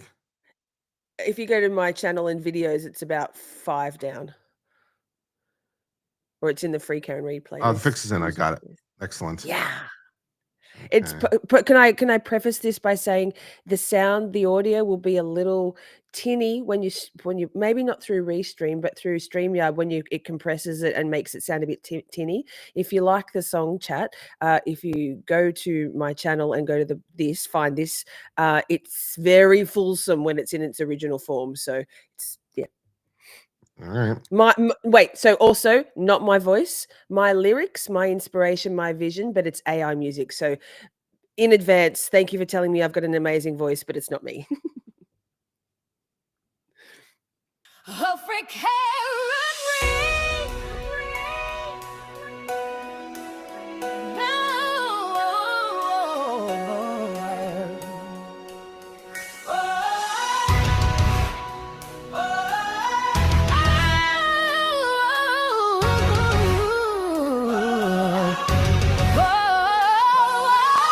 The fix is in, but I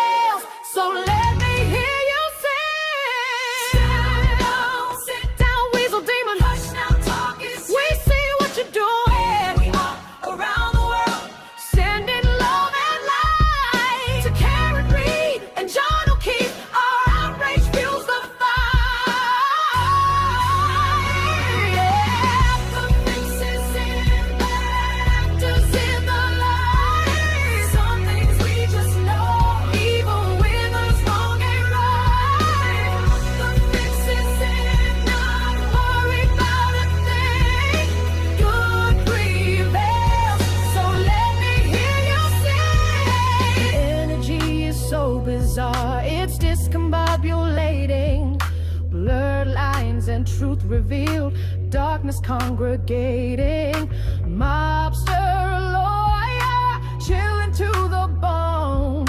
What on earth would you not do to bring fiasco home? The fix is in bad actors in the line. Some things we just know, even when the wrong ain't right. The fix is in not worry about a thing. Good prevails, so let me hear you sing. But none of it bears relevance. Parsing out the parlance, 47 down to 10. What's done is done, and here we are again.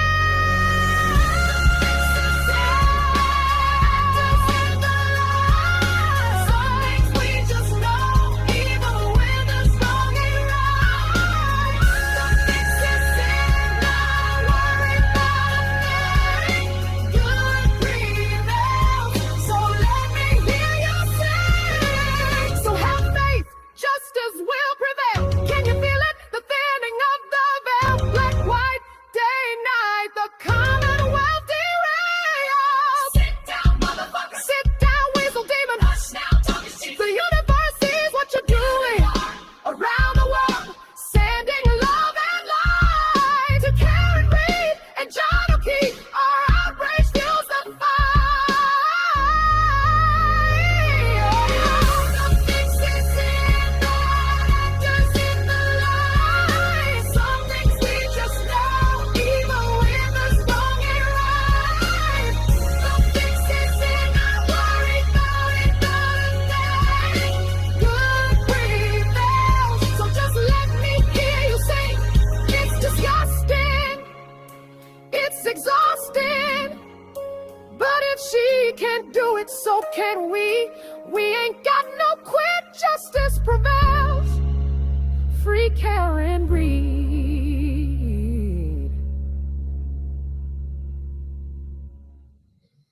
Very different, but enjoyable.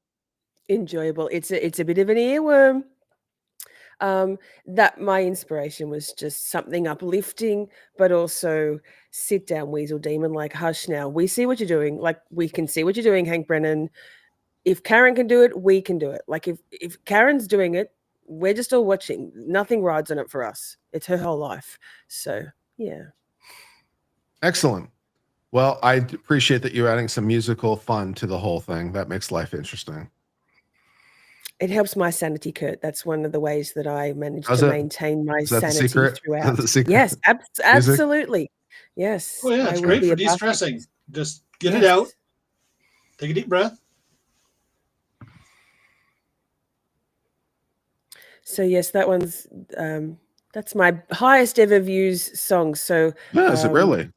yeah, over 1,000 views now, which is pretty big for like a little channel like mine for a music track without a video. You know, I don't have video making capabilities, so kind of cool. I'm pretty proud.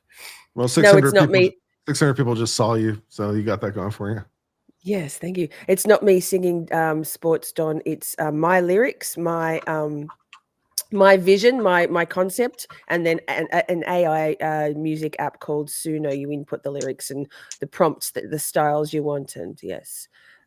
Yes, Born a Hawkeye. Do you know what? Zelda was the person that a live stream of Zelda's what gave me the inspiration for that. A couple of key words that Zelda said in the first couple of minutes of one of her lives a few weeks ago, and I was like, I'm turning this into a song. So yes, it's dedicated to Zelda and as well for the inspiration.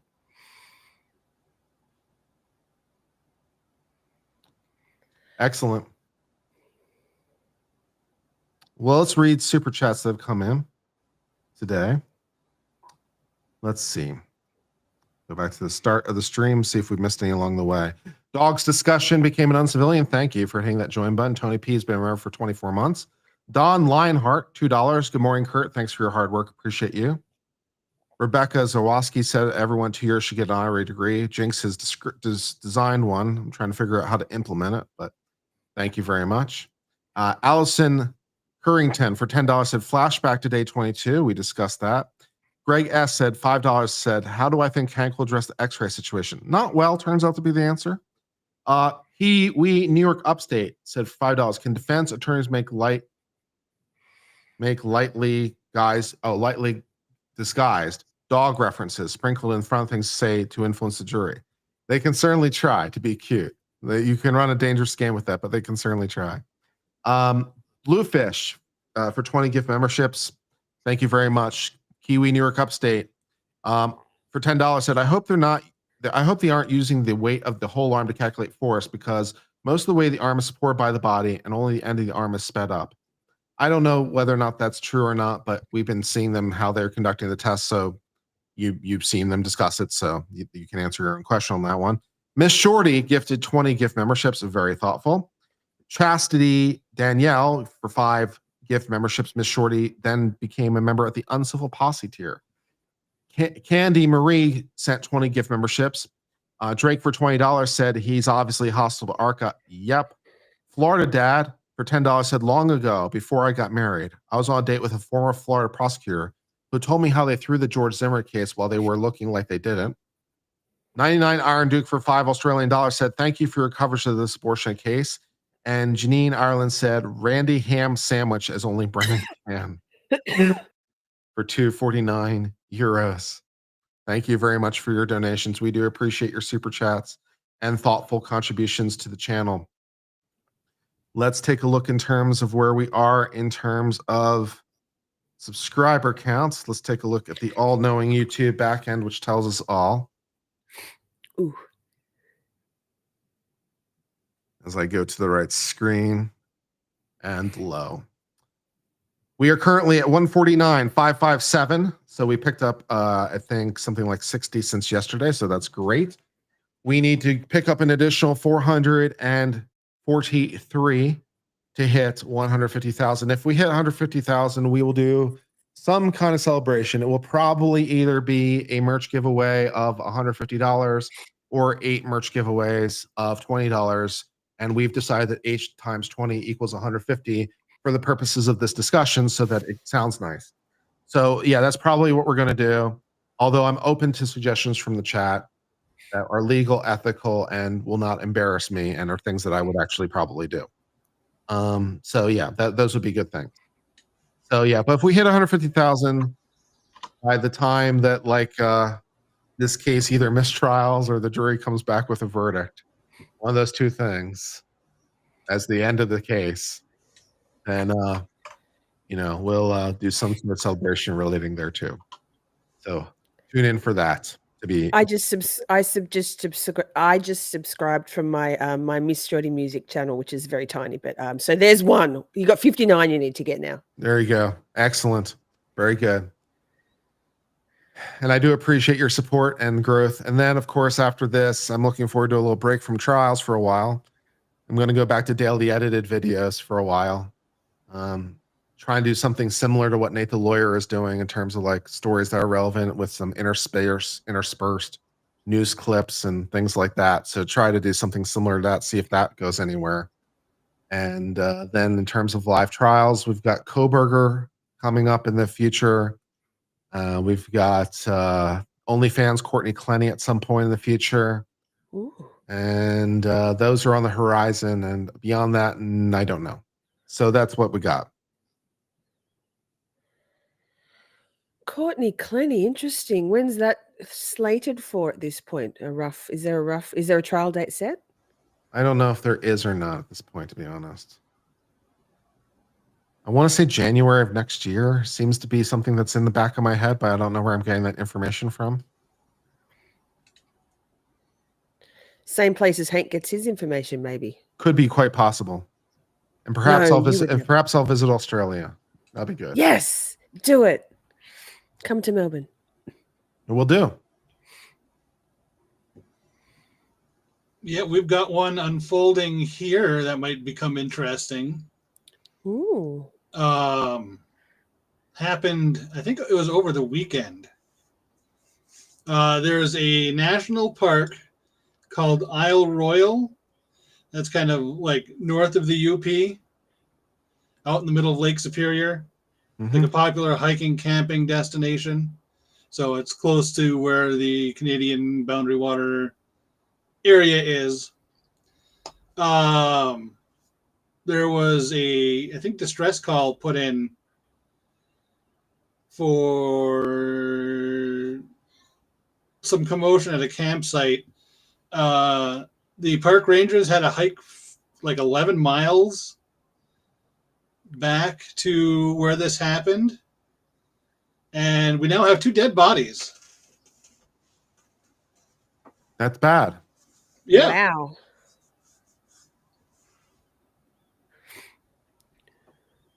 So we'll see how that ends up playing out, but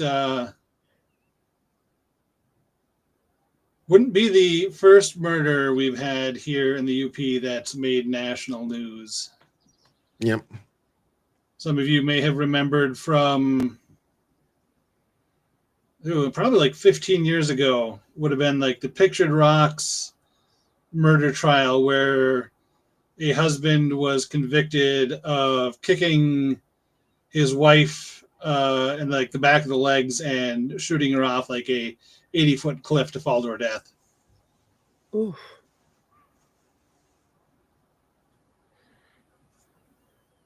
I forget what the name of that one was, though.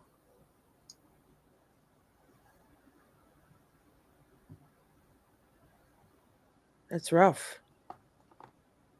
I think that actually went through 2 trials, too. Because they convicted on the first one, but the jury did so and said so on information that hadn't come in as evidence. Hmm. That she had like bruising on the backs of her legs, and then they did their own testing in the jury room of, well, this is where you'd kick somebody in the back of the legs, Oh, where those bruises were, but that never came out in the testimony. So, mistrial, new trial. There is reporting that a juror might have been ill, which might have counted for the sudden lunch break. Apparently, one of the jurors signaled to the court officer and apparently looked ill, so one of the jurors might be ill. So, sick of Hank. Depending on what that signifies, we might be minus a juror when we come back. We'll see. But that's why we have alternates. Yep. Gosh. Yes, it was very, very hasty. Very. Although Bev does go, okay, we're done. Mid sentence, yes. mid question. Especially if they're sitting at sidebar and it's going to take them a while to hash it out. Maybe it was so AJ could stop losing his ever-loving mind about Hank being such a dick. That's also possible. Bev might have needed a couple of claws. That's also possible. All of the above. Make it a poll. Why did they rush to lunch? Do you ever get over to the U.S., Shorty? My plan has always been to, in fact, I'd like to relocate to the States. But also Texas is beautiful. Texas is beautiful. Well, that's where my Princey lives. So Prince Lover in the chat. Yes.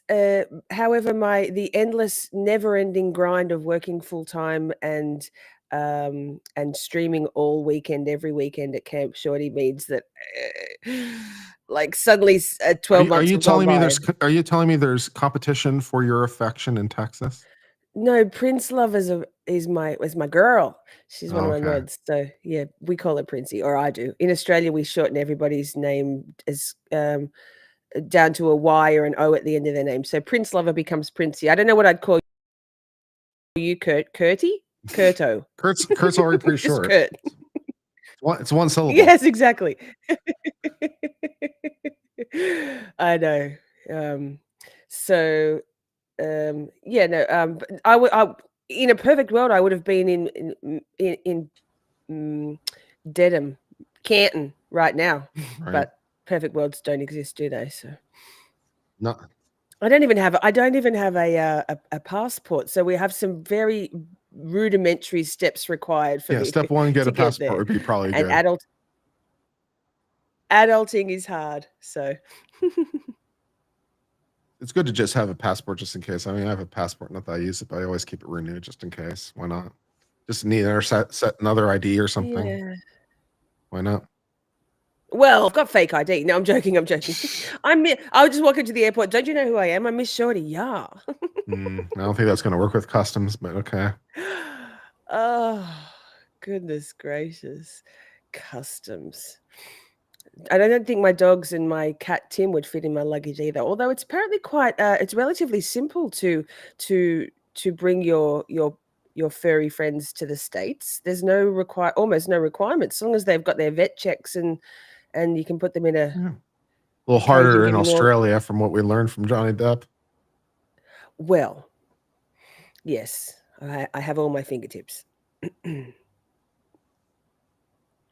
We started doing some coverage of the Johnny Depp trial in Camp Shorty when there was not much happening in trial stuff back in November, December, but I kind of let it go by the wayside. It's hard to have enough time in the day when I'm doing something every day and Karen Reed is all encompassing and yeah, so. But it was an interesting. I think we got to about day 8. So I've got that as a backup. Depp be heard. Yikes! It did make us go feral colors fight. It did. That's not a hard ask though. We tend to go a little feral in Camp Shorty. There's a lot of crossover between the chatters in your chat and my chat in terms of the vibe. Pretty cool. Excellent. Yeah, I didn't get here until after Depp and Heard was well over. That's Yeah, I was still working at the time before my body fell apart. So yeah, I didn't watch it at all. I know, wild. So it was live reacts for me every day when we were doing the thing.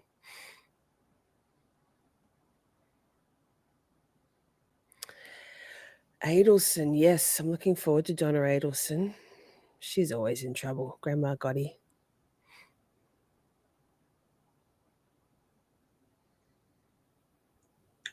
David's asking us if we think Brennan was trying to provoke him into saying FBI. But I don't know that he needs to. It's already come out through other witnesses several times. And nothing's been done about it. So I don't know that would have been. Yeah. It's already been mentioned a couple times. Yeah.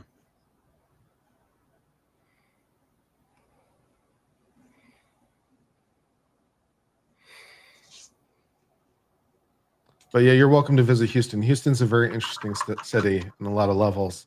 It's the 4th most populous city in the United States. And also, it doesn't really have zoning rules. So it has interesting architecture sometimes because things aren't necessarily organized as they are in other cities. It isn't as clean with like various things. So it's a little bit more hodgepodgey. Yeah, it's a little bit more hodgepodgey. Yes. Oh, that's it's also a huge city. It's like bigger than some states. It's a huge city. Geographically, not just in terms of population. It's just really big. That's what she said. Yeah. Everything's bigger in Texas. Lol. Yeah, isn't Houston basically 3 giant metro areas smashed Kind of, together? sort of. I mean, we got 2 airports we got 2 major airports, and like, you know, it's like, yeah, it's a huge place. Unlike here. Here we have nothing. We are the back end of the backside of the US. Also, we have really good food. Houston's somewhat renowned for its cuisine. Did you order what was that you said about potato soup? Yeah, I ordered some food to come eventually. It's going to arrive eventually at some point today. That sounded delicious. Yeah, loaded potato soup sounds good. Yeah. Yes, yum. Although ham sandwiches is. I also make soups. I make soups and stuff, so I will cook for you. Oh, lovely. I do everything. Kurt, people will accuse me of striving for a green card. It's been done before. Trust me. We don't need the skullduggery and the scandal.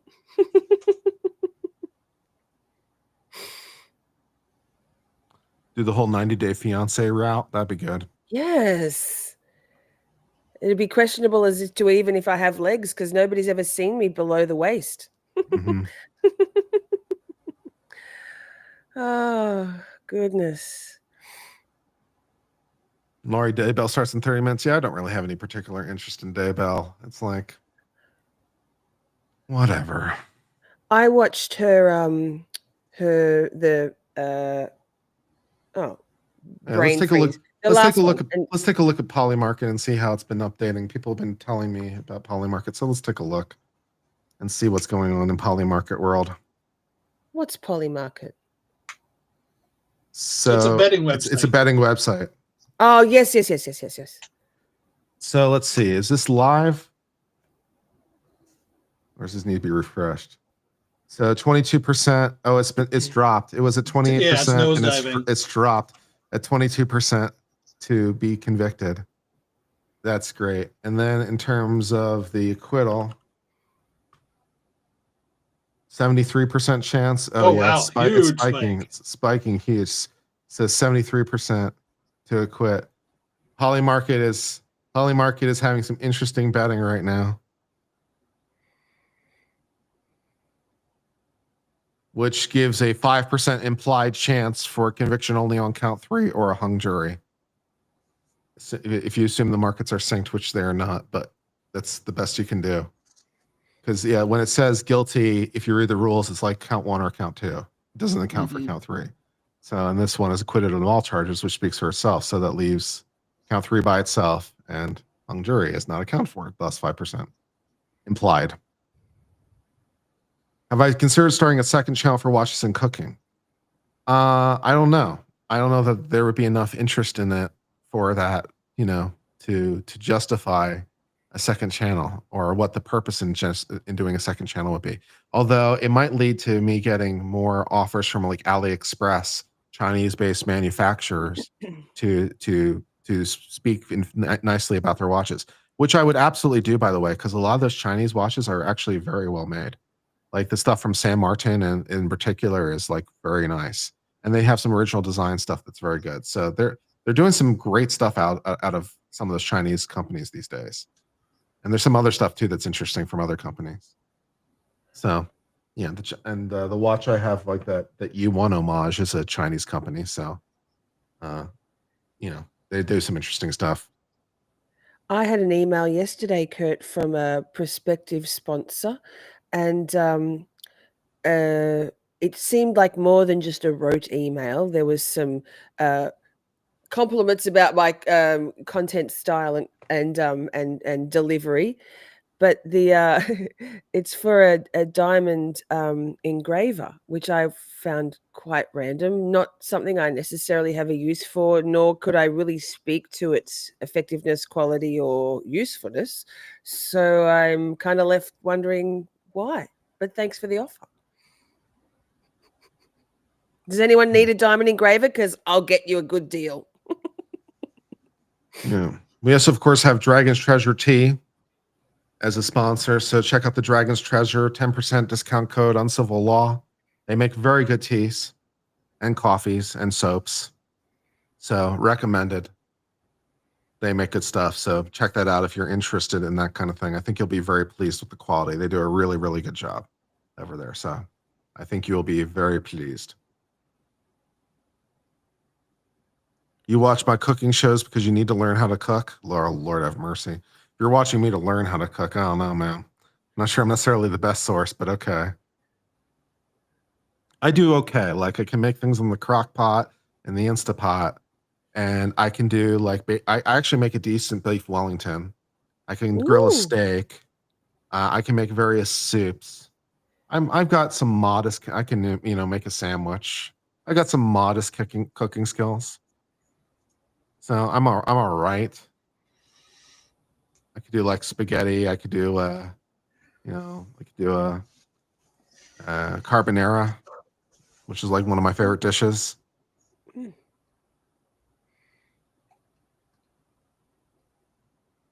So as long as you grill a burger or something, chicken sandwich. So as long as you have fairly modest tastes, I can do okay.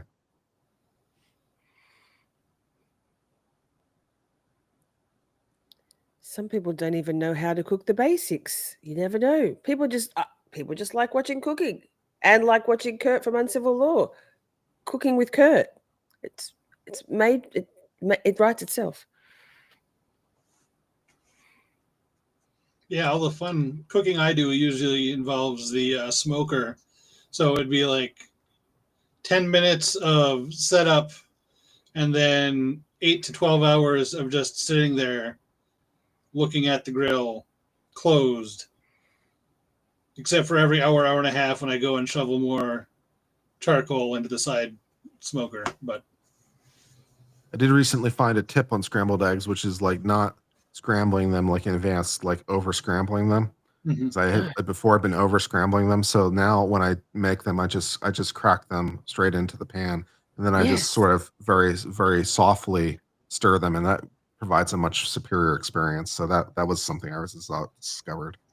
Have you ever seen? I'm sure you're not the kind of person, Kurt, who would see this stuff on reels on Facebook or something, but you crack an egg or two or three into the pan and put like a glass cup or little glass bowl over the top of the yolks. So you crack them into the center, and then you Mhm. get a whisk and whisk around the egg white part, but leave so you get like a scrambled whisked outer, and then the middle, the center is just traditional fried yolk. Looks Never seen that fascinating. before. It's interesting. No, it's just Yeah, that is different. I'm fixated on cold boiled eggs at the moment. But do you know what goes well with boiled eggs? Wasabi. Excuse me. It's Hmm. so good. Pro tip: wasabi. Just saying. Well, that's Turn it- I spent like an hour and a half with my wife like a week and a half ago. She had offered to make deviled eggs for a graduation party, Mm. and I think we had 4 dozen eggs. We were sitting there cracking and peeling to make deviled eggs. Just the two of us. Is that a euphemism, Tony? No, Good. but I'm sure we could make it one.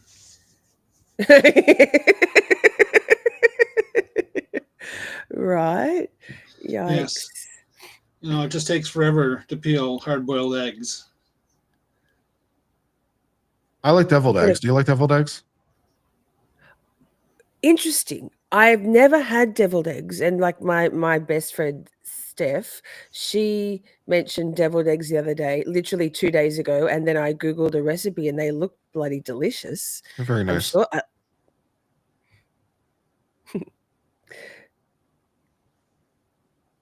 Tuna melt. I can make Everybody a went, tuna. I can make a tuna melt. yes. My mother used to make tuna melts, but then she used to put diced apple and then in it, and then cheese on top. At the time when I was 7, yuck, mum, what is this? But now it's pretty delicious. Interesting. I've done like grilled cheese with apples in it before, but never with also Yes. tuna. My mother always used to send me to school with sandwiches that were peanut butter, grated carrot, and raisins or sultanas. I was like, what Yeah. is this? Yeah, I know now, yeah. But at the time I was like 6, 7. What is this? Kurt uncooked. That's a good one. Chad is Bay. That's awesome. I mean, how much longer till this shit show gets going again, Kurt? Court, I I don't mean. know. I don't think know. about 20 minutes, slightly less. Yep. Something like that. Yep, we'll do another cooking show eventually. I made the lasagna in the Instapot. Turned out pretty decently. I still got some left. I'll probably heat some up here in a second for some lunch, so I can finish it off.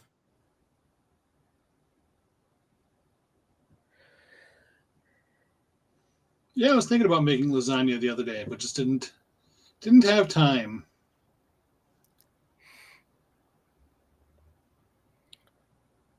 It's worth it though. Oh yeah. As soon as the trial restarts, I'll probably put myself off camera so I can make myself some lunch. And What about your potato delivery? well, I mean that's food for tomorrow or something or whatever. Oh. Are you, Kurt? Are you going to make a ham sandwich? But not today.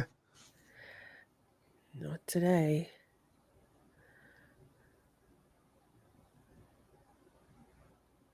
Chat's You gone want to learn how to rogue. make your own pasta? Yeah, that could be interesting.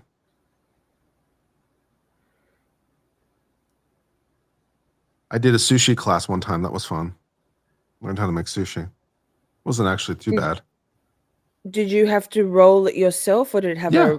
a device? Well, no, it's like basically a bamboo thing. It's like, yeah, and you use it to roll it. It's pretty cool.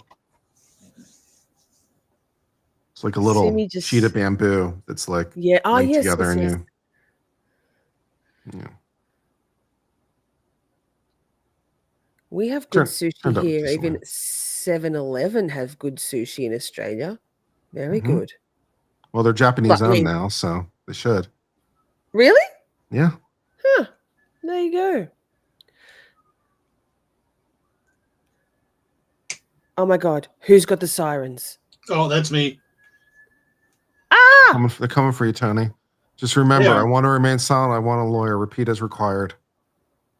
No comment. No comment. Yeah. Well, at least the fire siren hasn't gone off. I've got my window open, so. Yeah, no comment. That's a British thing. Is that what they do in Australia too? No comment for a no comment interview? Yeah. Is that what they do in Australia? Yeah, I'm supposed to. I'm terrible. Not that I would have ever been interviewed by the police, but I struggle to zip. Allegedly. Yeah. Okay. Well, that thing fell off the wall. My rainbow light has fallen over twice tonight. What is going on in the universe at the moment? The universe is shaking with rage about the Karen Reed. Lady Liberty has fallen. Actually, is that what it was? Yeah, it's a picture of Statue of Liberty. Oh no! I hope that's not a bad omen. An omen. Mm. I'll fix it later.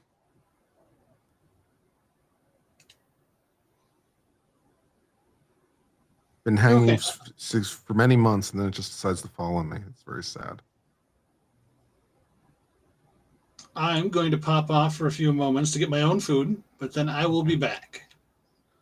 All right. Oh, chat suggested you could play OnlyFan, Kurt. I guess I could. Oh, I mean, at least you like that one. No, my power's back. It came back on because the lights behind me are on.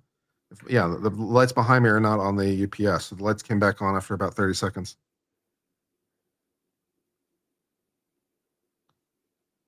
But the UPS is the APC 1500S, I believe it is. So good times.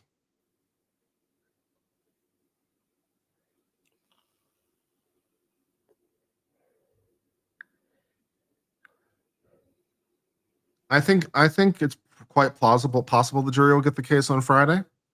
If not, then Monday. But yeah, that's what we're headed towards. You know, yesterday was the equivalent of the first long, like it was. Yesterday was the equivalent of yesterday the trial went longer than trial number one. So it's like when everybody, including Hank, was estimating that the whole thing was going to be 4 to 6 weeks. Well, we don't go and surpass that. Do you like watches, Shorty? Watches, yes, I have a collection of watches. I don't wear them very often. Will you show us your collection of watches? Oh, they're away. I have oh my goodness, my brain, nothing fancy, nothing that you would be like, oh wow. But I used to like really, really big oversized watches, like man sized watches on my little wrists. But because I've got tattoos, that looks a bit busy on me to wear much jewelry. It's a bit. I've got my body adorned with ink. I like watches at all different price points, so there might be something in there I'm interested in, particularly if you've got some vintage Seikos or something that might be cool. No, nothing like that. I will next time I'm on, I'll make sure I have them on the ready at hand. I'll wear all of them. No, yes. Yeah, there's watches, there's good watches at every price point. I really like this one that I have on now, the Citizen ProMaster Tough that I've talked about before. It's just a beautiful, very durable, shock resistant. It's lightweight and it's just very easy to read. Just easy to read numerals, 41 millimeter. That's Very, nice. very cool. And it comes in a black. It comes in a black, and obviously this is the green dial, but just easy to read numerals on like it. titanium, solar powered, shock resistant, magnetic resistant, water resistant to 200 meter. So it can kind of do anything and just take a beating and it'll never die. It's a great I little used to- watch. I used to have a really cute baby G, but somebody stole it when I used to be an aerobics instructor, and I used to take it off to teach classes, and somebody stole it out of my bag. I was quite devastated by that one. Baby G is not that expensive. They're easily replaceable, but it is annoying. But G-Shock is fantastic. G-Shock is a fantastic watch. Nothing wrong with that. Yes, my watch is my phone, and but honestly, I probably should wear a watch because time blindness is a bitch, and I struggle hard with my neurodivergence and time blindness. It's like, ugh, how? And then you know what? Kurt, it's so funny. I'm always like skating in like 14 seconds before I'm due to go live, and before our show with Tony and Colors Flight on Sunday night. I inadvertently sat down an hour and 5 minutes early. It won't ever happen again. It has never happened before. I was like, at least once in my life, time blindness works in my favor. Well, we can find you a wristwatch. We can go shopping for you. Start with Seiko and Citizen and go from there. Find something that you Sounds like. good. Yes, Colors. I was appalled that Colors at Flight only has one clock. I have a clock everywhere I look. There's a clock. Clocks and still time. Yes, well, good. I love collecting things. Watches, absolutely.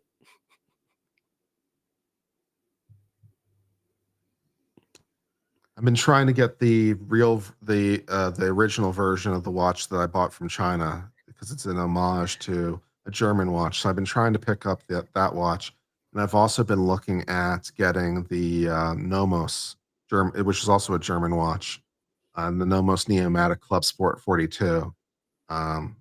It's 4280 retail. But I was looking online and you can find used ones for half that. So pick up a used one if I'm going to do that for like $2,100 or something like that. But it is a beautiful little watch. It's a very, very pretty watch. So I'm definitely tempted by it. How many watches do you own, Kurt? I've got like 7 different watches. I've got a G-Shock. I've got a Rolex that my dad gave me from graduation of law school. I've got Timex still. I've got I got a pocket watch. I've got a Swatch that I bought like when I was in high school. I still got it, and Swatches, I have 10. I have like a Citizen dressed watch that I wore throughout law school. So those are the watches I have right now. Lovely. Yes, swatches. I used to, as in 1985, when I was 10, I used to have about 10 swatches. I used to save up my pocket money and buy them. Totally addicted. Great. They're still great. Love. My cat's name is Karen. Says every man you've ever dated it collects watches. That's interesting. Is that a hint, Karen?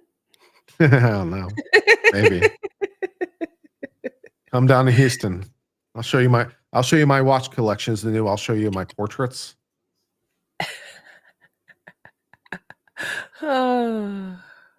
Watch and chill.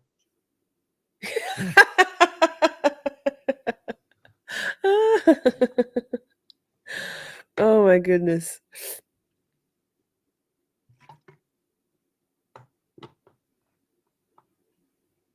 Oh, You were Karen. just in Dallas. We'll see. You didn't tell me this. We could have hooked up. That'd been good. How dare you? That's assault, Karen. That's rude. I know. It's very rude. Take it personally, Kurt. I'm taking it personally. Hmm.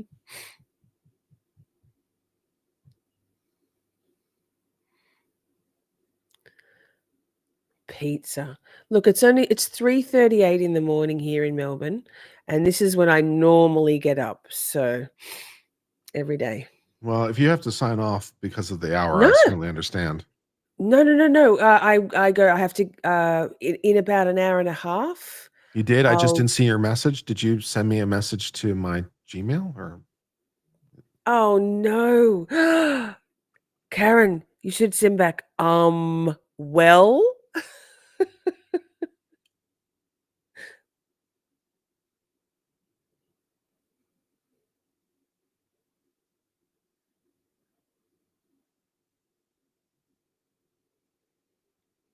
Diabolic tutor, my last G-Shock melted. That doesn't sound like a very resistant or resilient watch. Sounds like it got a bit too. How did that happen?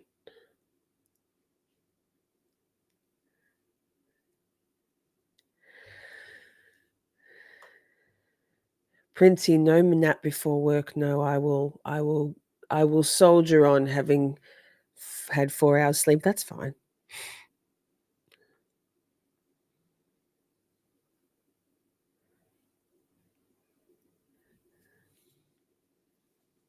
Yeah, I was looking for an email in my email relating to Dallas, but I don't see one.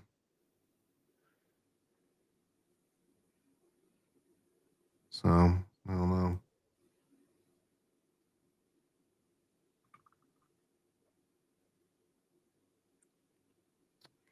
Yeah, I don't know.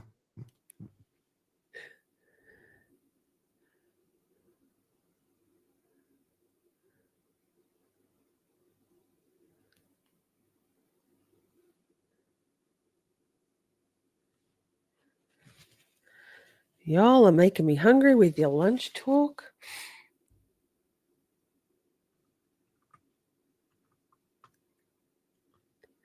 Will a sick juror have implications? Depends how sick they are, I guess. I wonder which juror that is. Wonder if it's I mean, not that we know any of them, but See if my bank will let me log in now.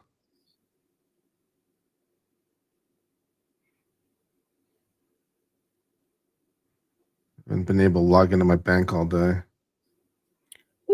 what? How can you buy watches? I know.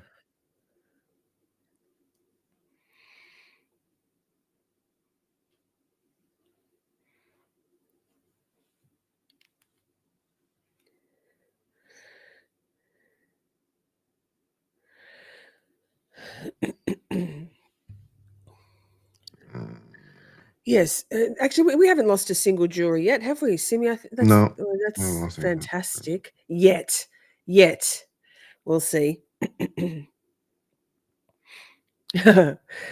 Guy, I always heard a grand jury could indict a ham sandwich. I never expected expert testimony about them, and not just a little bit. That was about 5 minutes worth of ham bloody sandwiches. I know. Crazy. So it was apparently a thing. I knew.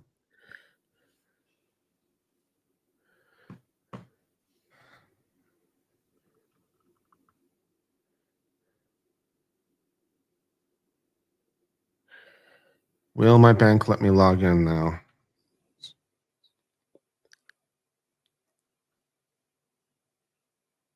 Yes, it will. Great. Maybe it needed the power outage to reset it.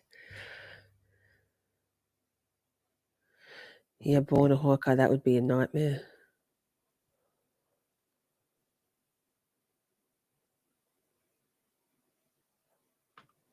Princey, yes. Hank Brennan questioned Dr. Rentschler for quite some time about what he had for lunch after he testified last trial and all about the ham sandwich. It was wild. Wild.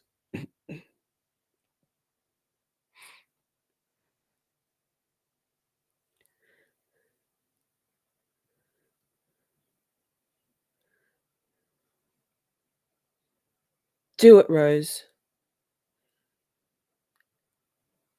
Jody, yes. I am having fun.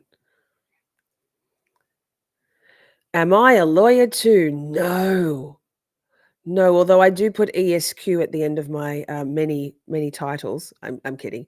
No, I have a background in sound and radio production and presentation. I graduated with a more than an associate's degree. I have a Bachelor of Arts Communication Studies and most of a Master of Business, most of a Master of Health Science, but background in personal training as well. I used to be a competitive bodybuilder. And these days, I am very much the peasant, and I work as a road traffic controller, standing out in the weather, making minor bank, lol, and live stream on the weekends. I do have a channel. It's called Miss Shorty, or it's Miss Shorty. But I have been streaming for about a year, almost a year, mid July, so 11 months.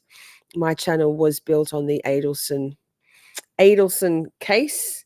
I used to be just a shorty who made shorts, and I sort of stepped over into doing live streaming in July last year, and it's been quite the ride. We live stream every weekend. Bit of trial watching, bit of psychology, bit of neurodivergent stuff. So it's a beautiful community. I think Olsjol would fit in really well over there. It's the same sort of vibe, like I said before. Mm-hmm.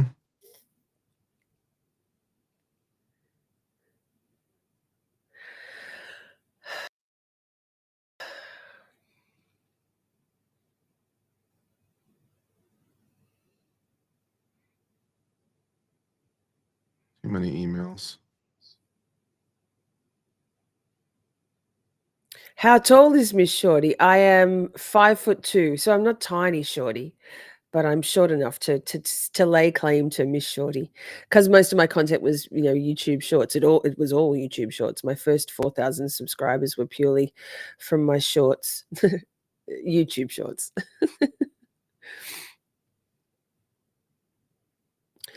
Oh, thank you. I'm not a personal trainer these days. It's been almost a decade since I stepped foot in the gym, so it's all As a trainer really or just in general? ever, like in general. Yes, 2016 I think was the last time. No, what I have got a gym membership though, Kurt. I went once. Excellent. I still pay $15 a week. Simi Sharp is show us your cap. It says Shorty. We should go to the gym together. We should go to the gym We together. should go to the gym together. Yeah, we can both get I'll in better train shape. you. It'll be great. Absolutely. Yeah, I was a bodybuilder. I competed in Natural Olympia in San Francisco in 2009. So Excellent. bygone days. Now all I do is nothing. Hope. Think about ham sandwiches.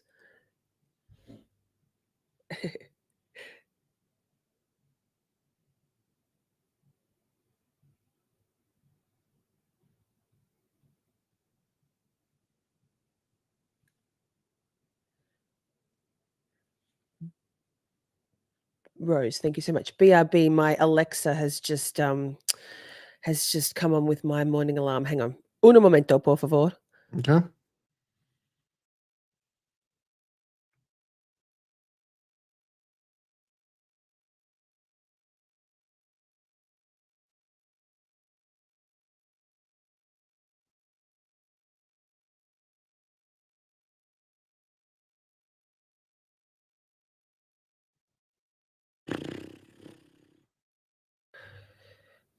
How are you feeling, Kurt? You mentioned at the start of the stream that you have an upset tummy. Still? Yeah, a little bit. I mean, I took some Pepto-Bismol this morning, so that seems to be helping a little bit. So, yeah. And I had ordered some ginger from the store along with my food, but apparently they don't have the ginger, so I'm not getting it, and I'm disappointed.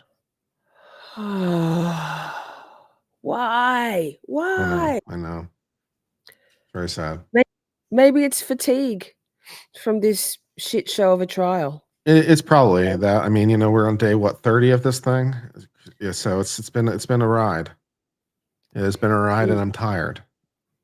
Doing it every day. It's a lot of it takes a lot of energy and time. And you've been doing interviews outside of hours. I caught your amazing chat with Nan last night. I caught it on the replay, but that was great. She's such a character. What a lovely woman. Yeah, she's great. So accomplished. Yeah, that was cool. I like smart women because I like someone I can talk to. Well, there you go. Yes.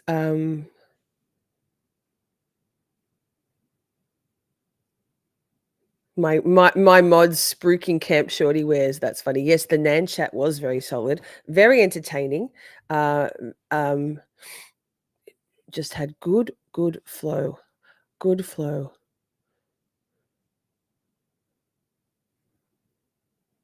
Indie fan only drinks coffee when their stomach is upset. Yikes. I feel like coffee would further that feeling, no?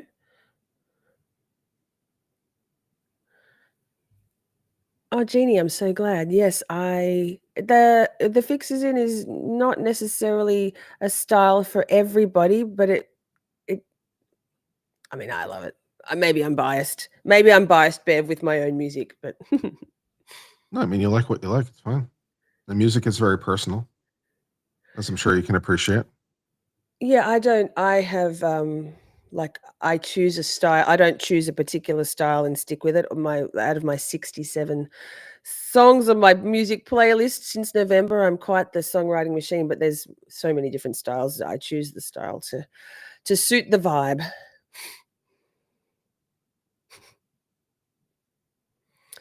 Princey, it's 67 songs now.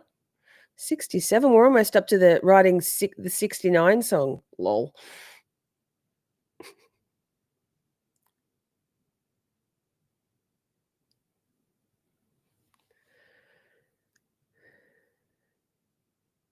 Now they're having a debate over what is or is not the first modern SUV.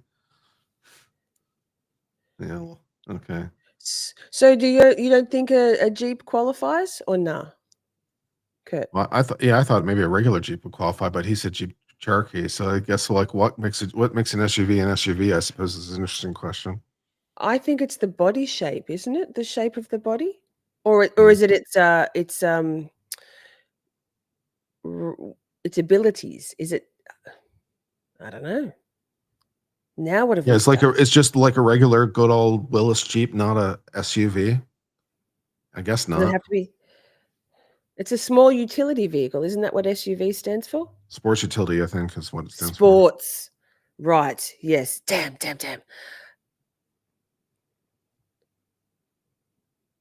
I mean, maybe we should ask Higgins whether where it was parked.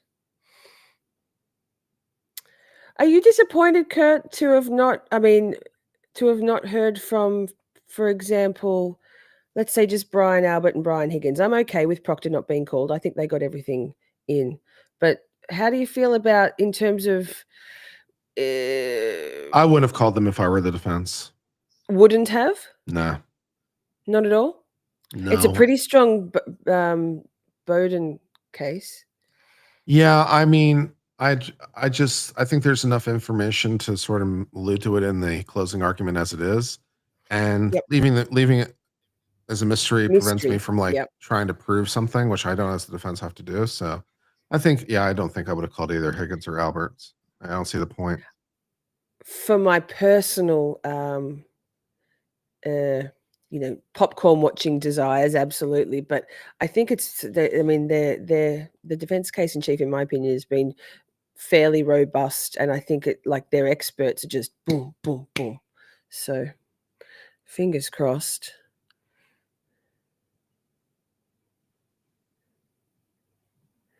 Yeah, I agree, Guy. Yeah. Just focus on the reasonable doubt is the way to go here. Just focus on the reasonable doubt. Allude to corruption. Allude to third parties. Like just make it softer. I think the defense's strategy here is a more sound strategy. And just let the physics speak for itself and make the other things more incidental. That sounds right to me. And is it AJ who's doing the close for sure? Do we know that? I've seen I that don't know if we bantered know around. I don't know if but we know for no. sure. I mean, yeah. It depends.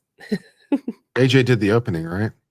Yeah, that's why So I wasn't would thinking- doubt that he would do the closing too. Exactly. On the Twitters, though, people are claiming that it's going to be AJ. Who would you pick to do the close, Kurt?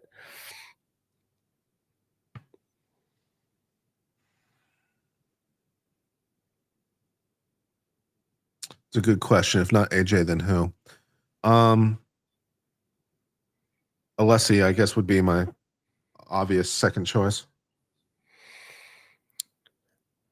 Rock says Alessi does too much table pounding. I am what could be more. He does. He does so sometimes dramatic. get a little a little enthusiastic sometimes in places where it's not necessarily warranted. I love him. He's my spirit animal. I love him, but I can see how it might be too much for some people. I hope the jury loves him. AJ has really good. He's really good in opening. His vocal variety was excellent. His pausing is excellent. Like when Yes. he like his changing in speed, changing intonation, vocal variety. Very, very effective. Slightly weaker on story compared to Brennan, but he brings so much else to the table that like his fieriness was appropriate in opening, and I think would be appropriate in closing. So his vocal command is extremely high. He's a performer. He is a performer. Again, perhaps at times a little much so, but yes. So Did you? I know you had Tony DeWitt, JD, a lawyer explains on earlier or last week. And have you? I'm not sure. He did an interesting analysis of Brennan's opening statements as being kind of too much storytelling. I mean, it was better than Lally's opening, obviously. no, Lally's opening was a complete fucking disaster. Obviously, so that the bar starts like at the basement for Lally, but I found it was a bit too much. It was a dark, stormy night for me. I think it was a lot of smoke and mirrors. Brennan's opening. I don't know. Yeah, I mean, I somewhat disagree. I sort of liked the cold open, you call it almost like the you're writing a book, you like it almost like the prologue, Yes, I guess. it was quite captivating. Like the Yes, it was prologue. setting this. And Yes, I liked it because it was a nice way to like bring energy and like bring us into action. Like it started with action, and I kind of liked that. And there's an immediate sidebar, by the way, just in case you guys didn't know that. So of course there is. Hi, Tony. Everyone's back. Immediate sidebar. So exciting. But yeah, I liked Brennan's opening with the prologue or the cold open, sort of at act zero, as a detached thought. I liked it to bring some energy. The alarm goes off. It's 2:30 in the morning. EMT gets the call to rush to the scene. Blah, blah. I mean, it's very getting us into the thing and energy, ladies and gentlemen of the jury, and then just start into a narrative. I thought that worked for me. I was It was captivating. I was happy. Do you think there's a problem with the defense with Alan Jackson's opening statements, the fact that he hasn't delivered on some of the things he mentioned?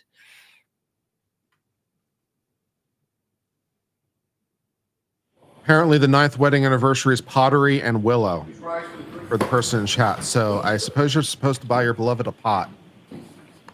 Or pottery classes, I guess. That's what you're supposed to get for your 9th wedding anniversary, pottery. Go to Pottery Barn, see what you can do.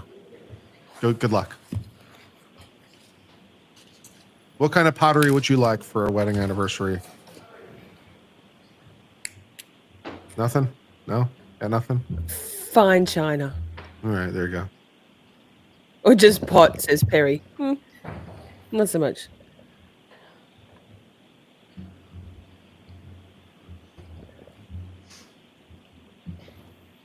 Be seated. This court is in session. All right. Mr. Brennan.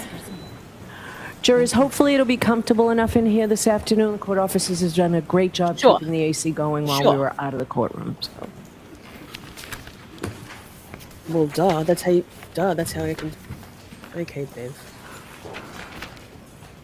Thanks. Here we Dr. go. Rentschler, you wrote a report back in February 2024, Yeah, that's correct, yes, sir.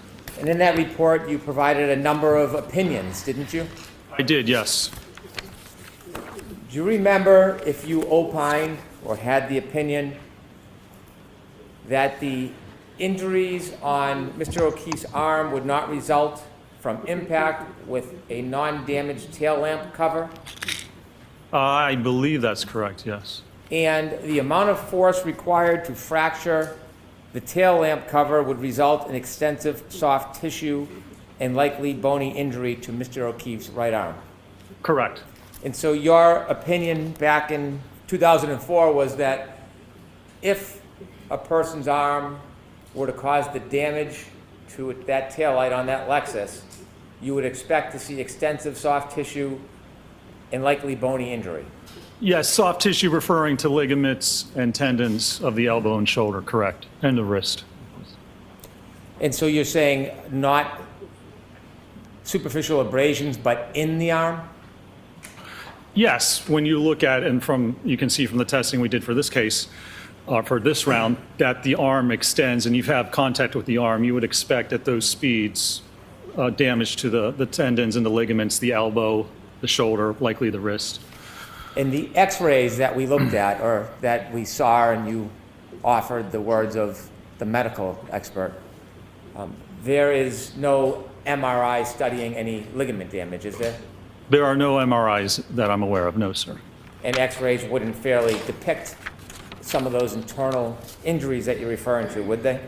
As I described before, it can show laxity of the joint, but it normally doesn't show the actual soft tissue damage itself, no, sir. And a crash test dummy is different than a person, isn't it? Certainly it is, yes, No sir. muscle, That's correct. no ligaments. That's correct. The crash test dummy does not react or respond like a human being. Well, it does to a certain extent, yes. There are differences.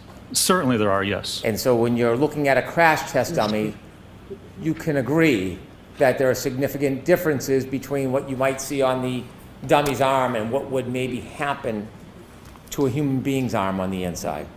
There can be. That's why you have to look at the acceleration and the force, and that's primarily what the ATD is utilized for. But focusing on the actual observation of the arm, you would agree, doctor, that looking at a crash test dummy arm is not comparable to actually looking into a human being's arm with an MRI and seeing if there's any damage on the inside.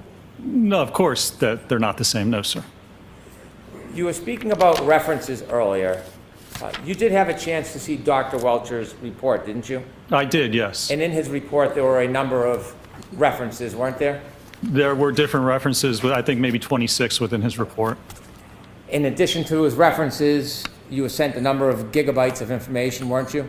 I was, yes. And in those gigabytes, there was different references to different materials, wasn't there? Well, first of all, there were only 26 references in his report that he cited to for his opinions. Ooh, snap. There was material contained within the batch of documents that they sent over. There was a bibliography or CV of different papers that he had submitted, I think 20 pages of papers that weren't referenced in the original report.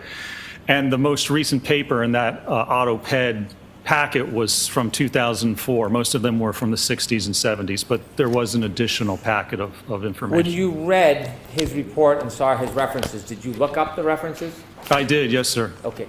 And when you were saying earlier that there was only one reference, you were referring to the paint test, correct? Well, I was referring to, there's only one reference specifically with respect to automobile pedestrian impacts. When you looked at his references, sir, did you have an opportunity to read any of the articles? I did, yes, sir. And many of them are peer-reviewed? What's Yes, he sir. getting? In addition, when you looked at the 20 pages of materials he sent over that were not in his report, how many references did you read out of those 20 pages of references that he offered? Well, I didn't read any because they weren't referred to in his report for his actual opinions in this case. Do you know whether or not Nice. he considered those references or whether he read those references? We're gonna allow that. He didn't cite to any of those references in either the PowerPoint presentation or in his report. That's the knowledge I have of whether he reviewed those. So you don't know what he considered or thought, do you? I know what he cited to and he referenced to in his report Good in answer. PowerPoint. Good That's the answer. extent. The yes. question is, you don't know what he was referring or reading or relying on, other than what was in his report cited, correct? Well, right, if he referred to the other articles, yes, certainly other articles in the 60s, 70s, and 80s he may have, but they don't really pertain to what happened in this case. How many references were in your May 7th report? Well, I think there were, let's see.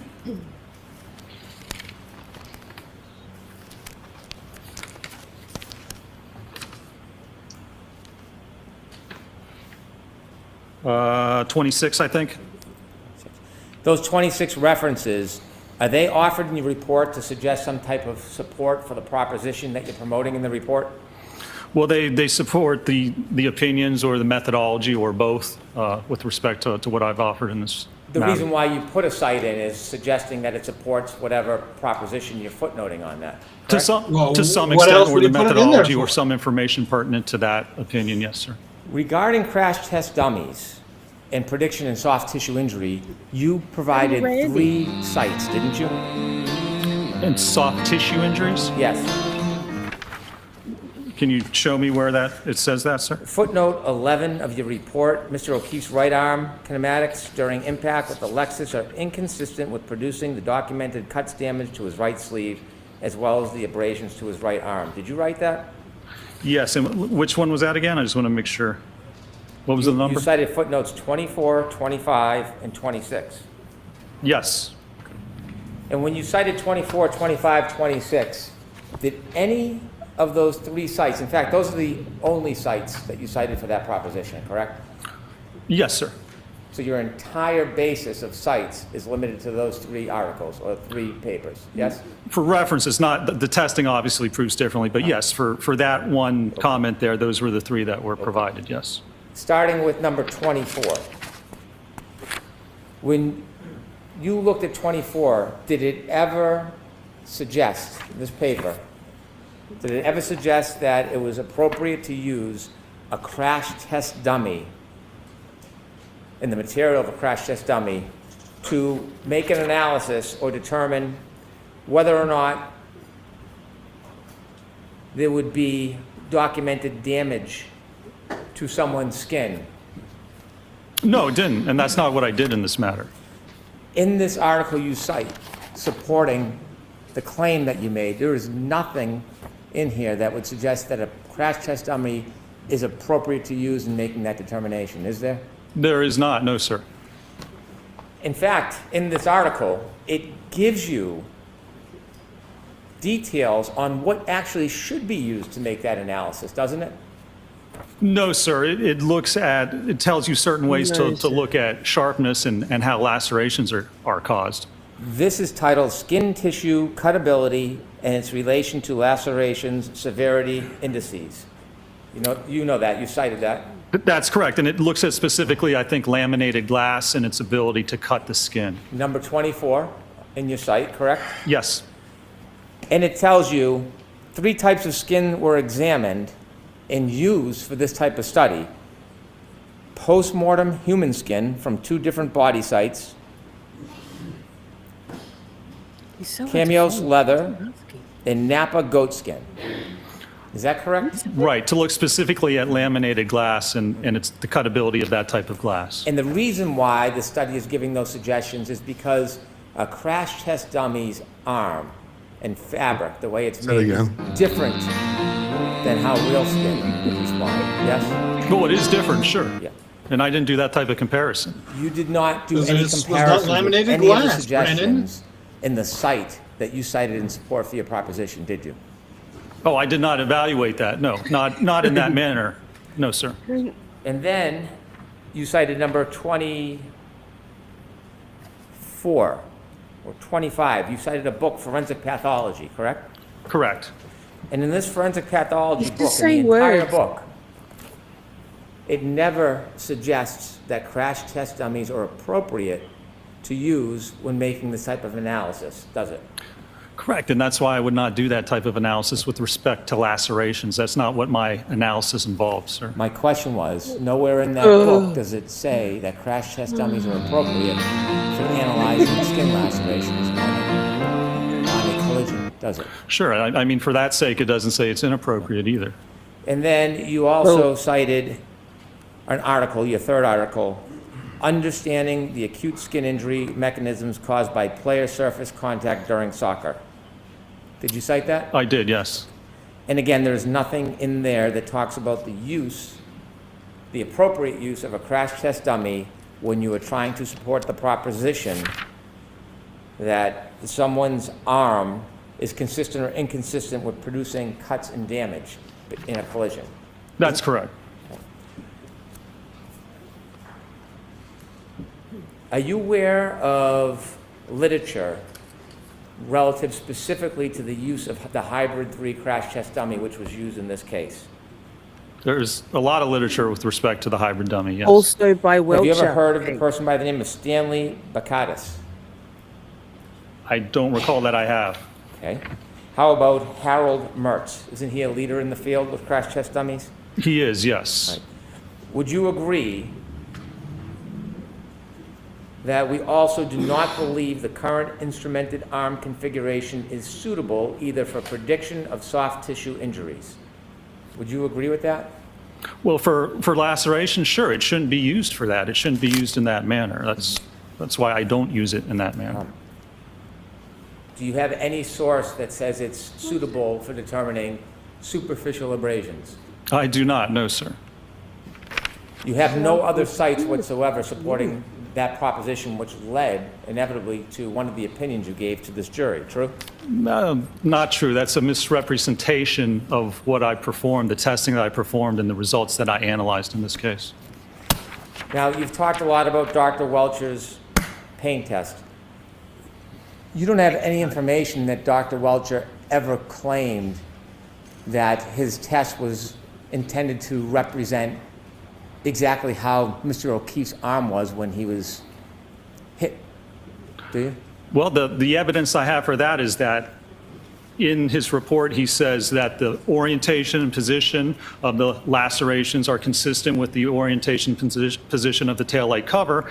And then right under that, he has reference to that test that he performed. So again, if he didn't intend to do that, then there's no evidence that he can provide with respect to the arm impact at all. That's the only test that was performed to look at the arm and the taillight cover. If it doesn't represent the actual position, then apparently he has no idea how the arm was positioned or how it was impacted. Let's get back to my question. Yes. Is there anything where Dr. Welcher has informed you or written that he is intending to represent the actual arm angle of John O'Keefe when he was hit by Alexis? Again, I just described what he has in his actual report. So he didn't write specifically that that's what it's intended to do. It seems he's inferred that, and again, that's the only test that he's performed or referred to in this case. You inferred that?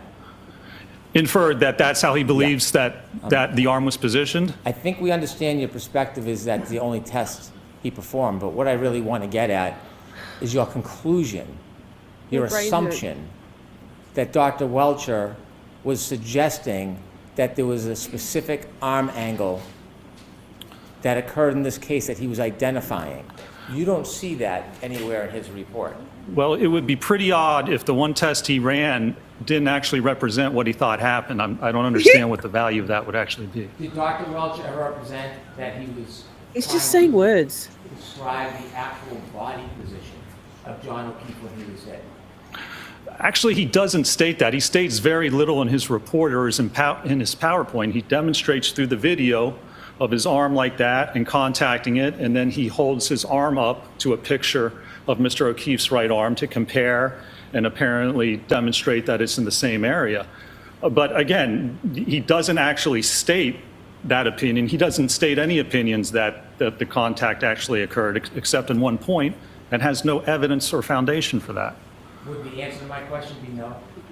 You would have to ask Dr. Welcher, I suppose, but if it's not, again, then I'm not sure what that test actually accomplished or represented. You've made assumptions and then have given opinions to this jury based on your assumptions, haven't you? I've evaluated the evidence in the one test he ran. If that's incorrect, well, then I would have to correct my opinion and my assumption and say that not only is the test not actually show what occurred, but he hasn't performed anything to actually link the arm contact to the taillight cover. If it doesn't represent that, you're right, I'd change my opinion that there's no Nice. evidence, no analysis, no conclusion whatsoever. I'm gonna try to make my question a little clearer. Ooh. Oh, you're perfectly clear, Hank. Report with Dr. Welcher has stated that the arm angle in the demonstration was in any way attempt to replicate exactly how John O'Keefe's arm was when he was struck by Alexis.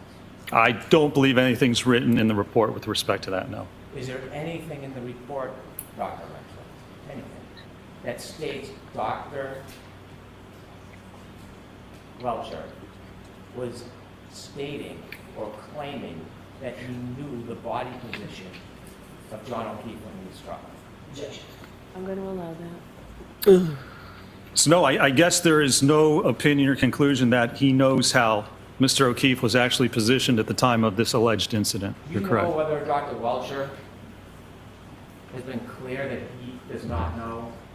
Let me say this a different way. You would agree. No way. Dr. Welcher has never stated in his report that he can identify the speed at which Mr. O'Keefe was struck in a collision. He does not state what he thinks the speed is. That's correct. He never states how far, if at all, Mr. O'Keefe was thrown after being in a collision. That's right. He does not. When you don't know the speed, you don't know the body position. You don't know that we can even make a case. At the time of collision, you cannot replicate a collision with crash test dummies to a reasonable degree of scientific certainty. Well, you're right. You can't prove that that actually occurred. That's the basis. Yeah. So, If you don't have the You can- information, you can't replicate what happened. You can't determine, you can't state to any Yeah, and conclusion whose- of and accuracy whose problem is what that? actually occurred if you don't Yeah. have the evidence. you That's were your to problem, do Hank. a crash reenactment, but couldn't state to a reasonable degree of scientific certainty this replicated the actual collision. That wouldn't be scientifically reliable to a reasonable degree of scientific certainty, would it? Well, if you perform a test and you state this is what I tested and this is the angle, then you can certainly say these are my conclusions. But if you don't know the throw distance, if you don't know the position, then you're correct. You can't actually come to a conclusion that it didn't occur. If you don't know how something occurred, how can you conclude that it actually occurred? It scientifically makes no sense. Facts. So, Looks like my food's about to be here. if an starting. expert does a crash test and they can't determine to a reasonable degree of scientific certainty that it replicates the actual collision, you would agree that would not be a reliable test to present to a jury, don't you? I'm going to, very briefly. Sidebar. Yeah, they don't have to affirmatively prove anything. They're looking to disprove what was presented by the Commonwealth. Yeah. Hank, you're hiding Like, the ball, bud. isn't it true? Isn't it true that the data we have is shit, and so therefore their report is wrong? Like, I guess. But whose problem is that? That's not my problem. That's your problem. What kind of cell phone is this? Yeah, impeaching his own case. I know, really. Yeah. Like, isn't it true? Isn't it true that the data doesn't show how fast he's doesn't? Is it true that he wasn't trying to replicate the accent? I guess. Can they use Hank's questions for another motion for directive verdict? I would.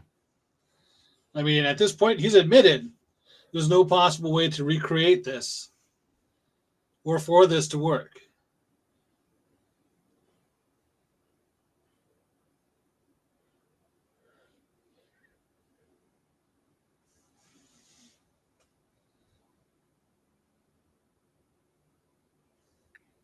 I swear he cannot be. Hank, cannot be so wrapped up in his laser focus to convict Karen Reed that he's fucking up this bad. He If the jury cannot be. if the jury takes more than an hour right? I'm just saying, man. How much how do we do this, man? Come on. No, she must have done something. We can't let her get away with it. She was gonna get away. She must have done something. Oh my god. What if we've got a reverse jury tampering? What if at least 2 of the female jurors, walk and talk, roll with me, actually happen to surreptitiously infiltrate the jury as being hardline free Karen Reid people? Wouldn't that be a nice script flip from last time? If you believe whatever, wouldn't it be amazing if actually there's 2 strong free Karen Reid jurors on the jury and they make it through? They were so good at being like, Karen Reid, I've heard a bit, I don't know, something. I mean, or maybe just 12 reasonable-minded people who can see Hank's vile conduct and zero case.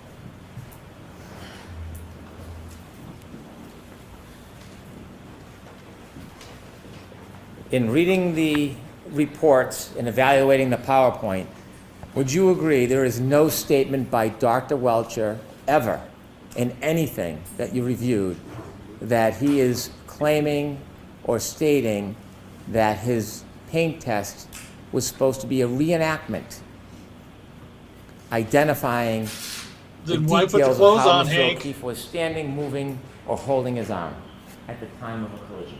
He did not state that. That's correct. So when you've made your criticisms, that you've done testing regarding Dr. Welcher,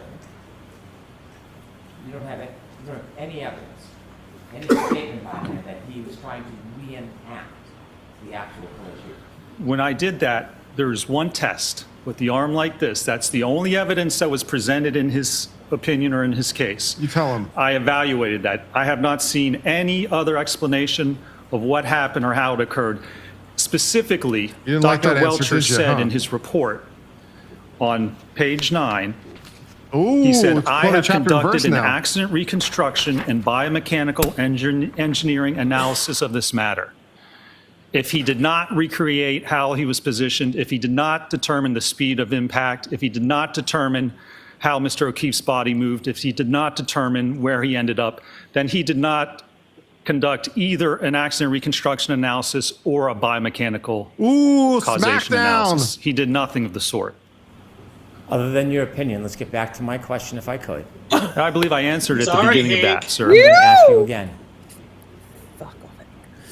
My detailed question is, there is nothing in Dr. Welcher's report or any of his real? presentation that states he is trying to represent the exact posture, movement, and stance of Mr. O'Keefe. Which again, like if he's not trying to do that, how is it relevant? What are we doing? I when think there we can was a see collision. Alessi jotting It's down not that new anywhere motion over in there on the when end. where he stated that, is it? It's not stated. I'd be curious to find out what that, if that wasn't the intent of the So test, I'd excited. be curious to see what the actual intent was. Is the answer no, it's not in there? I think I just said that at the beginning of my answer, sir. I'm going to ask you again, is the answer no? The answer is no. When you do crash tests, you have Yeah, I a- want a retroactive motion to strike that entire like testimony. I want all that thrown out because they say now they just said it's irrelevant. I want all that testimony and possibly the entire witness truck, and also that's one hell of an error. So I'd like the entire trial case thrown out, please. That'd be great. Yes, please. Yeah, that'd be great. Fuck this noise. Fucking bullshit. controlled environment in some respects, don't you? You do, yes, sir. You get to pins and control some or sometimes many of the variables, don't you? You can, yes. Real life sometimes is described in your world as chaos, right?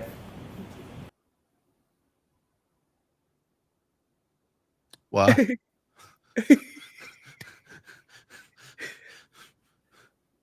I thought life was pain and suffering, brutish and short. I thought that was what life was, brutish and short. I'm confused. Unlike this trial. I suppose it could be under certain circumstances. Testing is limited to the variables that you produce, but real life sometimes has variables you can't predict. Isn't that fair to say? It's possible, yes. Engineering doesn't, possible, though. I don't know, is it? What? I'm asking you. It depends on the situation and the certain variables. It depends on the case. That's why you It could minimize be the possible, variables. yes. Have you seen cases where the variables are impossible to predict? Where the what? Variables. Have you had cases? You've had many cases, you said.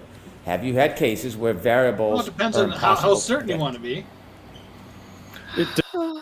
Again, if the variables are impossible to predict, then they don't form sufficient reliability to be used, which means that the test, which wasn't meant to simulate the event in the first place, is even more irrelevant than when we started. Somehow, because now not only is it not meant to be a simulation, is not apparently tied to anything, because the variables are impossible to predict. It's based on a wish I had in a dream, I guess. It depends. I mean, it depends on what you're looking at. And if you want to conclude that something happened and this is how it occurred, you have to look at those variables. If you can't control for those variables, then it's possible you can't prove that it actually happened. So yes, if you're that's a doing bit a of a certain test problem. to prove something, you have to look at how those variables may affect it. But there's basic information you have to know to perform that type of an analysis. So my question again is, are there scenarios where variables are impossible? There could be, yes. There are variables that were impossible love that so to much. predict. I suppose I probably have. I mean, it depends. If you don't know what happened, sure, then you don't know those variables necessarily. How many cases have you done on pedestrian accidents? Done hundreds of cases. So you have a good background and basis to know whether or not there are variables that sometimes you can't predict, don't you? Sure, as I said, it depends on the case. When you did the crash tests in this case, did you actually do them? I did not, no. Were you even there when they happened? I was not, no, sir. So you're relying, in part, on Dr. Wolf's work. I am, yes. Wow, genius. If Dr. Wolf That's teamwork made makes dream work, mistakes, would mate. that affect your conclusions? It depends what mistakes they are. When you You're right had, back, or when guys. Dr. Wolf had the crash test dummy in test E and F Kurt's on a had it. forklift, you Lunch. remember those? I do, yes. When it's on the forklift, it does not allow the crash test dummy after being struck to move, to be thrown, does it? Actually, if it's a force acting on it, it will move. It will like a pendulum. So if there's a force acting on it, you'll see which direction it moves. If there's a forward force, it will move. It'll swing forward or sideways or backwards. It can move. Well, my question isn't direction, it's can it show the throw? Can it throw or move the crash test dummy in its natural course after the collision to a resting spot? No. In those tests, though, there wouldn't be any throw. If a crash test dummy is restrained by a forklift,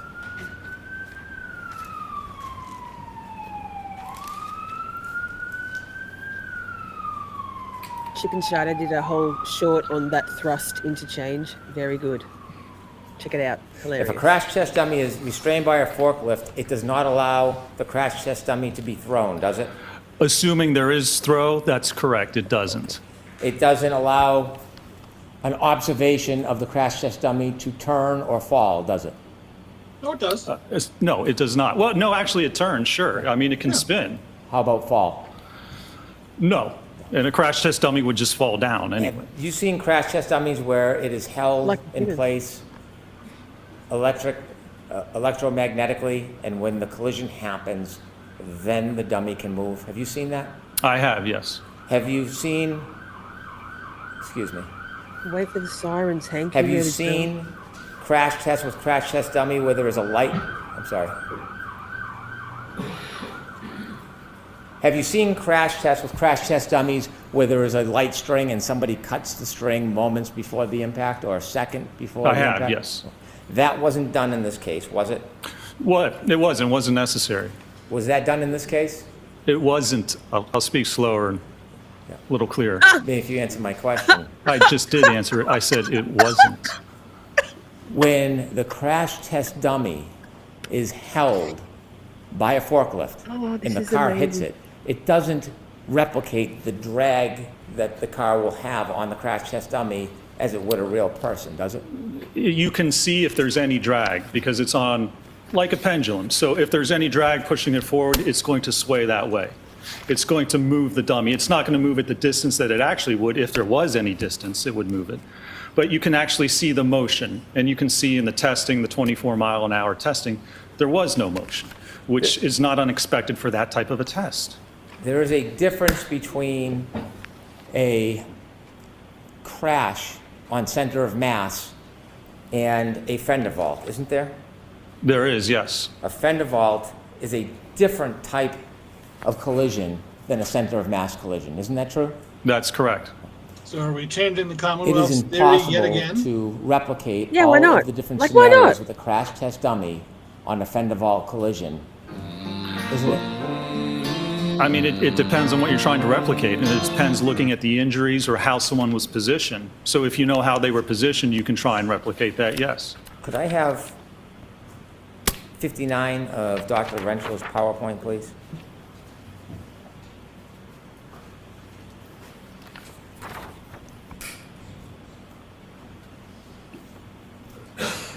In your PowerPoint, you cited an article, Vehicle Pedestrian Collisions, Validated Models for Pedestrian Impact and Projection, correct? Yes, And you put snippets up on the board? yes, Okay. And these snippets talk about an engagement with the pedestrian in the vehicle? correct. Is there a reason why you took out a piece of that article that falls between those two paragraphs? I don't think so, no. Those were the most relevant parts. Did you cut out the part that says some frontal collisions are with the corner of the vehicle where the pedestrian is deflected to one side without secondary impact of the upper body with the vehicle front? Alternatively, the transverse velocity of the pedestrian at impact may be sufficient to prevent head contact as the body rotates sideways off the bonnet. And these situations are known as fender vault. The models presented here do not apply to fender vault. Did you leave that part out purposely?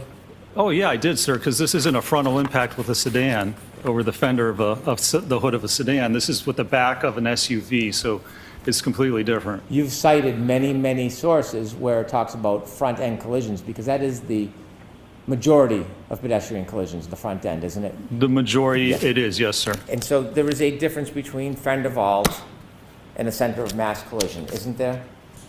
That's correct, and that's why you see a center of mass, you look at the testing we did, that's a center of mass impact.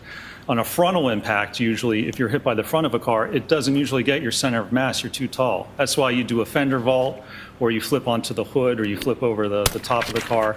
So yeah, it's completely different, and doesn't pertain to allegedly what occurred in this case. So let me get back to my question. When the tests were done, E and F, F was a center of mass collision at 29 miles per hour, wasn't it? That Do you have any tips as a woman on how to deal with a guy like this? Because I could use some tips on how to deal with this level of insufferability. This is levels of insufferability I don't even understand. You just have to run. And we can't. We're all stuck here. Imagine the jury. Oh my God. 9 women on the jury sitting there. Like, I'm sure like everybody knows a guy like this, although Hank seems to be. I'm not sure I do. This is on levels, man. I'm not sure I do know a guy like this. This is holy shit. I mean, insufferable guys, but I swear, there's no way he's not. He just introduced evidence. Like, he just said the Commonwealth's own evidence is unreliable. Please. He's throwing the case. I will die on that hill. I swear. That's correct, yes. Right. E, are you considering E a center of mass collision? Which was he, the 24 miles per hour. No, it didn't hit the center of mass of the Right. dummy, it just hit the arm. Exactly. So there is a difference. In this case, you don't know the position of Mr. O'Keefe's arm at impact, do you? Nobody you, knows. sir? I don't think his arm was even impacted by the car, so no. You I don't- don't know the position of the arm at impact because it wasn't hit by the car. You don't know the angle of his body at impact, do you? The alleged angle, So ask the question again. Okay.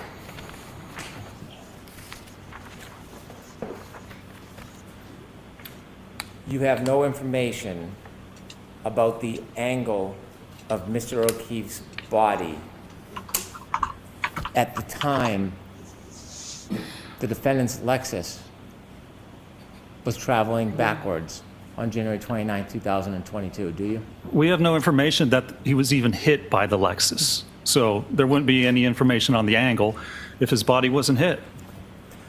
When you talked about force equations with this jury, Boom. you cited a number of pieces of literature, didn't you? I did, yes. And when you cited the literature, you cited all literature regarding concentrated forces, didn't you? No, that's not true. There's a difference between concentrated and distributed force, isn't there? Yeah, I talked about that on my direct, yes, sir. When you showed your slides, for example, the hand, Yes. could we see slide 8, please? Does Hank think he's actually going to score a point here somewhere? Hank's just throwing darts. So the more he talks about it, the worse Try it gets slide for him. 56.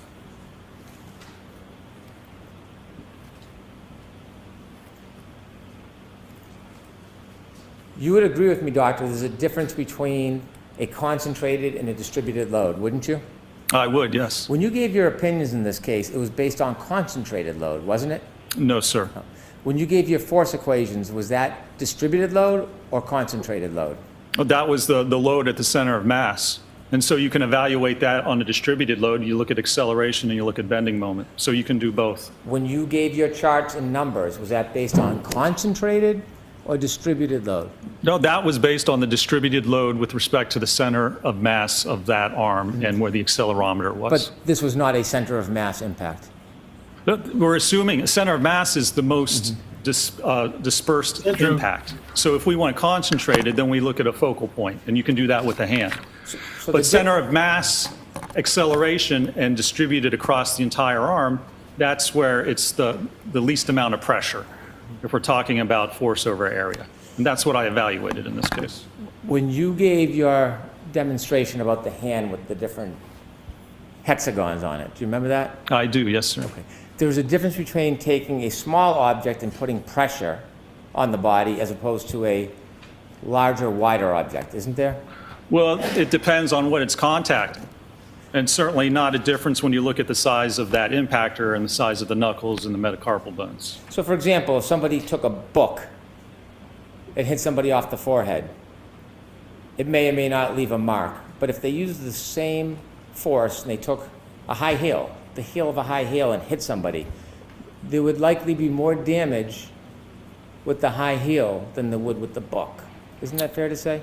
Well, soft tissue, but if the force is the same, you would expect the fracture to occur. You have to look at the distribution, you have to look at the strength of the bone, and you have to look at the overall force that's being applied. Now, you said in your differential diagnosis you considered all evidence. Did you say that on direct examination? I don't believe I did. I believe I considered evidence for a biomechanical and accident reconstruction analysis in this case. So you didn't consider phone data. Has nothing to do with biomechanics or accident reconstruction. Did you consider text stream data? I'm going to allow that. Yep, I'll strike it. Did you consider I'll strike it. Apple Healthcare Okay, data? Hank. No, sir. I'm going to allow it. Did you consider phone temperature, battery temperature data?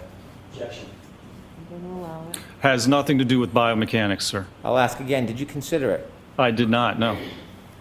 You said it would be improper to ignore evidence. Were those your words? For a biomechanical analysis, yes, sir. Have you been to the scene of an accident before or a collision? He's a reconstructionist. I have, yes. Do you know what a debris field is? Yes, sir. And you've seen in your videos E and F, there's debris fields after the collision and the taillight brakes, isn't there? So first of all, there's debris in the yard. What that's from, is there a collision? Was there a collision? Where did that come from? Where it was positioned? That's all conjecture and supposition. Those aren't actual facts, sir. Can you hear my question about debris field? I'm asking. Yeah, and I think it's Excuse me, sir. Ooh. In a collision, Oh. have you seen debris fields? I have, yes.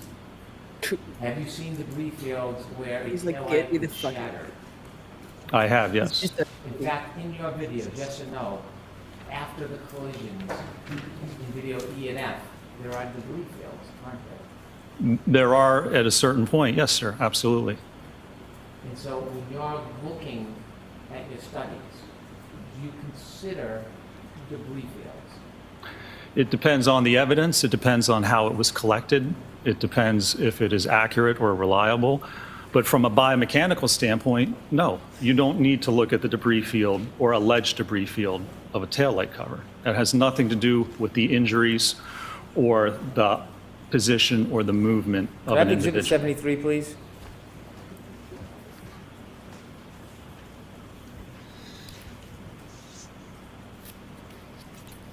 You know, I was expecting to be so sad see on this that, sir? cross, but this is just too funny I now. do. Do you know what that is? Looks like possibly part of the taillight cover. Right. Is that an alleged part of taillight cover, or do you think that's part of a taillight cover, sir? I don't know specifically. It might be part of the actual taillight cover. Well, when you studied this case and you looked at all the evidence and all these different things, did you look at these photos and see that alleged piece of taillight shard recovered from the front yard area of 34 Fairview Road? Did you consider that? Well, I don't. Was that part of the one that was recovered by a leaf blower, or not? Nice. Good times. Oh, this roast is glorious. When you were doing your ample study, sir, Yes. what I'm asking you is, when you were looking at all the available evidence, did you look at this photo? I'm guessing he's not a big fan of the leaf blower evidence collection technique. I think he might find it a little insufficient. Of this alleged taillight shard on the front lawn of 34 Fairview Road. Were you aware of this? No. Oh, I was aware that there was debris in the yard, but again, that has nothing to do with the biomechanical analysis. If you can't prove that the impact happened, then everything after that doesn't actually matter, does it? Because all of that Yep. would be from something else. So Yep. unless you prove the core issue at this case, the contact, Yeah. the post-impact movement, Yeah. Unless the head you injury, prove without the proving essential that, thing, everything you don't else need is to keep asking ancillary questions. to what He's you're right. attempting to conclude. Right. It's how that works. Do you have any evidence in your biomechanical studies how this alleged piece of taillight shard ended up on the front lawn of 34 Fairview? I don't know, sir. I didn't evaluate or I have some investigate. ideas. Could I have Exhibit 76A, please? he's like, fuck this shit. We have Proctor the Taillight Fairy merch at our store. Did you see Check it this out. photograph, sir? I do, yes. Is that part of a red taillight shard or an alleged piece of a taillight shard? It looks like it, yes. Did you consider this in your biomechanical studies, that this taillight shard was found in front of 34 Fairview Road? Was found. Can you give me a precise distance from where the body was found and where that was found with respect to Mr. O'Keefe, with respect to a reference point? Did you consider Nice. this, sir? There is none, so no, I did not consider that. Do you know how this taillight shard got there? How it got there? Yes. That wasn't part of my analysis. There are certainly different possibilities of how that actually occurred. Exhibit 99D. There are different possibilities of how it occurred. Sure. There sure are different possibilities. You could not ask for a better good ending than point, this. Sir, On top of a boot It print. looks like Well, part of the light assembly. Mr. O'Keefe's hat. Oh, Did you that's look at his this hat. photograph? like a I see now, yes. Did you know he was wearing a hat that night? I did, yes. And did you consider how that hat ended up on the ground in front of 34 Fairview? No, sir, that was not part of my biomechanical analysis. There's a number of ways a hat can end up in a yard. I do have a theory. Is one of those ways being in a collision with a Lexus?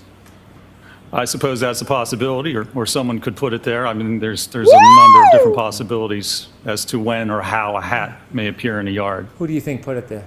Well, I have no idea. I haven't seen any evidence of how it got there, and frankly, it's immaterial to a biomechanical analysis. Do you have a theory you want to share with us about planting evidence? Is that where we're getting at? Yes! Please! Yes, ask about it. All the questions, buddy. By the way, the x-rays you looked at Hank? earlier, when's the first time you saw those? I saw those when I was on the case initially for the first trial. No mention in your glasses report are about steaming reviewing up. those. It says I reviewed medical records and reports. That's how I actually word in every report I have. I just put generally that. It refers to medical records and reports, which includes x-rays, MRIs. Exhibit 74, please. Yeah, keep going, Hank. Keep going. Dig, dig, dig, dig, dig. Have you seen this photograph? I have, yes. Okay. In your studies or your testing, did you determine how Mr. O'Keefe's shoe ended up near the curb? No, sir. Oh, this is the best. Exhibit 201A, please.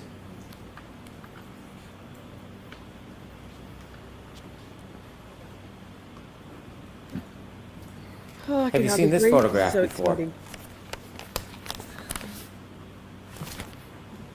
I don't know that I have. Have you ever seen any container that had Show us.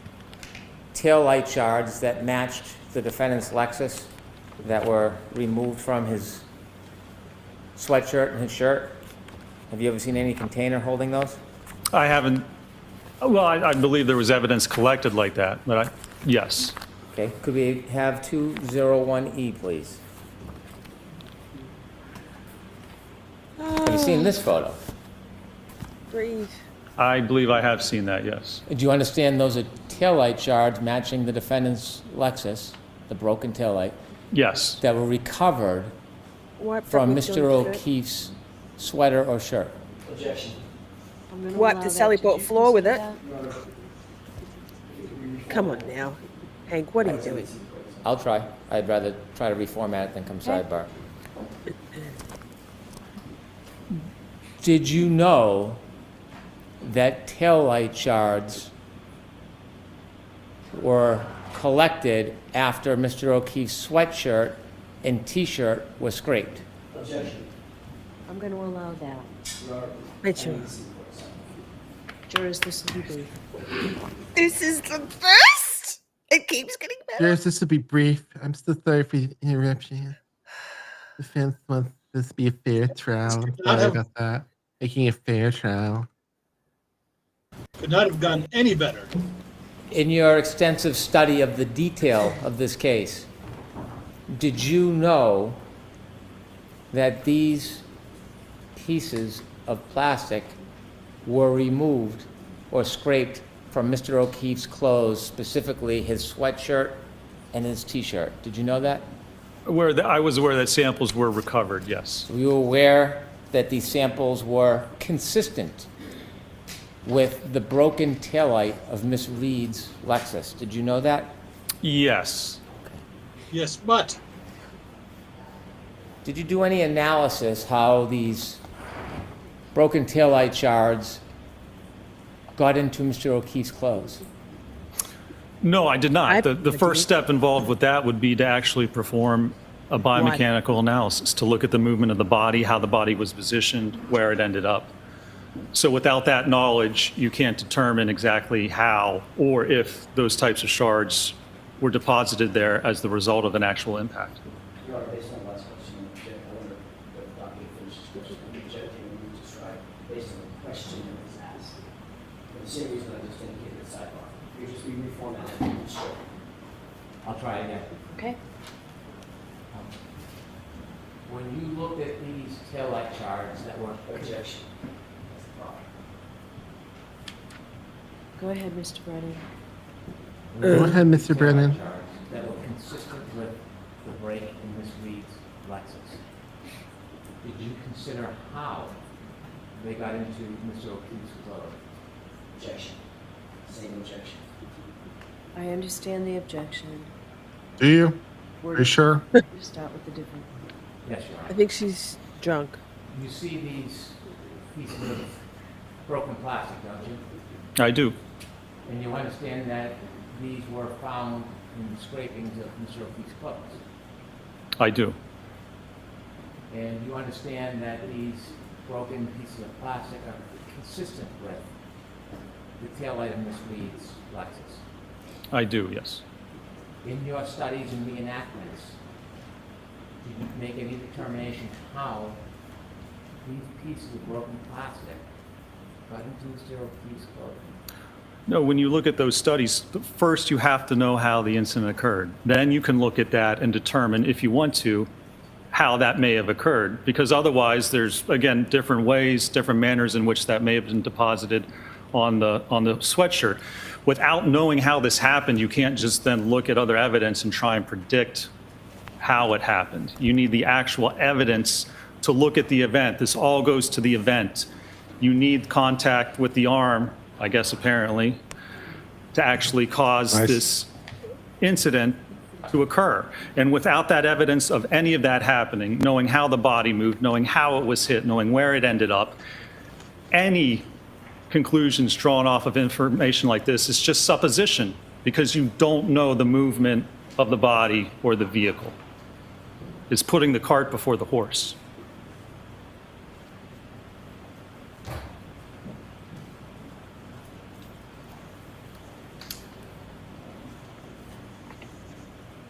Could I have Exhibit 201D, please?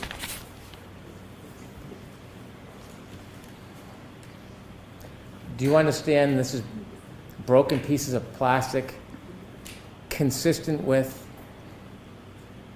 the broken taillight of the defendant's car? Do you understand that? I believe so, yes. And do you understand this is a photograph of these broken pieces of plastic under a microscope? Okay.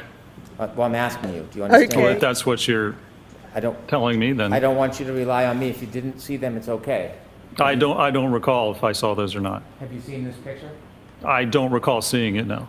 Now looking at this photograph. Look at this photograph. This is plastic under a microscope with fibers near the plastic. Is that something you would want to have considered in your analysis, forming your opinion whether or not there was a collision between Ms. Reed's car and Mr. O'Keefe? Again, if you can't do a proper biomechanical analysis, then that evidence is not consistent. You can't determine how it occurred. You can't say that that's consistent with it. You can't just look at certain evidence and not do a proper analysis. If you can't even tell that an impact occurred, you can't look at tertiary evidence and say, well, this proves that it occurred. In order to say from a biomechanical and accident reconstruction standpoint that an impact occurred and here's how it occurred, you have to understand the mechanics and dynamics before it. This could certainly support that finding and those conclusions, but by itself, I don't know of any methodology in any study or peer-reviewed article that says you can just look at alleged evidence and then form an opinion as to whether an impact occurred. Can you see with your eye that parts of those broken pieces of plastic are sharp? It's microscopic, eh? They look sharp. Do you disagree? Do you think they're not sharp? Well, I don't have an opinion as to that, sir. We'll take a look. Objection. Sustained. If you look at that for me kindly, can you tell me whether you think those pieces of broken plastic are sharp? Objection. I'm going to allow that. I guess they look sharp. I have no idea if they are or not. It's under a microscope. When you actually put things under a microscope, it looks much different, and it is much different than Okay, let's go back to looking at the normal eye. 20E. Perhaps that can help. Not under a microscope. Brennan, I hate you If so much pay right now. particular attention to I the hate you larger so one much. in the middle, that looks like a shark's tooth. Do you see Yes. that one? Yes. Shark's tooth. Do you think, doctor? I held on as long as I some could, of those Brennan. I appear really sharp? did. Some of those appear sharp, could possibly cause a laceration, sure, What are we as opposed to talking an about? abrasion. Do you think that Microscopic any of those could laceration. cause an abrasion? I don't think that you could get a consistent level of superficial abrasions along the entire arm of minimal depth of less than 0.5 millimeter through impact with the glass. To have that minimal force on every part of the arm to only cause superficial abrasions would be highly unlikely. Do you think some of those sharp pieces, if they were lodged in Mr. O'Keefe's sweater, could cause an abrasion? It's possible if you had enough punctures and holes in the sweater to correspond with the abrasions on the arm, that would be, I suppose, that could be a possibility. In your testing, not to belabor it, I'm just going to show you one. Don't sure? I want belabor to it. show you video E. You're Right. not belaboring? please. You know what it means to belabor? I don't think he does. I'm not sure he does either. Stop. In video E, the arm that is sticking straight out, who determined that angle, Dr. Wolf? Yes, well, we positioned it just so it would impact in the general area of what was shown in Dr. Welcher's paint test study, which apparently is irrelevant and doesn't show the alleged position of how the arm was at impact. But yes, we positioned it in that manner. When you say we, did you have input on the positioning of that, or did Dr. Wolf do it? Well, I had input into how we were going to piece as we counted how many punctures or holes there were in the sweatshirt, which was 0. If you had done this test and changed the arm angle, do you expect the damage would look different as far as the brakes and that tail light? Well, we conducted a number of tests. It may look somewhat different, sure. If you conducted this test and moved the arm angle, not another test, this test, but you moved the arm angle, do you expect that the brake would look different? That the brake would look different? Yes. It could look a little different. I mean, certainly the brakes looked a little different in the test, but they were comparable to each other. You do not know how John O'Keefe was standing that night, do you? Well, Nobody does, Hank.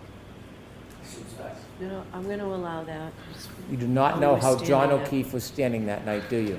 if he was standing, if the impact occurred, then no, nobody knows how he would have been standing. You would not know what his arm angle was, would you?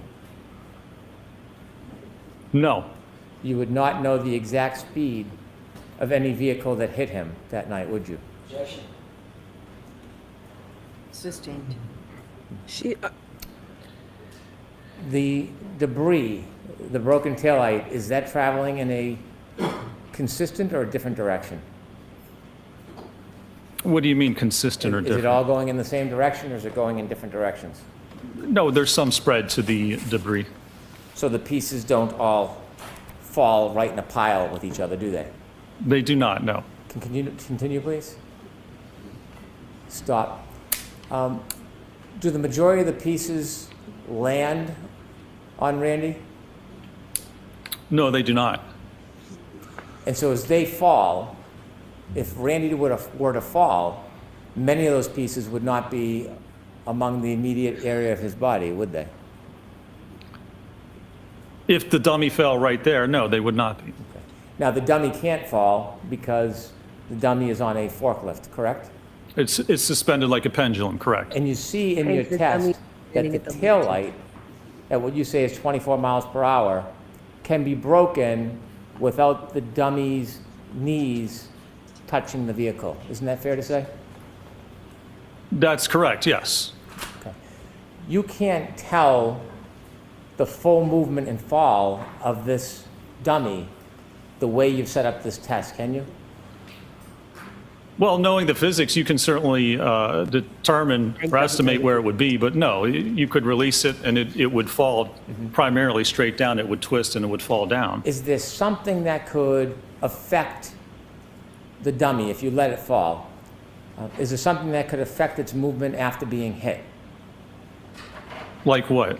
Like, could its feet be twisted and then hit another object like a curb? but that's Well, there's going to be very little lateral movement of its feet, but even if it did, then it's still going to fall over right where it is. Can you continue, please? Can you see the feet, doctor? Yes, Are they twisting? they are, yes. Is that because of the rotation of Randy after he struck? Yeah, that's the rotation of Randy. And again, yeah, as you said, that's not a normal person because there's no normal force acting on the dummy. We just have it barely touching. So a normal individual, you aren't going to twist to that extent because this is a dummy which is suspended with just a little contact on the And ground. after being contacted by a vehicle enough to break the light, could it cause a person to stagger backwards? I mean, you're making some suppositions here. There's no evidence that that would occur in this case, and not if you're spinning like that. You're not going to stagger backwards. First, you're going to spin if you get hit with your arm, as I described in my direct. But is it possible? I can't say it's impossible, but there's no evidence of that. Could a person stumble backwards after being hit? Objection. I'm going to allow that. What do you mean by backwards? Because you'd be spinning. So what direction is It's backwards? nonsensical. Could a person Good point. get their foot caught on a curb, and sneaker come off, and then stagger backwards and fall on their head? Objection, Your Honor. Yeah, let's go. I'm going to allow that. Doctor? Can you answer that? I mean, I guess you could somehow predict or have a possibility of almost anything happening. You could say someone could get hit by a car and do a couple of somersaults into the yard. I mean, Oh, I was hoping he was going to there's say no Alexis's evidence face. of that. So it's just supposition, But I suppose but he I won't wouldn't say have it's known about that. impossible. You think John O'Keefe did somersaults into the front yard of 34 Fairhaven? Is that what you're telling us, Doctor? No, I don't think he even got hit by the car, sir. Nice. Very good. Very good. Plus 1 point. I've heard that. I'm asking Yeah. you, if he did somersaults into the front yard. No, there's no evidence of what he did. Somersaults? Your Honor, to come sidebar quickly before I start. Okay. Oh, sidebar. Oops. Was wow. Wow. I like this guy. I like this expert. Throwing in some good lines in there. This is great. What can Hank possibly think he's getting at sidebar that he's going to be able to go into now? He's up Remember, what's the time there? It Is is he 2 trying to o'clock wind here, down the 3 o'clock at the court. Okay, so he's got another hour. He can't wind it. He can't take a whole another hour with this tomfoolery. Hey, You don't even need to do any sort of redirect. Just leave it. Brennan's cell phone's so bad. I think about it. I tell you what, man. I think about it. Why give him another shot at a recross? Yeah, it's over and done with. Just sit down and win. Hopefully.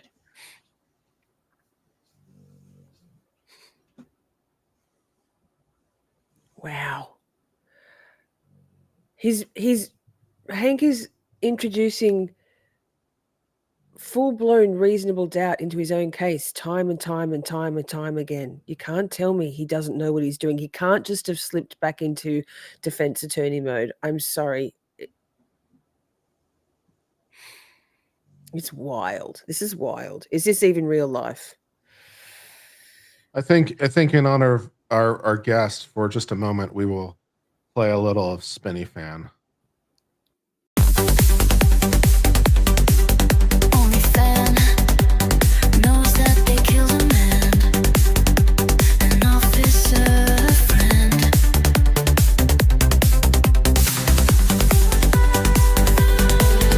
Only fan knows Karen's innocence. Only fan is outraged till the end. Only fan, the shit goes round and round. 34 on the lawn they found a man falling in the snow, and only the McColberts know. Only fan, the common way. Only fan, environmental health. Only fan, what the fuck is going on? Only fan, you've seen it all.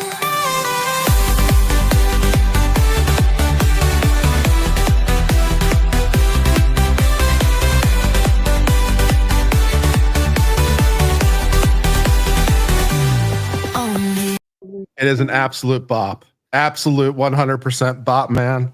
Still my So good. favorite. It's going to be my favorite, I think, forever, man. That's such a banger. That's such a banger. It's my only dance trance genre song too, Kurt. I'll have to write another one. I'll write one for you. Who knew that dance trance was the way to my heart? Who knew?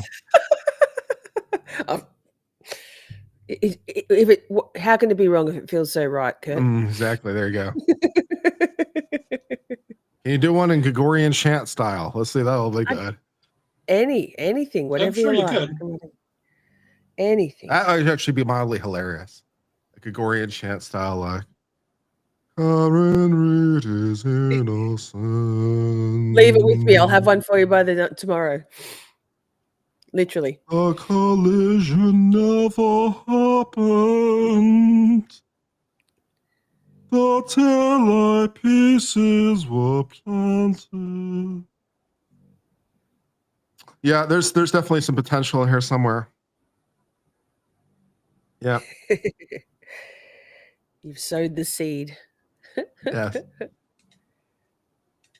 Dr. Rechler is actually competent, although he doesn't have an associate's degree.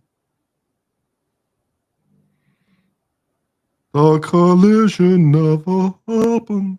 Okay, that's enough Gregorian chant from Uncivil Law.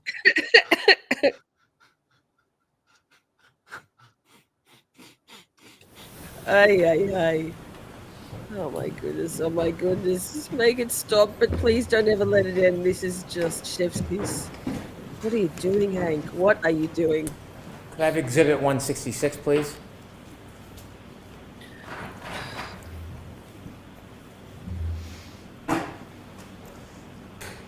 Did you see this photograph, sir? I did, yes. And do you see the cut on Mr. O'Keefe's nose, the left side of his nostril? I do. In your analysis of whether there was a collision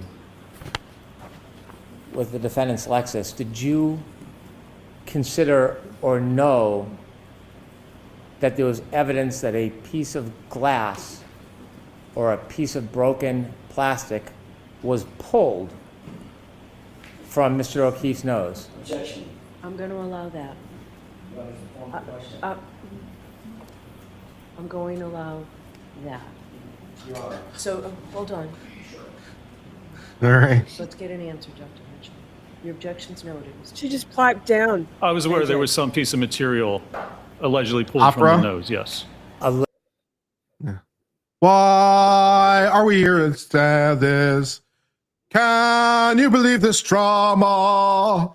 Well, all the pallet pieces and the evidence of the collision, it is simply not there. Yeah, there's some opera for you. I need work.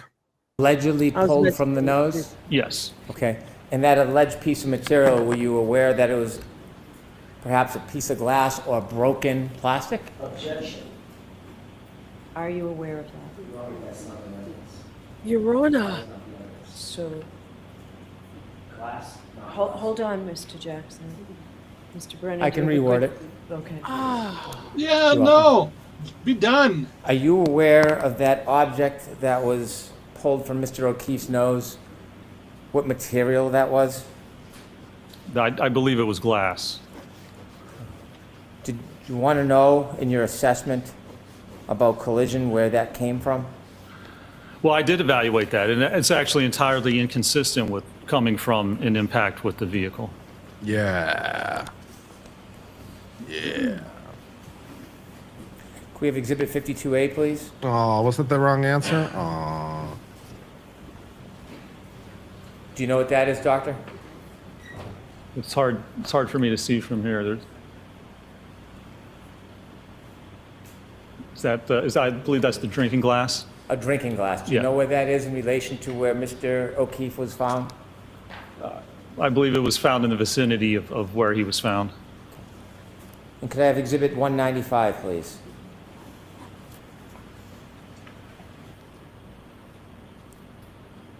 You recognize that? That is another photograph of the drinking glass, yes, sir. 197A, please?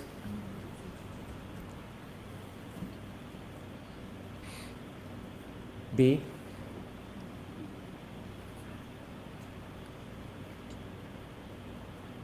C? D? And in your assessment, did you know that a piece of glass that fit the broken drinking glass was found in the street area in front of 34 Fairview Road? Yes, sir. 98, please.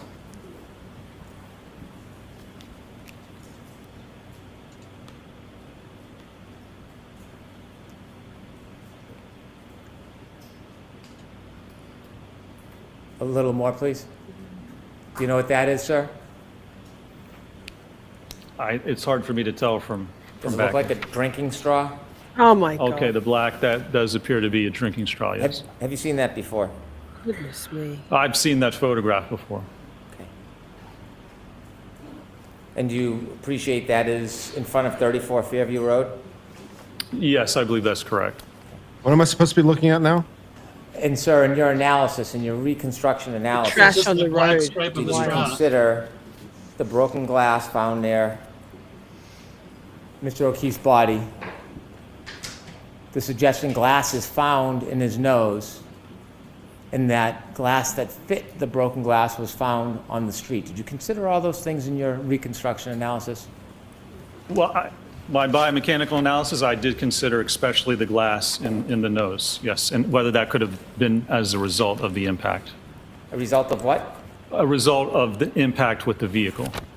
When did you find out about the glass from Mr. O'Keefe's nose? When did you learn that?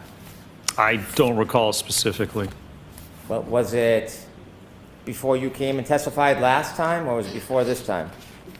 I honestly, I couldn't tell you. I know it was before this time. I don't know when I found out about it. Weeks ago, months ago? Could you turn the lights on, please? Anytime this I cross have wants no to end, idea, will be sir. fine, by You the don't way. know if it was weeks or month ago? I don't remember with I'm that okay with that, specific Luca. piece of evidence when I found out about it.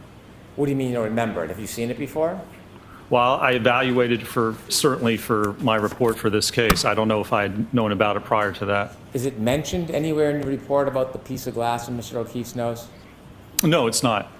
When you received that information, did someone tell you about it? Did you listen? Did you watch? How did you evaluate this evidence? It might have been in an interview or something that it was pulled from his nose, I believe. Okay. So you saw and listened to something? I believe so, or was made aware of it. Okay. Just a couple more questions, sir. I had asked you at the beginning of your examination Bev calls the end of day. whether you denied Really? that receiving information certainly helped prepare to understand what was going on during the trial. Do you remember those questions? With respect to the trace DNA, correct? Okay.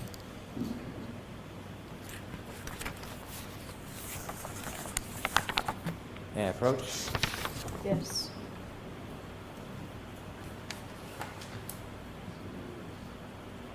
April 20th, 2025.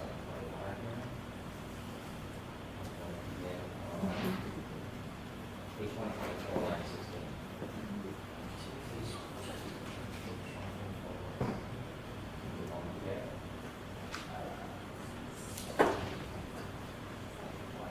Yes, 124, line 16. May I approach? Yes. You've testified a few times under oath in this case, haven't you? I have, yes, sir. And you've testified recently for a short bit in April, didn't you? I did, yes. This had better be good. On April Oh. 28, 2025, did you testify in this very courtroom I believe I did. under oath, Yes, sir. like the oath you took today? Yes, or yesterday. Now, when I read this, I'm not attributing this in any way to the defendant's attorneys. I'm going to read you this just for clarity. You were asked, did they inform you about witness testimony? And what did you say, sir? They did inform me, yes, about testimony in situations and events that came forth in the trial that I was not aware of. Those are your words? Yes, sir. Okay. Page 125, line 7.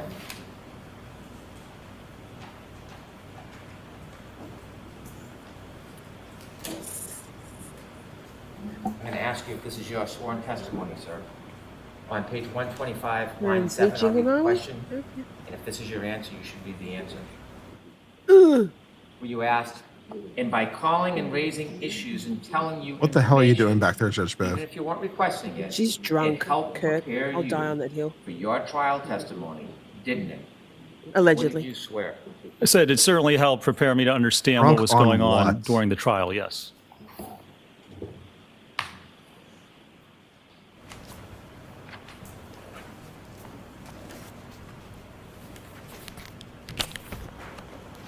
preparing for knowing what's going on in the trial versus preparing his testimony are two different things.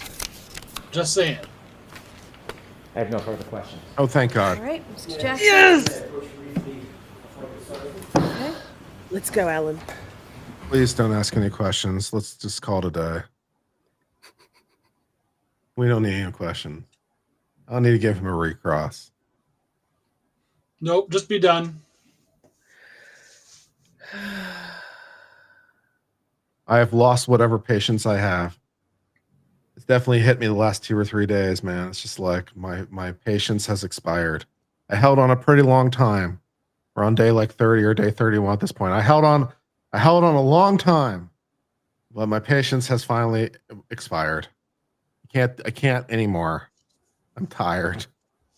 I don't want to play anymore. I want to go home. Make it stop. I agree, Lorna. Alan will say something very clever, very succinct, and mic droppy. I think. I hope. I have to say that was possibly the weakest bit of impeachment evidence I've seen Hank try to use. Go up there and, oh, see, look at your most minor non-inconsistency about being prepped for trial from testimony. All right, Yeah. I'm done. It's like, you knew he was hanging on to it the whole time, but it was absolutely worthless. Hank continues to finish with a whimper every fucking time. Every time. Go, AJ. May I inquire? Yes. Thank you. Please. Dr. Rentschler, you were just asked a couple of questions about A couple. Ham sandwiches. they provided information about the prior trial, correct? Correct. They is no one associated with the defense team, correct?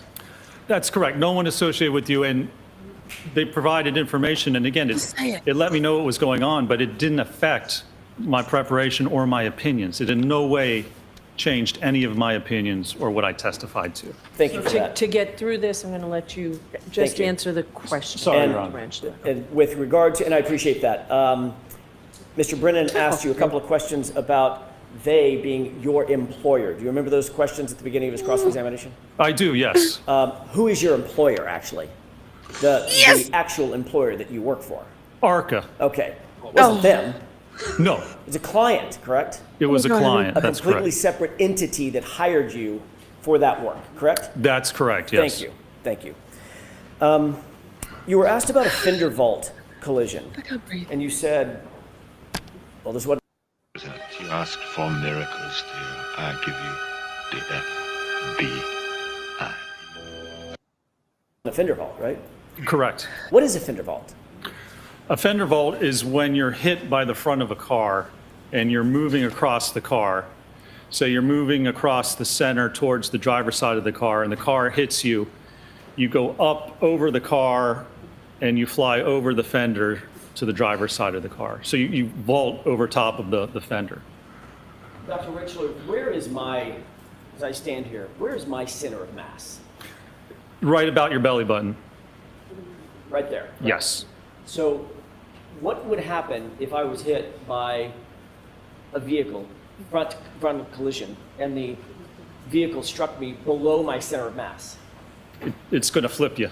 Your center of mass will go, you'd go right up, if it was coming right at you and it hit you at your legs, you'd flip right into the hood or over top of the top of the car. Is that what's described in the industry as a fender vault?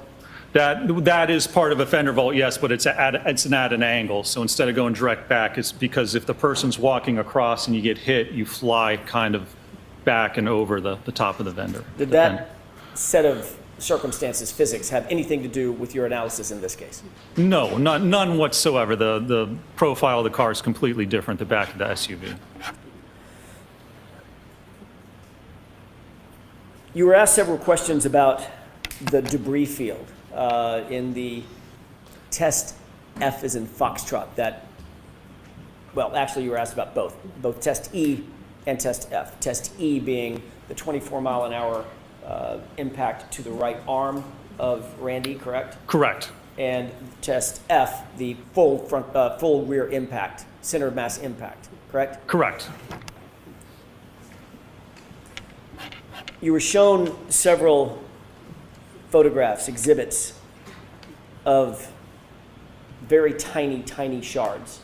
Do you remember that? I do, yes.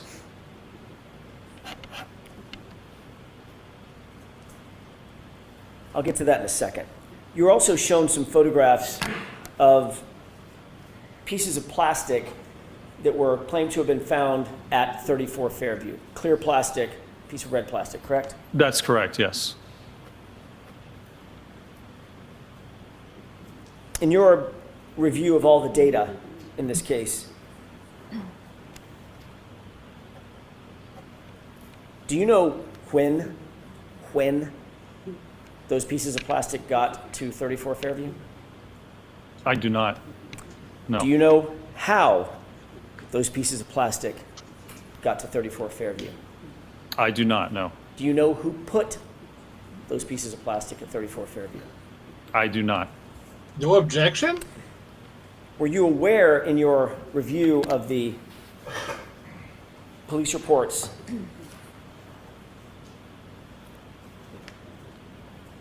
that none of the plastic that you were shown was found at the time John O'Keefe's body was discovered and the area was initially searched?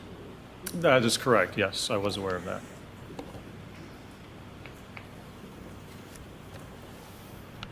You indicated that the cut on Mr. O'Keefe's nose, the right side of his nose, was inconsistent with coming from a vehicle, correct?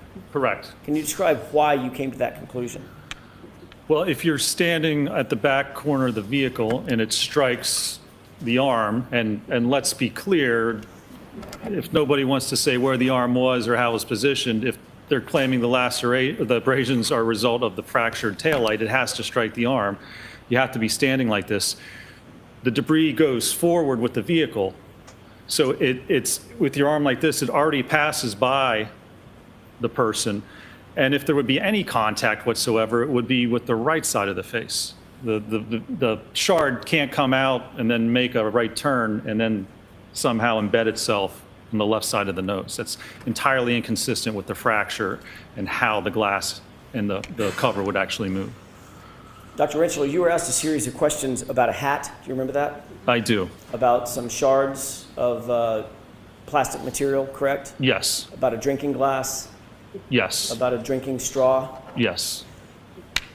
Doctor, if there was no collision, does any of that matter in terms of your biomechanical analysis and your reconstruction in this incident? It does not. Why? Well, because if there wasn't a collision, it wasn't that debris or those items weren't a result of that impact. You can explain how that got there, I believe, easier than if you can't explain how the impact occurred, if the injuries don't match up. If you can't even prove what happened, then you can't use information or evidence if you have no idea how it got there to try and prove what you don't even know what happened. Scientifically, it makes no sense. Scientifically, is the first question that has to be answered is, was there a collision? Objection. Sustained, you have to watch the foreman question. Of course. In your expert opinion, based on all of your review of all of the data in this case, all of the testing that you've undertaken, do you have an opinion as to whether or not there was a collision with John O'Keefe? I do. Really? I'm sustaining that beyond the scope. That's beyond the scope. How's that beyond the scope? In your view, How is that beyond the scope? Tell me that. was there evidence of a collision with John O'Keefe? Objection. Sustained. In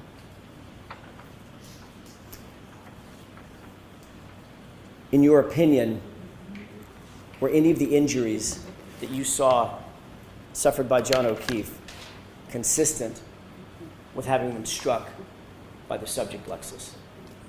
No, they are not. Do you hold that opinion to a reasonable degree of scientific certainty?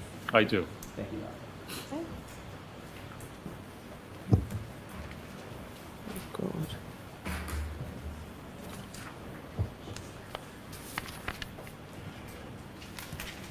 Doctor, you Can't just cast said on the that last you do word, not apparently. believe that there was a fender vault collision. Could it have been a clip? Could it have clipped Mr. O'Keefe? Yes. Not hit him, but clipped him. Well, I don't believe that's consistent with the evidence and what occurred. I mean, someone can get clipped by a car, sure, but in this case, no, I don't believe the evidence indicates that's what occurred. The glass. When you learned of the information of the glass in Mr. O'Keefe's nose, when do you think it was that glass was pulled from his nose? What date?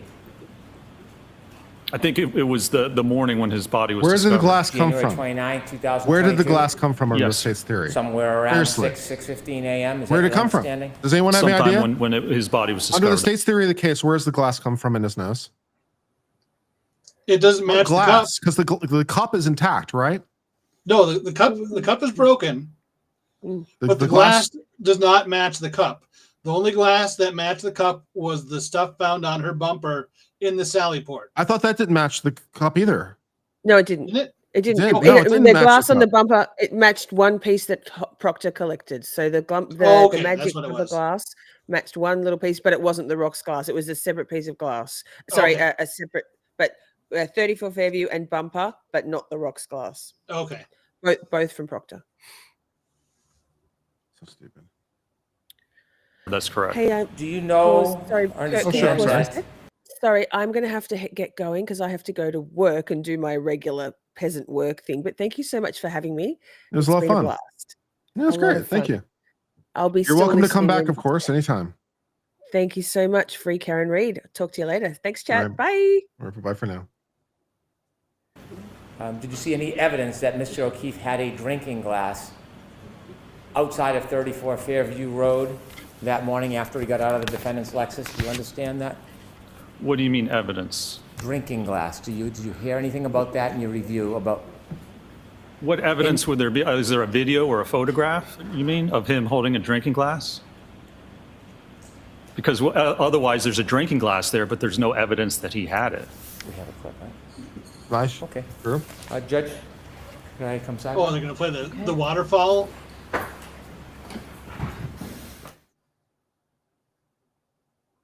Yeah. Well, he had the glass of the waterfall. Therefore, he had that's Yeah.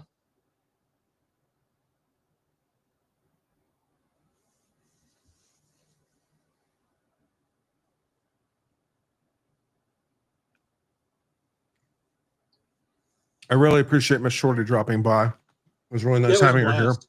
It was a lot of fun. Guests make the stream fun. I'm still holding AJ should have just stood up and sat down. Yeah. But Don't go. Let me start. 1 second. Don't go chasing waterfalls. Please stick to the rivers and the lakes that you're used to.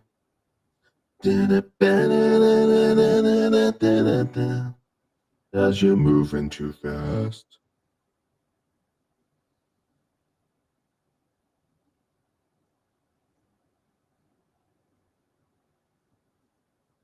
Ah.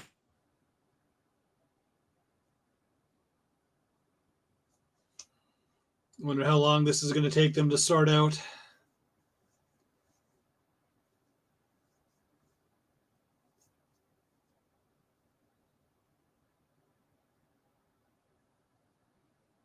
Apparently long enough we got to go to the fan. Spinny fan. Spinny fan wants justice. Will Spinny fan find justice? Stay tuned.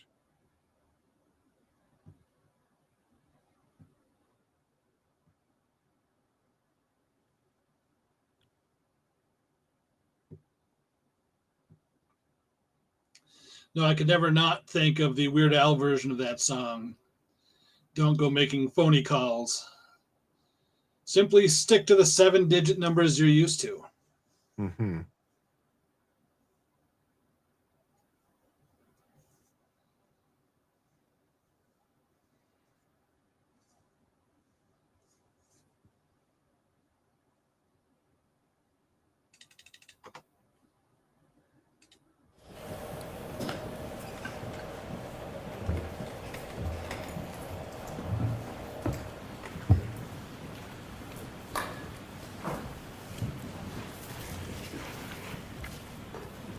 You were asked about whether or not any plastic taillight shards were found near Mr. O'Keefe's body.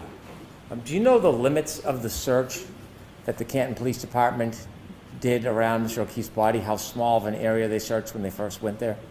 I do not know, sir. Did you ever see a video of somebody with a leaf blower blowing snow off the ground? I did see that, yes. And did you see the confined area in which that happened? Well, I mean, I saw the area where he was blowing with the leaf blower. Have you seen it's any limited information or clip. evidence whatsoever that the pieces of taillight that were found after that search, have you seen any evidence that they were found in that exact area, or were they found in different areas on the lot? I'd have to go back and look. I don't recall specifically. So never when there was marked a where snow most of them blower were. or a leaf blower search in that area, there would not be a piece of plastic taillight to find if it was never there, would there be? If it wasn't there, you wouldn't find it? Is that what you're saying? That's what I'm saying. Sure. Okay. Yeah, Did that's you the problem. notice in the injuries to Mr. O'Keefe, most of them are on the right side of his body? Well, we have the abrasions and then a half centimeter abrasion, and then we have the laceration and scuff on the left side, and then the skull fracture. It's a little bit to the right, but it's mainly on the back of the head. And the bruise on his knee? That's the half centimeter. It's not a bruise. It's a half centimeter abrasions, about an eighth of an inch. When you're conducting an investigation or you're doing your analysis and you keep saying the physics and the physics, do you add a little bit of common sense in the equation when you're considering the evidence? Physics is common Well, sense. you can sit back or step back and look at whether what someone's claiming makes sense in the bigger picture. So when you have common sense and you look at the big picture, it's not just physics, it's considering all of the evidence, right? Well, it depends what you're looking at. To certain parts of it, the biomechanical analysis, you look at the physics. It tells you what it is. I mean, if you don't like it and you don't think it fits, well, sorry, it is what it is. That's the science. So you have to step back. I mean, you can look at it the bigger picture if things make sense. You know, if somebody was standing on the side of the road with their arm like this while an SUV backed up at them and they didn't flinch or they didn't put their arm up, that's kind of the smell test bigger picture. That doesn't make sense. But the physics, you can't deny it. You have to accept what science tells you.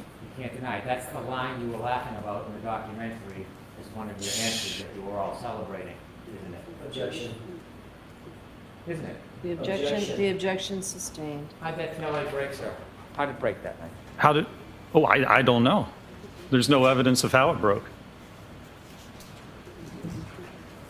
Thank you. No further questions. Thank God. All right, you're all set, Dr. Lynchman. Thank you, Your Honor.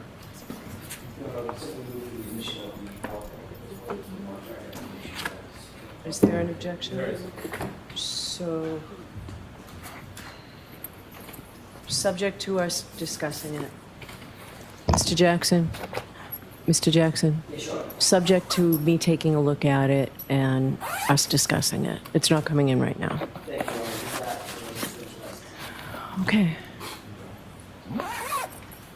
Documents, I think, subject to the documents that outside of what Mr. Drew went in, I thought this was part of the They've been marked for identity.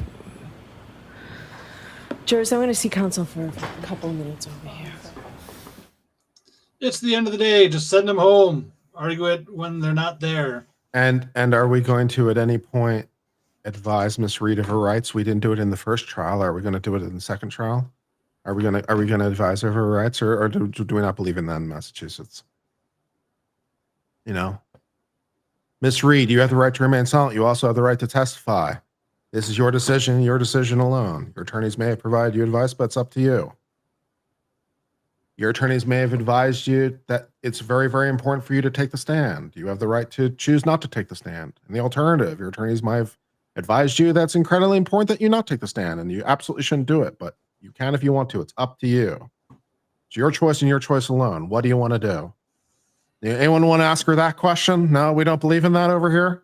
Okay, just checking. Yeah, they did not do that in the first trial. They did not do it in the first trial. I say, I don't absolutely remember didn't- seeing They absolutely that. did not. They absolutely did not. They absolutely did not. And then Hank soliciting more testimony about everything being on the right hand side of his body. We know John O'Keefe was right-handed. And in most self-defense situations, you go to block with your dominant side. Hence why that's what got latched onto by Chloe, and all of the other wounds are on that side as well. Is it reversible error? It should be. The failure to advise the defendant of her right, because it is her right to testify and her right alone. It's one of those decisions that the defendant gets to make. The decision whether or not to have a jury, assuming it's waivable, but whether or not to have a jury, whether or not to appeal, whether or not to plead, whether or not to testify. These are decisions for a defendant and defendant alone. So the judge is supposed to advise the defendant of these rights at some point prior to the close of the defense case so that they can be advised and put on the record that they have been advised of these rights because it is their right, and also ask them what they want to do because it's their decision and their decision alone. So what do you want to do? Also, whether or not to allocute, incidentally, if you ever get to sentencing, also a right of the defendant. But yeah, those are one of those core decisions that only the defendant can make. Yep. Yeah, it feels something that would be weird if Massachusetts didn't have some version of that instruction. Yeah, because how are you supposed to know that she's aware of her rights, and also how are you supposed to know as to whether or not she wants to? Like maybe her lawyers have been putting pressure on her not to, and she really, really wants to. Or lawyers have been pressuring her. So without the opportunity to ask her, like the opportunity to be like, no, I want to testify. You know, without that, it's like, how do you not give that instruction? It's standard, man. It's standard. No, Lorna jury is still there. Bev didn't let them go. She had them sit through one more sidebar just because.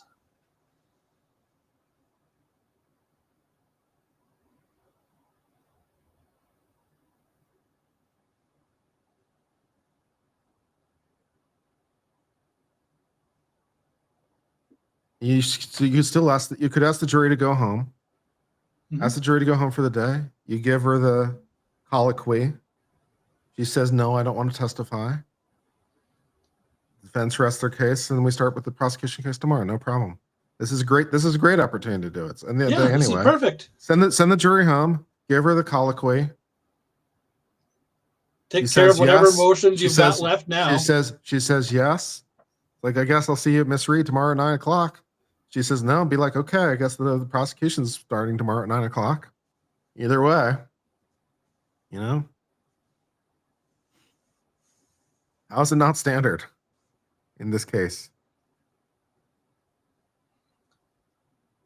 There's been some Supreme Court cases on this, as you might imagine. Yeah. In a criminal case, the defense lawyers get a lot of power. The defense lawyers get to choose what witnesses to call. They get to choose what questions to ask, what evidence to present. You know, what theory of the case they want to present. Do I just want to put the state to its burden? Do I want to try to make third party to culprit? Do I want to, like, those are decisions the defendant gets to make, or the defense lawyer gets to make.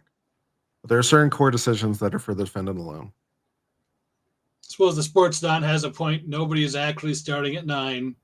Other than us, we're on 15 minutes before that. Bev will get there around 9:20, but in theory. In theory.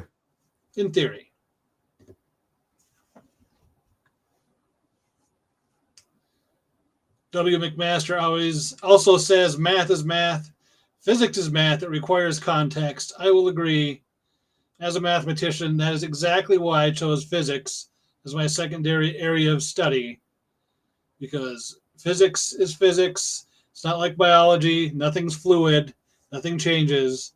It's cold, hard numbers. Juries are going to release you for the day. Oh, thank you for making them sit through that, Bev. Give her the colloquy, damn it. Give her the colloquy, you fucking judge. God damn it. Anyone, don't do any independent research or investigation into this case. If you happen to see, hear, or read anything about this case, please disregard it and let us know. We'll see you tomorrow morning. Rise to the jury. You do believe in protecting the rights of the defendant, right? Right? Right? Right?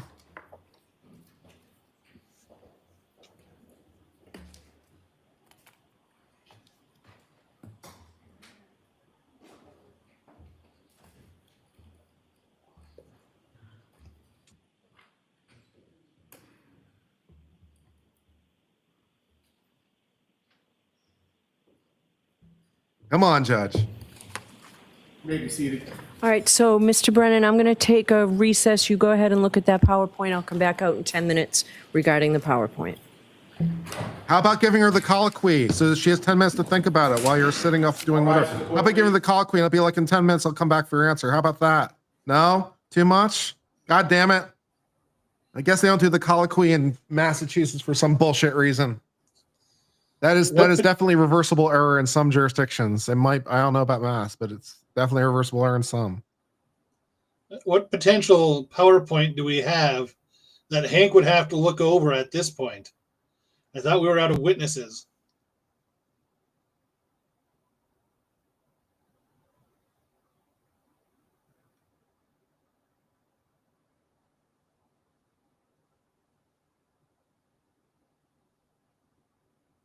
I don't know. We're doing something over here.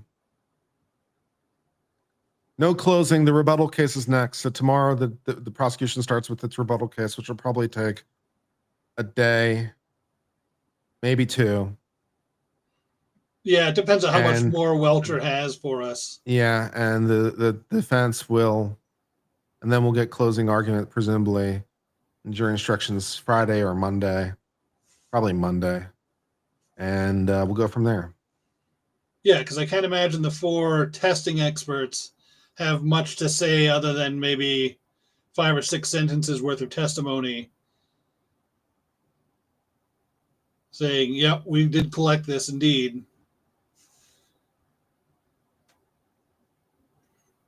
And then I think Hank Oh, I would was gonna look at probably the have to market. play defense on 1 or 2 of them because they had to do their remedial training. Ooh, But- Polymarket is not feeling it. Ooh, no. 18% now. They're not Okay. feeling it. They're not feeling it.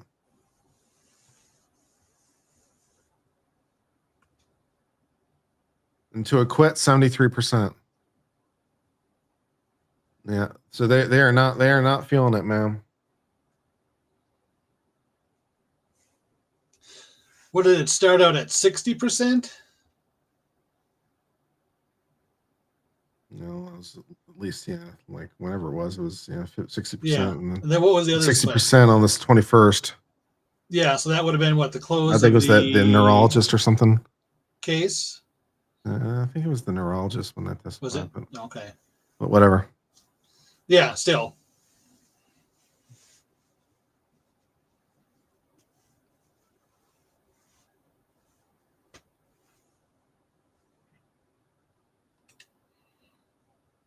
Well, Ted Daniels apparently on Twitter has said the defense is rested. So I don't know if that happened at Sidebar and we didn't hear it. Yeah, I guess we don't do the colloquy in Massachusetts. Unless they did it at Sidebar, which we would not then see or hear, which would be weird though. Because technically it's on the Doesn't really record. make any sense to do it at sidebar. Yeah.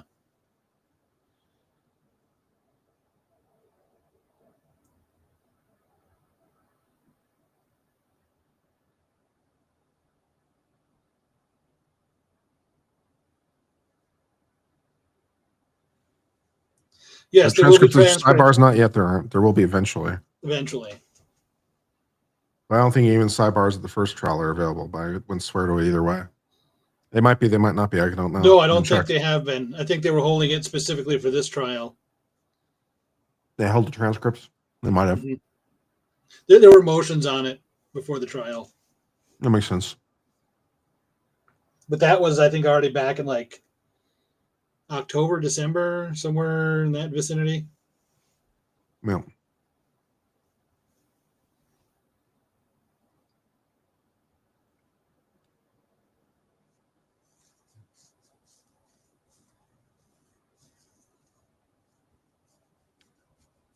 Okay, put a seal under the first trial. Okay, fair enough. So, I guess it kind of makes sense, sort of. But yes, they'll be released eventually. When this case ends, someday, if it ends. If it ends, yeah. And then Karen has to look forward to the civil trial. Yep. For the wrongful death claims.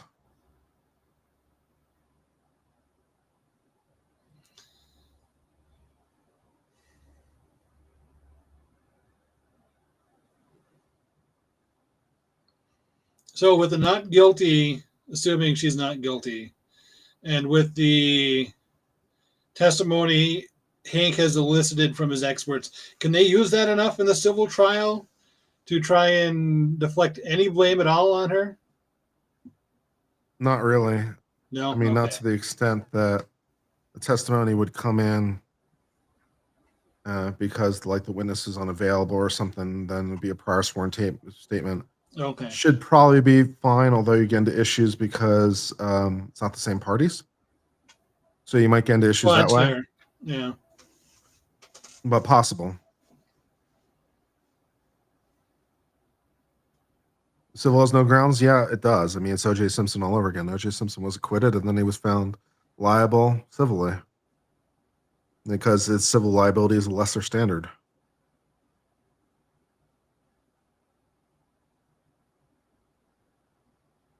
Does she countersue? I don't know.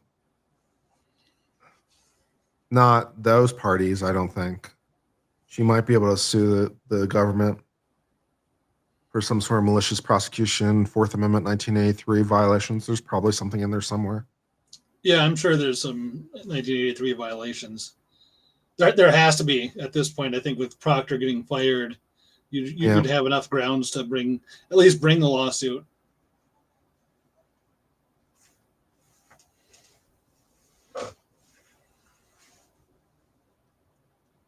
She can depose everyone that was at the party, though. Ooh, that'll be fun. Right? But can they do it all in the same room around the kitchen table? Yeah, she can depose everyone that was at the house. So that'd be good. I don't know. Jen McCabe's had them around that kitchen table for years. It'd be hard to crack that open. It is difficult to sue a malicious prosecution. Yes, it is. It is difficult. Very difficult. I really don't think you can, well, I don't know. Yeah, it's just difficult. This case is pretty fucked up.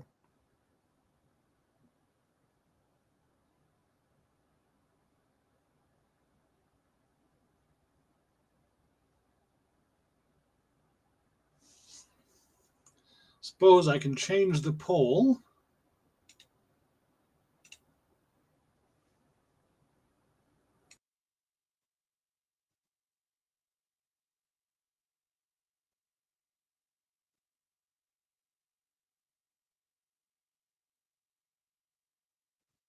Civil attorney's been in court, probably getting billing for that too.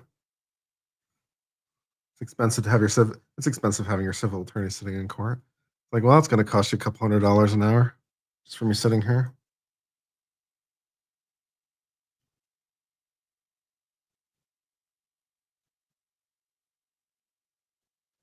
Poly markets say what info they use to determine their predictions. It's a betting market. It's based off people's bets. It's if you believe she won't be convicted, you bet yes. If you believe, you're just buying and selling. You're buying and selling it like it's stock. So it's based off people what they're betting. It's based off people's money, which makes it pretty accurate because I mean people are betting money on it. Yes, the lights came back on. They were only off for like 30 seconds or something tops. Can you not tell the lights on behind me? You not see those lights on behind me? I mean, I thought they were pretty obvious, but the lights behind me are not, and the display behind me, they're not on the UPS because UPS only has like, 6 outlets or something. So you got to choose what gets on there. So the camera's on there, the light box is on there, the PC's on there, the TV's on there. because I need those things, right? It's like, well, that's 4 right there. So.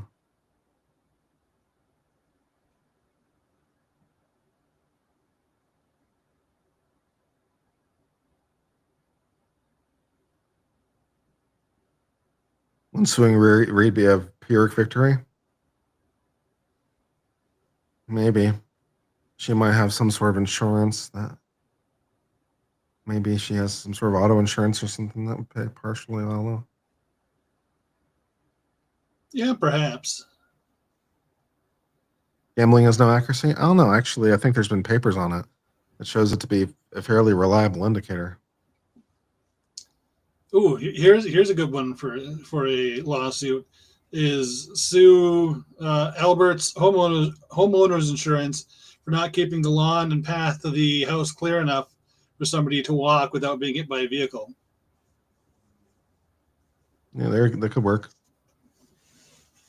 Insurance won't pay if she's drunk. I can't speak to the finer points of what her insurance will or will not pay under respective policies. That's way beyond the scope of whatever I know.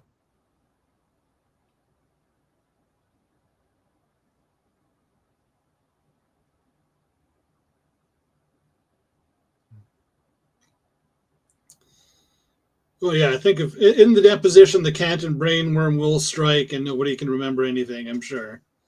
Yeah. The wisdom of the crowds things, yeah, it turns out to be actually like surprisingly accurate. There's a lot of studies on this. Like if you ask enough people like how many beans are in the jar and you average all their numbers together, they're usually pretty close. Usually, yeah. So the wisdom of the crowds thing goes a long way.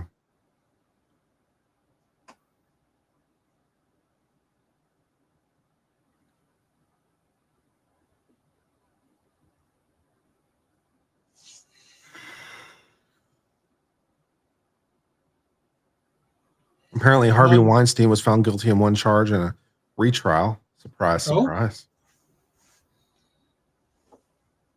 Someone better go rush Bev for wasting the court's time. It's been 12 minutes now.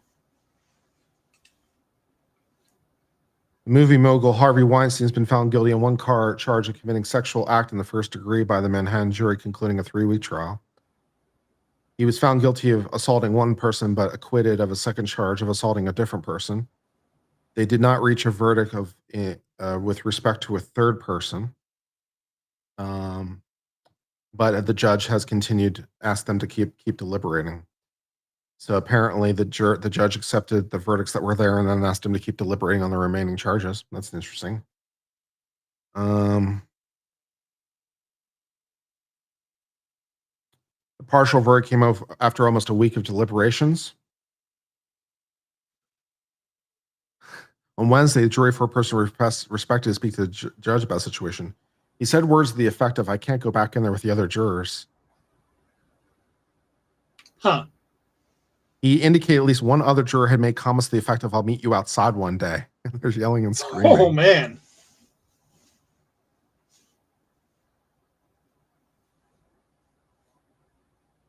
That could be a problem. That could get into issues. We're going to probably have another retrial. Certainly.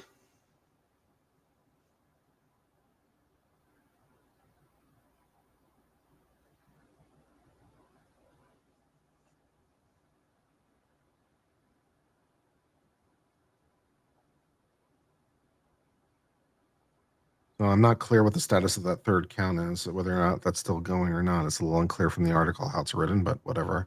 Doesn't really matter. He's already like in jail for life from the stuff in LA anyway. So it doesn't really matter in some sense.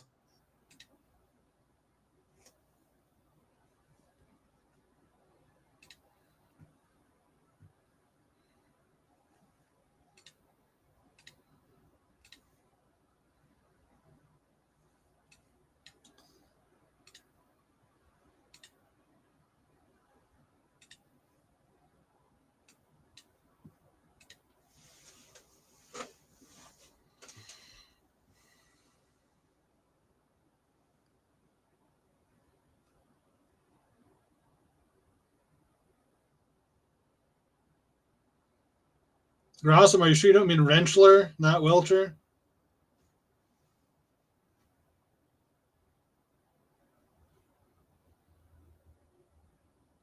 Brian Wilson from the Beach Boys apparently died at 82 today.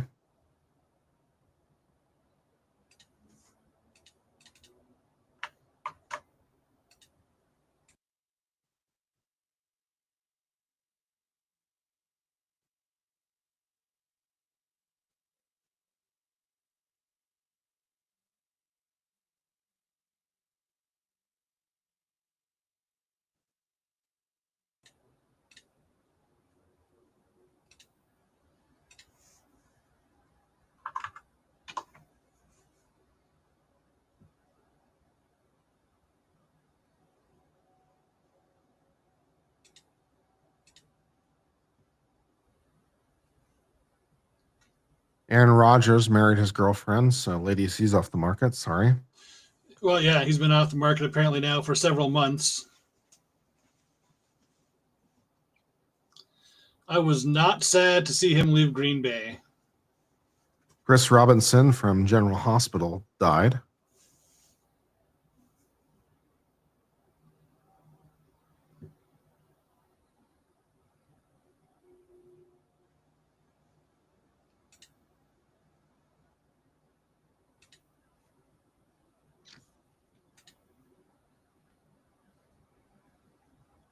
I don't want to die, Tony. Yeah, I feel you.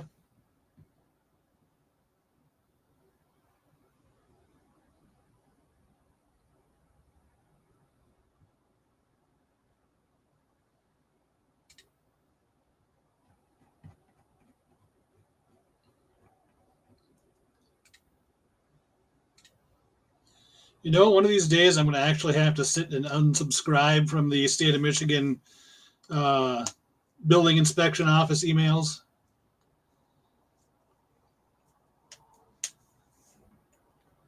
I get spammed all the time for open positions for different mechanical contractor or mechanical inspector positions that the state has open.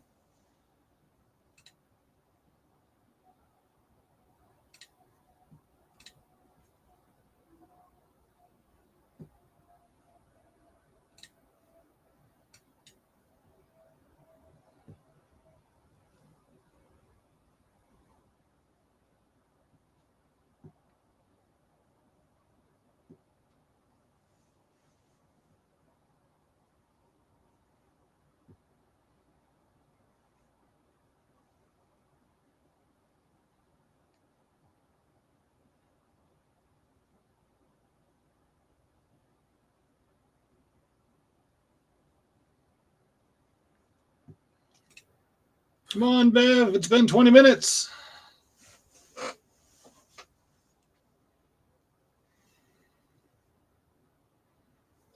Watch, Bev just left and let everybody just sitting there.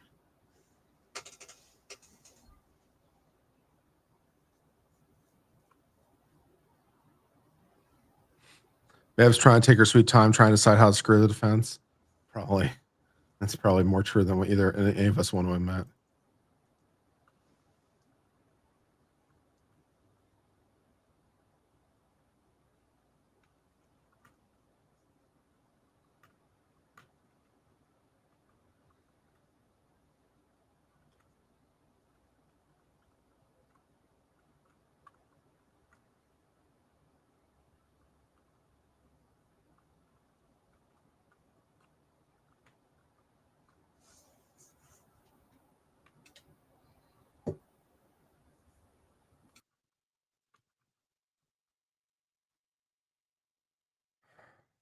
Yeah.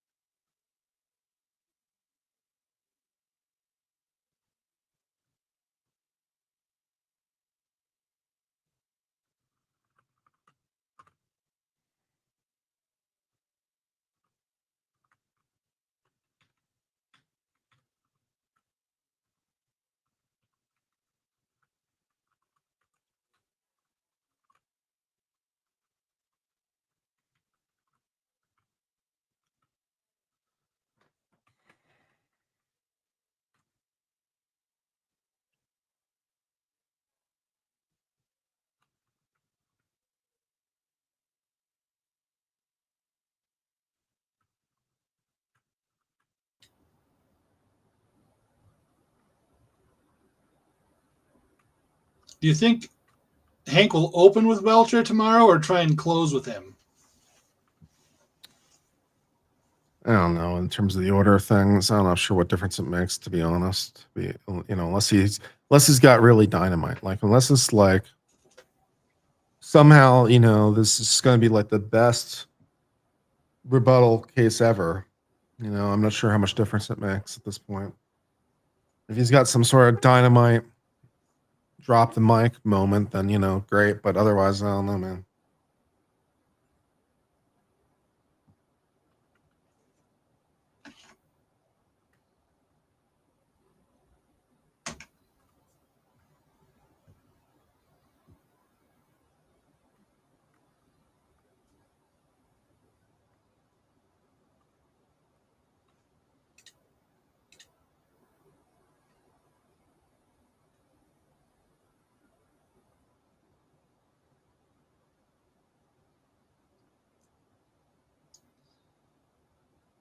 Mr. W said, these cuts and scrapes all over the body make no sense, especially the eye. If you're the prosecution, how do you explain that away?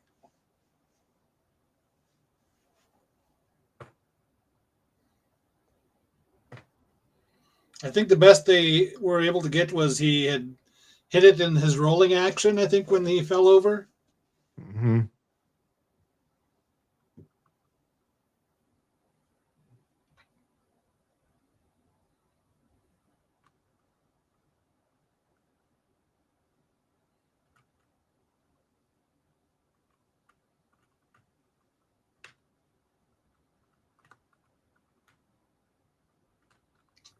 See, back up to Odin's Martyr for $2 said paper mache volcano brought in for rebuttal.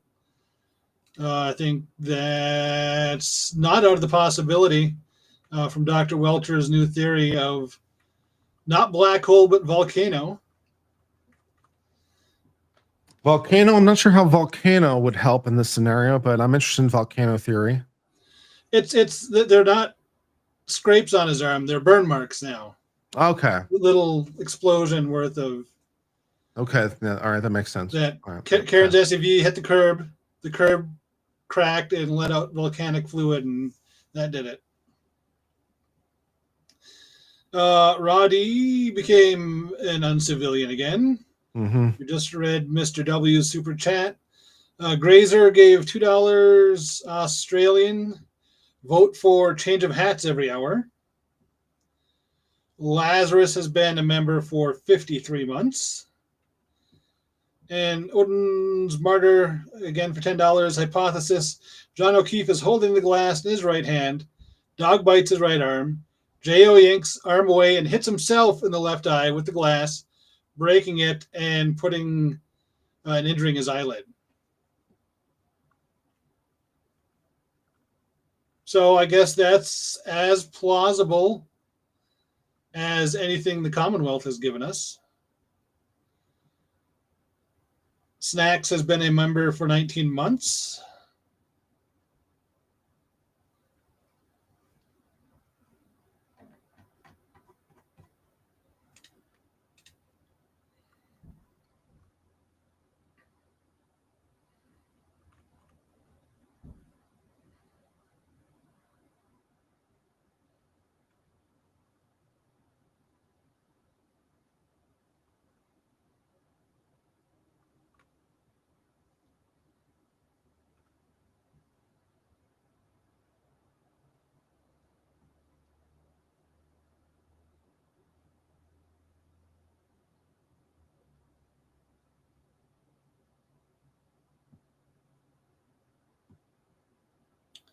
Yeah, Eric, we'll have to see if Bev's able to stumble back into the courtroom or not. I'm curious what's taking her so long.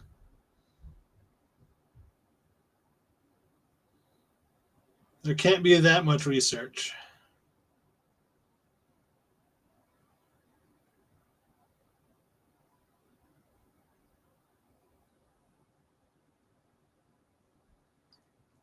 Yes, Gemstar, there is a logo on the back of my hat. Not that you can probably read it, especially since it's in reverse. It's a Stormy Kromer.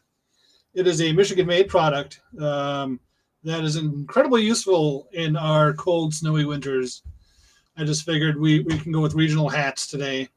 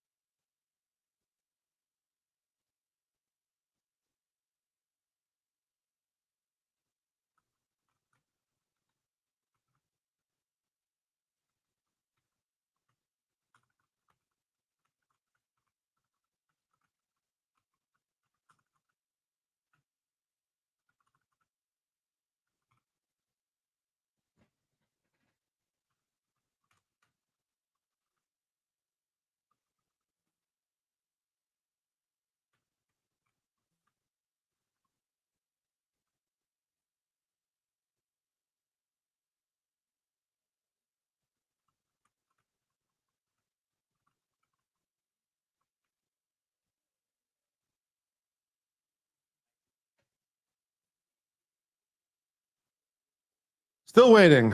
Still waiting.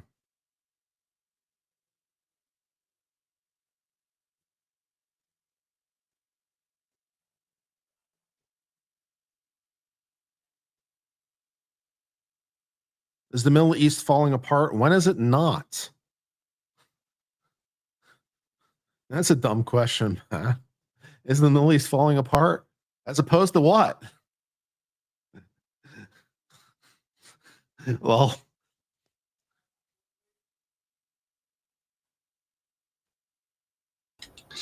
Sorry, I had to adjudicate some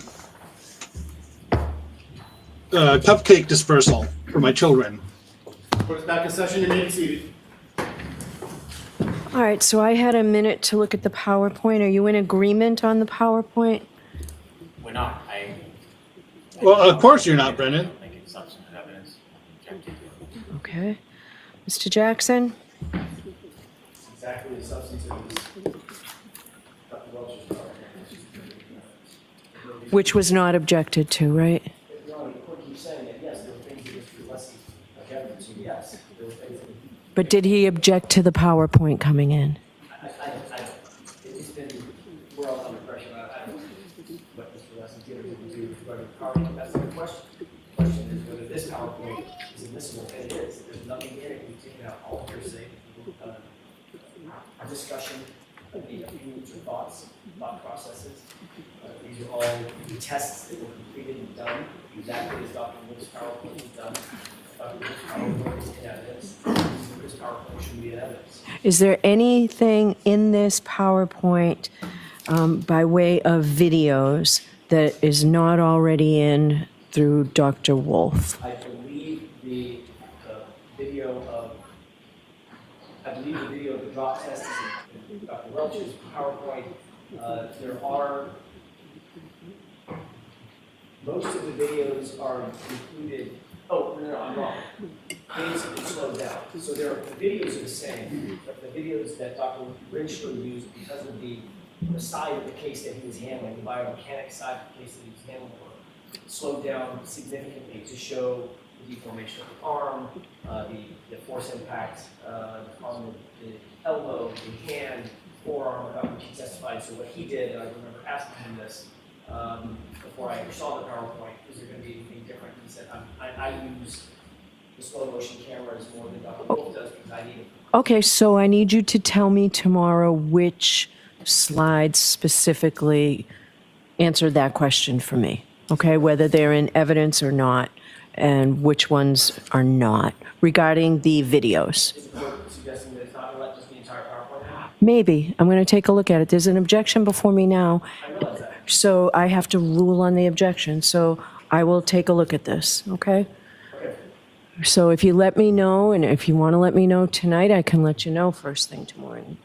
All right. Have you heard briefly? Yes. Very briefly? Yes. I am objecting. It's not admissible. It's hearsay. It's a strategic decision.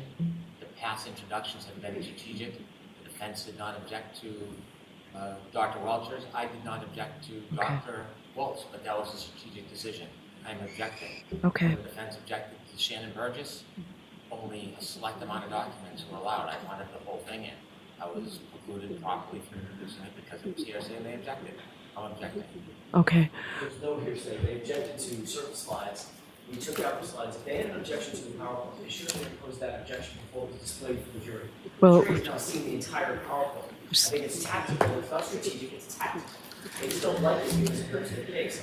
If they didn't want to get certain things before the jury, which is exactly what admitting it into evidence does, brings it before the jury so that they can see it, they should have objected in a timely manner. When they objected, they chose certain slides, certain data on certain slides, and we took all of that out at their request and at the court's instruction. We did that with the court's instruction, with the Commonwealth's instruction, and there was no objection to playing it before the jury. Given the fact that it's been displayed in, not in part, in whole, as it now sits before the jury, sits before the court for quadruple K for identification, it should be admitted. Okay. Just like Shannon Burgess. It's no different. All right. Shannon Burgess's PowerPoint is in evidence. So, Mr. Jackson, when you let us know which slides answer my question about slides that are not in evidence and you want to put in evidence, the videos, just the videos, let me know that. And if need be, I'll hear you all on this tomorrow morning as well. Okay?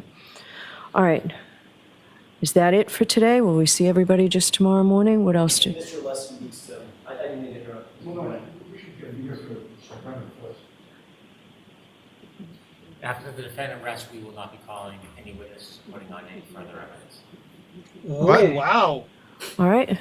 Wow. I'm sorry. I need to hear that again. I just want to make sure. And here I thought we were done. I guess we're done. After the defendant rests, we will not be calling any witnesses, putting on any further evidence. Ho, ho, ho. So the rebuttal case just evaporated. Yes. One more time, baby. One more time, because, well, holy shit. Hold on. We should get here for Sacramento first. After the defendant rests, we will not be calling any witnesses, putting on any further evidence. Okay. All right. Okay. Your Honor, it's late in the day. We would like to renew our motion for required finding of not guilty at the close of all evidence. It won't be a lengthy argument, but I'm happy to be heard on that in the morning if the court prefers when we got tomorrow morning. Okay. Is that all we have left now? I have no idea what Mr. Alessi wants to talk about, but would I'd like to respond to that, Your Honor, and the answer is, given Mr. Brennan's answer with no more witnesses, my issue is moved. Okay, great. So, The only other technical thing is we need to move in the 3 items of evidence, the documents associated with the sweatshirt. I think they've been marked for identification. no, they were marked as evidence, right? They're trying to mark as exhibits. Yeah, they're exhibits. But no, they're coming. Case is over. It is. Are they, I thought just they were doing the marked towel. identification, not When are we going to do a charge conference? identification. so I need to find that. It would be my intention that they get put into evidence. I'm not going to display them and bring a jury in just to see those at this point. Okay. Are you just going to call them and tell them not to show up until later? You're going to call them on the phone? Be like, don't come in until later? Because, I mean, For clarity, Your Honor, they're exhibits. I have YYY. So that's not an exhibit, Mr. Alessi, if that's how it marked. That's identification. I have a different parlance. I'll use this court's parlance. Yes, it's YYY, ZZZ, AAA, BBB. So that means that, all right, so that's for identification. Letters are identification, numbers are exhibits. Your Honor, I understand that. We all know what we're talking about, and Your Honor agreed that they're going to be in evidence. Right. So, and I've ruled that they're in evidence. I just need to know for this record whether they're in evidence or not. What you tell me, you just told me they're in evidence. They're not. They're exhibits. They're identification. Now they will become exhibits. Can we do that now? Do we have them? Where are they? Oh, Jim, they're in there? Yeah, Okay. and Your Honor, my whole point in wanting to be heard is that they're not in evidence, and I want to make sure they get it. That's my point.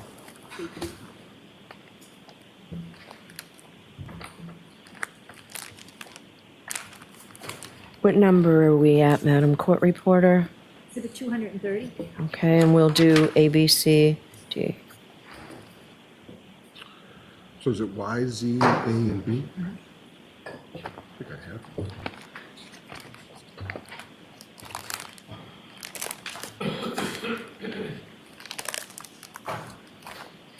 I don't think I have those. Counsel, I'm not sure I have those. All right, so we will make, so as of now, they're in evidence. Tomorrow, we need to physically put the sticker on those. Can I skip the numbers while we're waiting? Yes. 230A. I'm sorry, say that one. So now they're just doing administrative stuff. They're just making sure all the exhibits are entered. They're just making sure that everything's entered into the record. They're just basically double checking the record.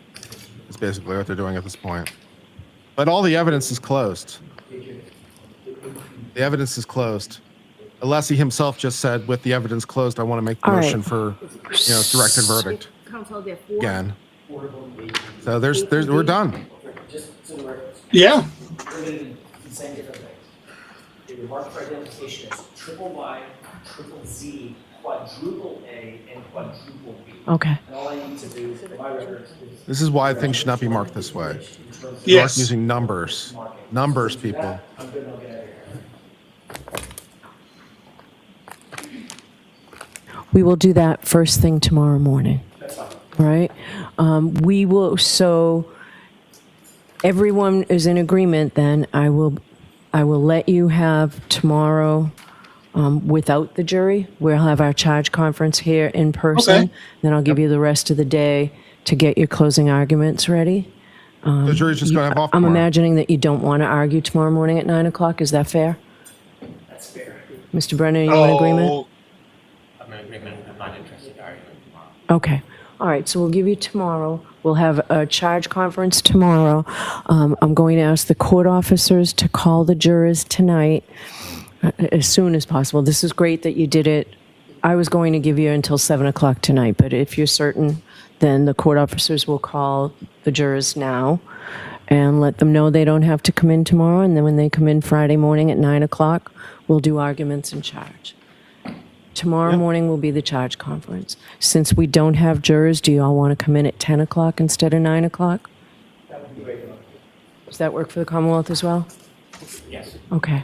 So I'll see everybody tomorrow morning at 10 for the charge conference. Do you have them now, Jim? I do, Judge. And just for the record, YYY, ZZZ, AAAA, and BBBB are 223A through D. oh, see, they've been given them. In the same corresponding order. So you know what they are, Mr. Jackson, in order. Okay? 223. 223. Thank you. My only other question, Your Honor, was regarding the parameters of closing argument. Last year, we were relegated to 1 hour. I would ask 1 hour and a half. Counsel, give me, just let this pass. No, I got it, but now you can go. I would ask for. Yeah, charge conference in the morning. Take a couple hours. Do you want complete verdicts or do you want partial verdicts? For an hour and a half. What do you want? Given the case, the length of the case, the amount of evidence that's been adduced, I don't think that's outrageous, and the court normally allows only an hour. You might get an hour and 15 minutes out of me. Let me see if Our probability of getting a verdict on Monday You would or not Friday have just went got up. an hour and a half by asking for 2 hours. Probability of getting a Mr. verdict Brennan, on what are you Friday just went up. looking for? Do you want Not for to- least a reason. The judge is probably going to say that they can stay even longer because he's probably going to say Well, I'm because sure. it's just like 7 o'clock. The judge is probably going to say that they can stay to 7 o'clock if they want to. So they're going to get the instructions, which will take a while to get through. An hour each of opening or closing arguments, even if that's extended. That's going to take what? It's going to take you to lunch. They get the case at lunch, and then they have from 1 till 7. They've got 6 hours to deliberation on Friday. the odds of the jury being done and not wanting to like come in on Monday are pretty high. So I think the odds of a verdict on Friday are looking very high right now. And If I'm I on, had to- if I'm I had on the to road guess. Friday. It'd have to happen Friday. Yeah. Well, it's going to be a short jury watch on Friday, I think. All things considered, we'll see. I'll try and join the chat from my phone on the Let me road. think about it. All right, so we will see. Thank you. All right, so I'll see everybody at 10 o'clock tomorrow morning. Is there anything else we need to discuss? No, thank you. All right, we'll see you tomorrow morning. All rise for the court, please. Hank was beaten down so bad he just Goodbye. gave up. Goodbye, indeed. Damn. Didn't see that coming. Didn't see No, that that coming was at not all. on my bingo card. I didn't see that at all. Whoa, I think I just accidentally made myself big. Sorry about that. That was my fault. Yeah, it's fine.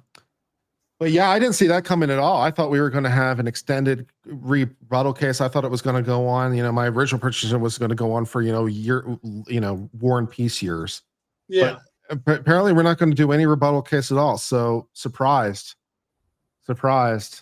and yeah. So that moots whatever emotion Leslie had with respect to the PowerPoint. It's like, well, I guess it doesn't matter anymore. So who cares? Yep.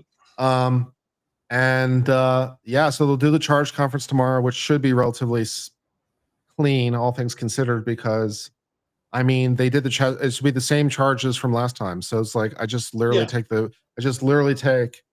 the final ones from the last one and be like, okay, so what changes do you want to make? And so the charge conference might actually be relatively short. Yeah. Well, they also said they're bringing in a new motion for directed verdict.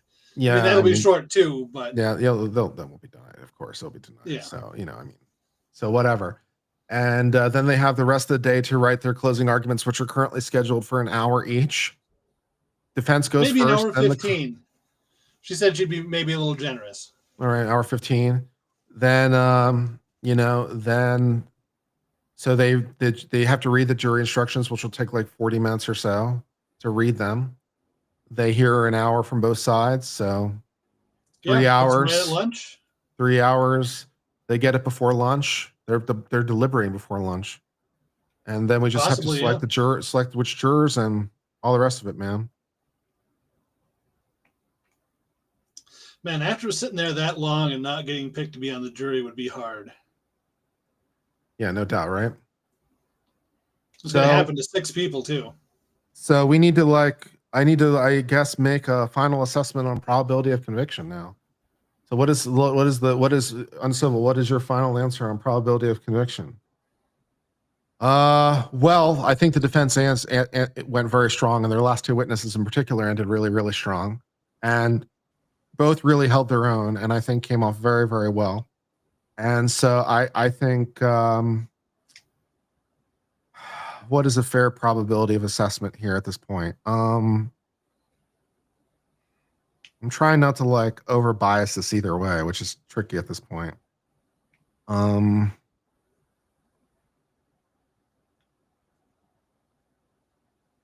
say 20%, I guess. I guess is the final prediction. Sounds plausible. Polymarket, I think Polymarket is saying roughly the same. Well, they're saying 19%. So yeah, basically we're kind of in accord at this point. Has Polymarket heard the latest news though? Yeah. So I think 20% sounds about right. State obviously gets their last word in their close. If they're able to really put things together. I mean, their opening was really solid, so maybe there's something there, but we'll see. And then of course it depends on who the members of the jury are more than anything else, what the demographics are, and what the case is and all the rest of it. Yeah. So 20% seems plausible. I reserve the right to amend in the morning if I have some further thoughts about it, but that's where I'm going to sit for the moment. So yeah, my friends, we are coming to an end of this thing, and right quick. So that is all exciting. So tune in tomorrow. I guess we're basically doing a half day. We won't obviously see them prepping for closing arguments. So basically plan for the morning session, plan for a half day tomorrow. And starting late, starting at 10. Starting at 10, fair. Starting at 10, so plan for a half day. And then we will tune in Friday for the charge, the arguments, the selection, and then we will begin our solemn watch. You know, our solemn watch of the North Wall. You know, Yeah. and see how it goes. I mean, it's entirely reasonable for them to come back in an hour. I hope so. I hope so. I hope it's quick and to the point. I hope it's a quick fuck you. Yeah. That'd make me very happy. If it goes to Monday, we're in trouble. Yeah. A directed verdict is also interesting with like the irrelevant evidence and stuff. There's some interesting arguments to be made in there somewhere too. Oh, there is. Get it, but there's some interesting arguments for sure. Especially with that last bit that Hank was eliciting out of Rentschler. He gave the case away there. Yep.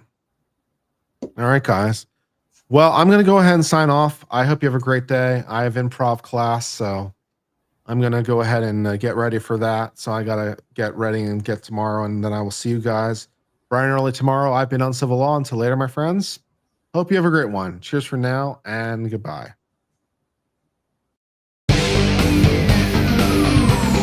Thank you.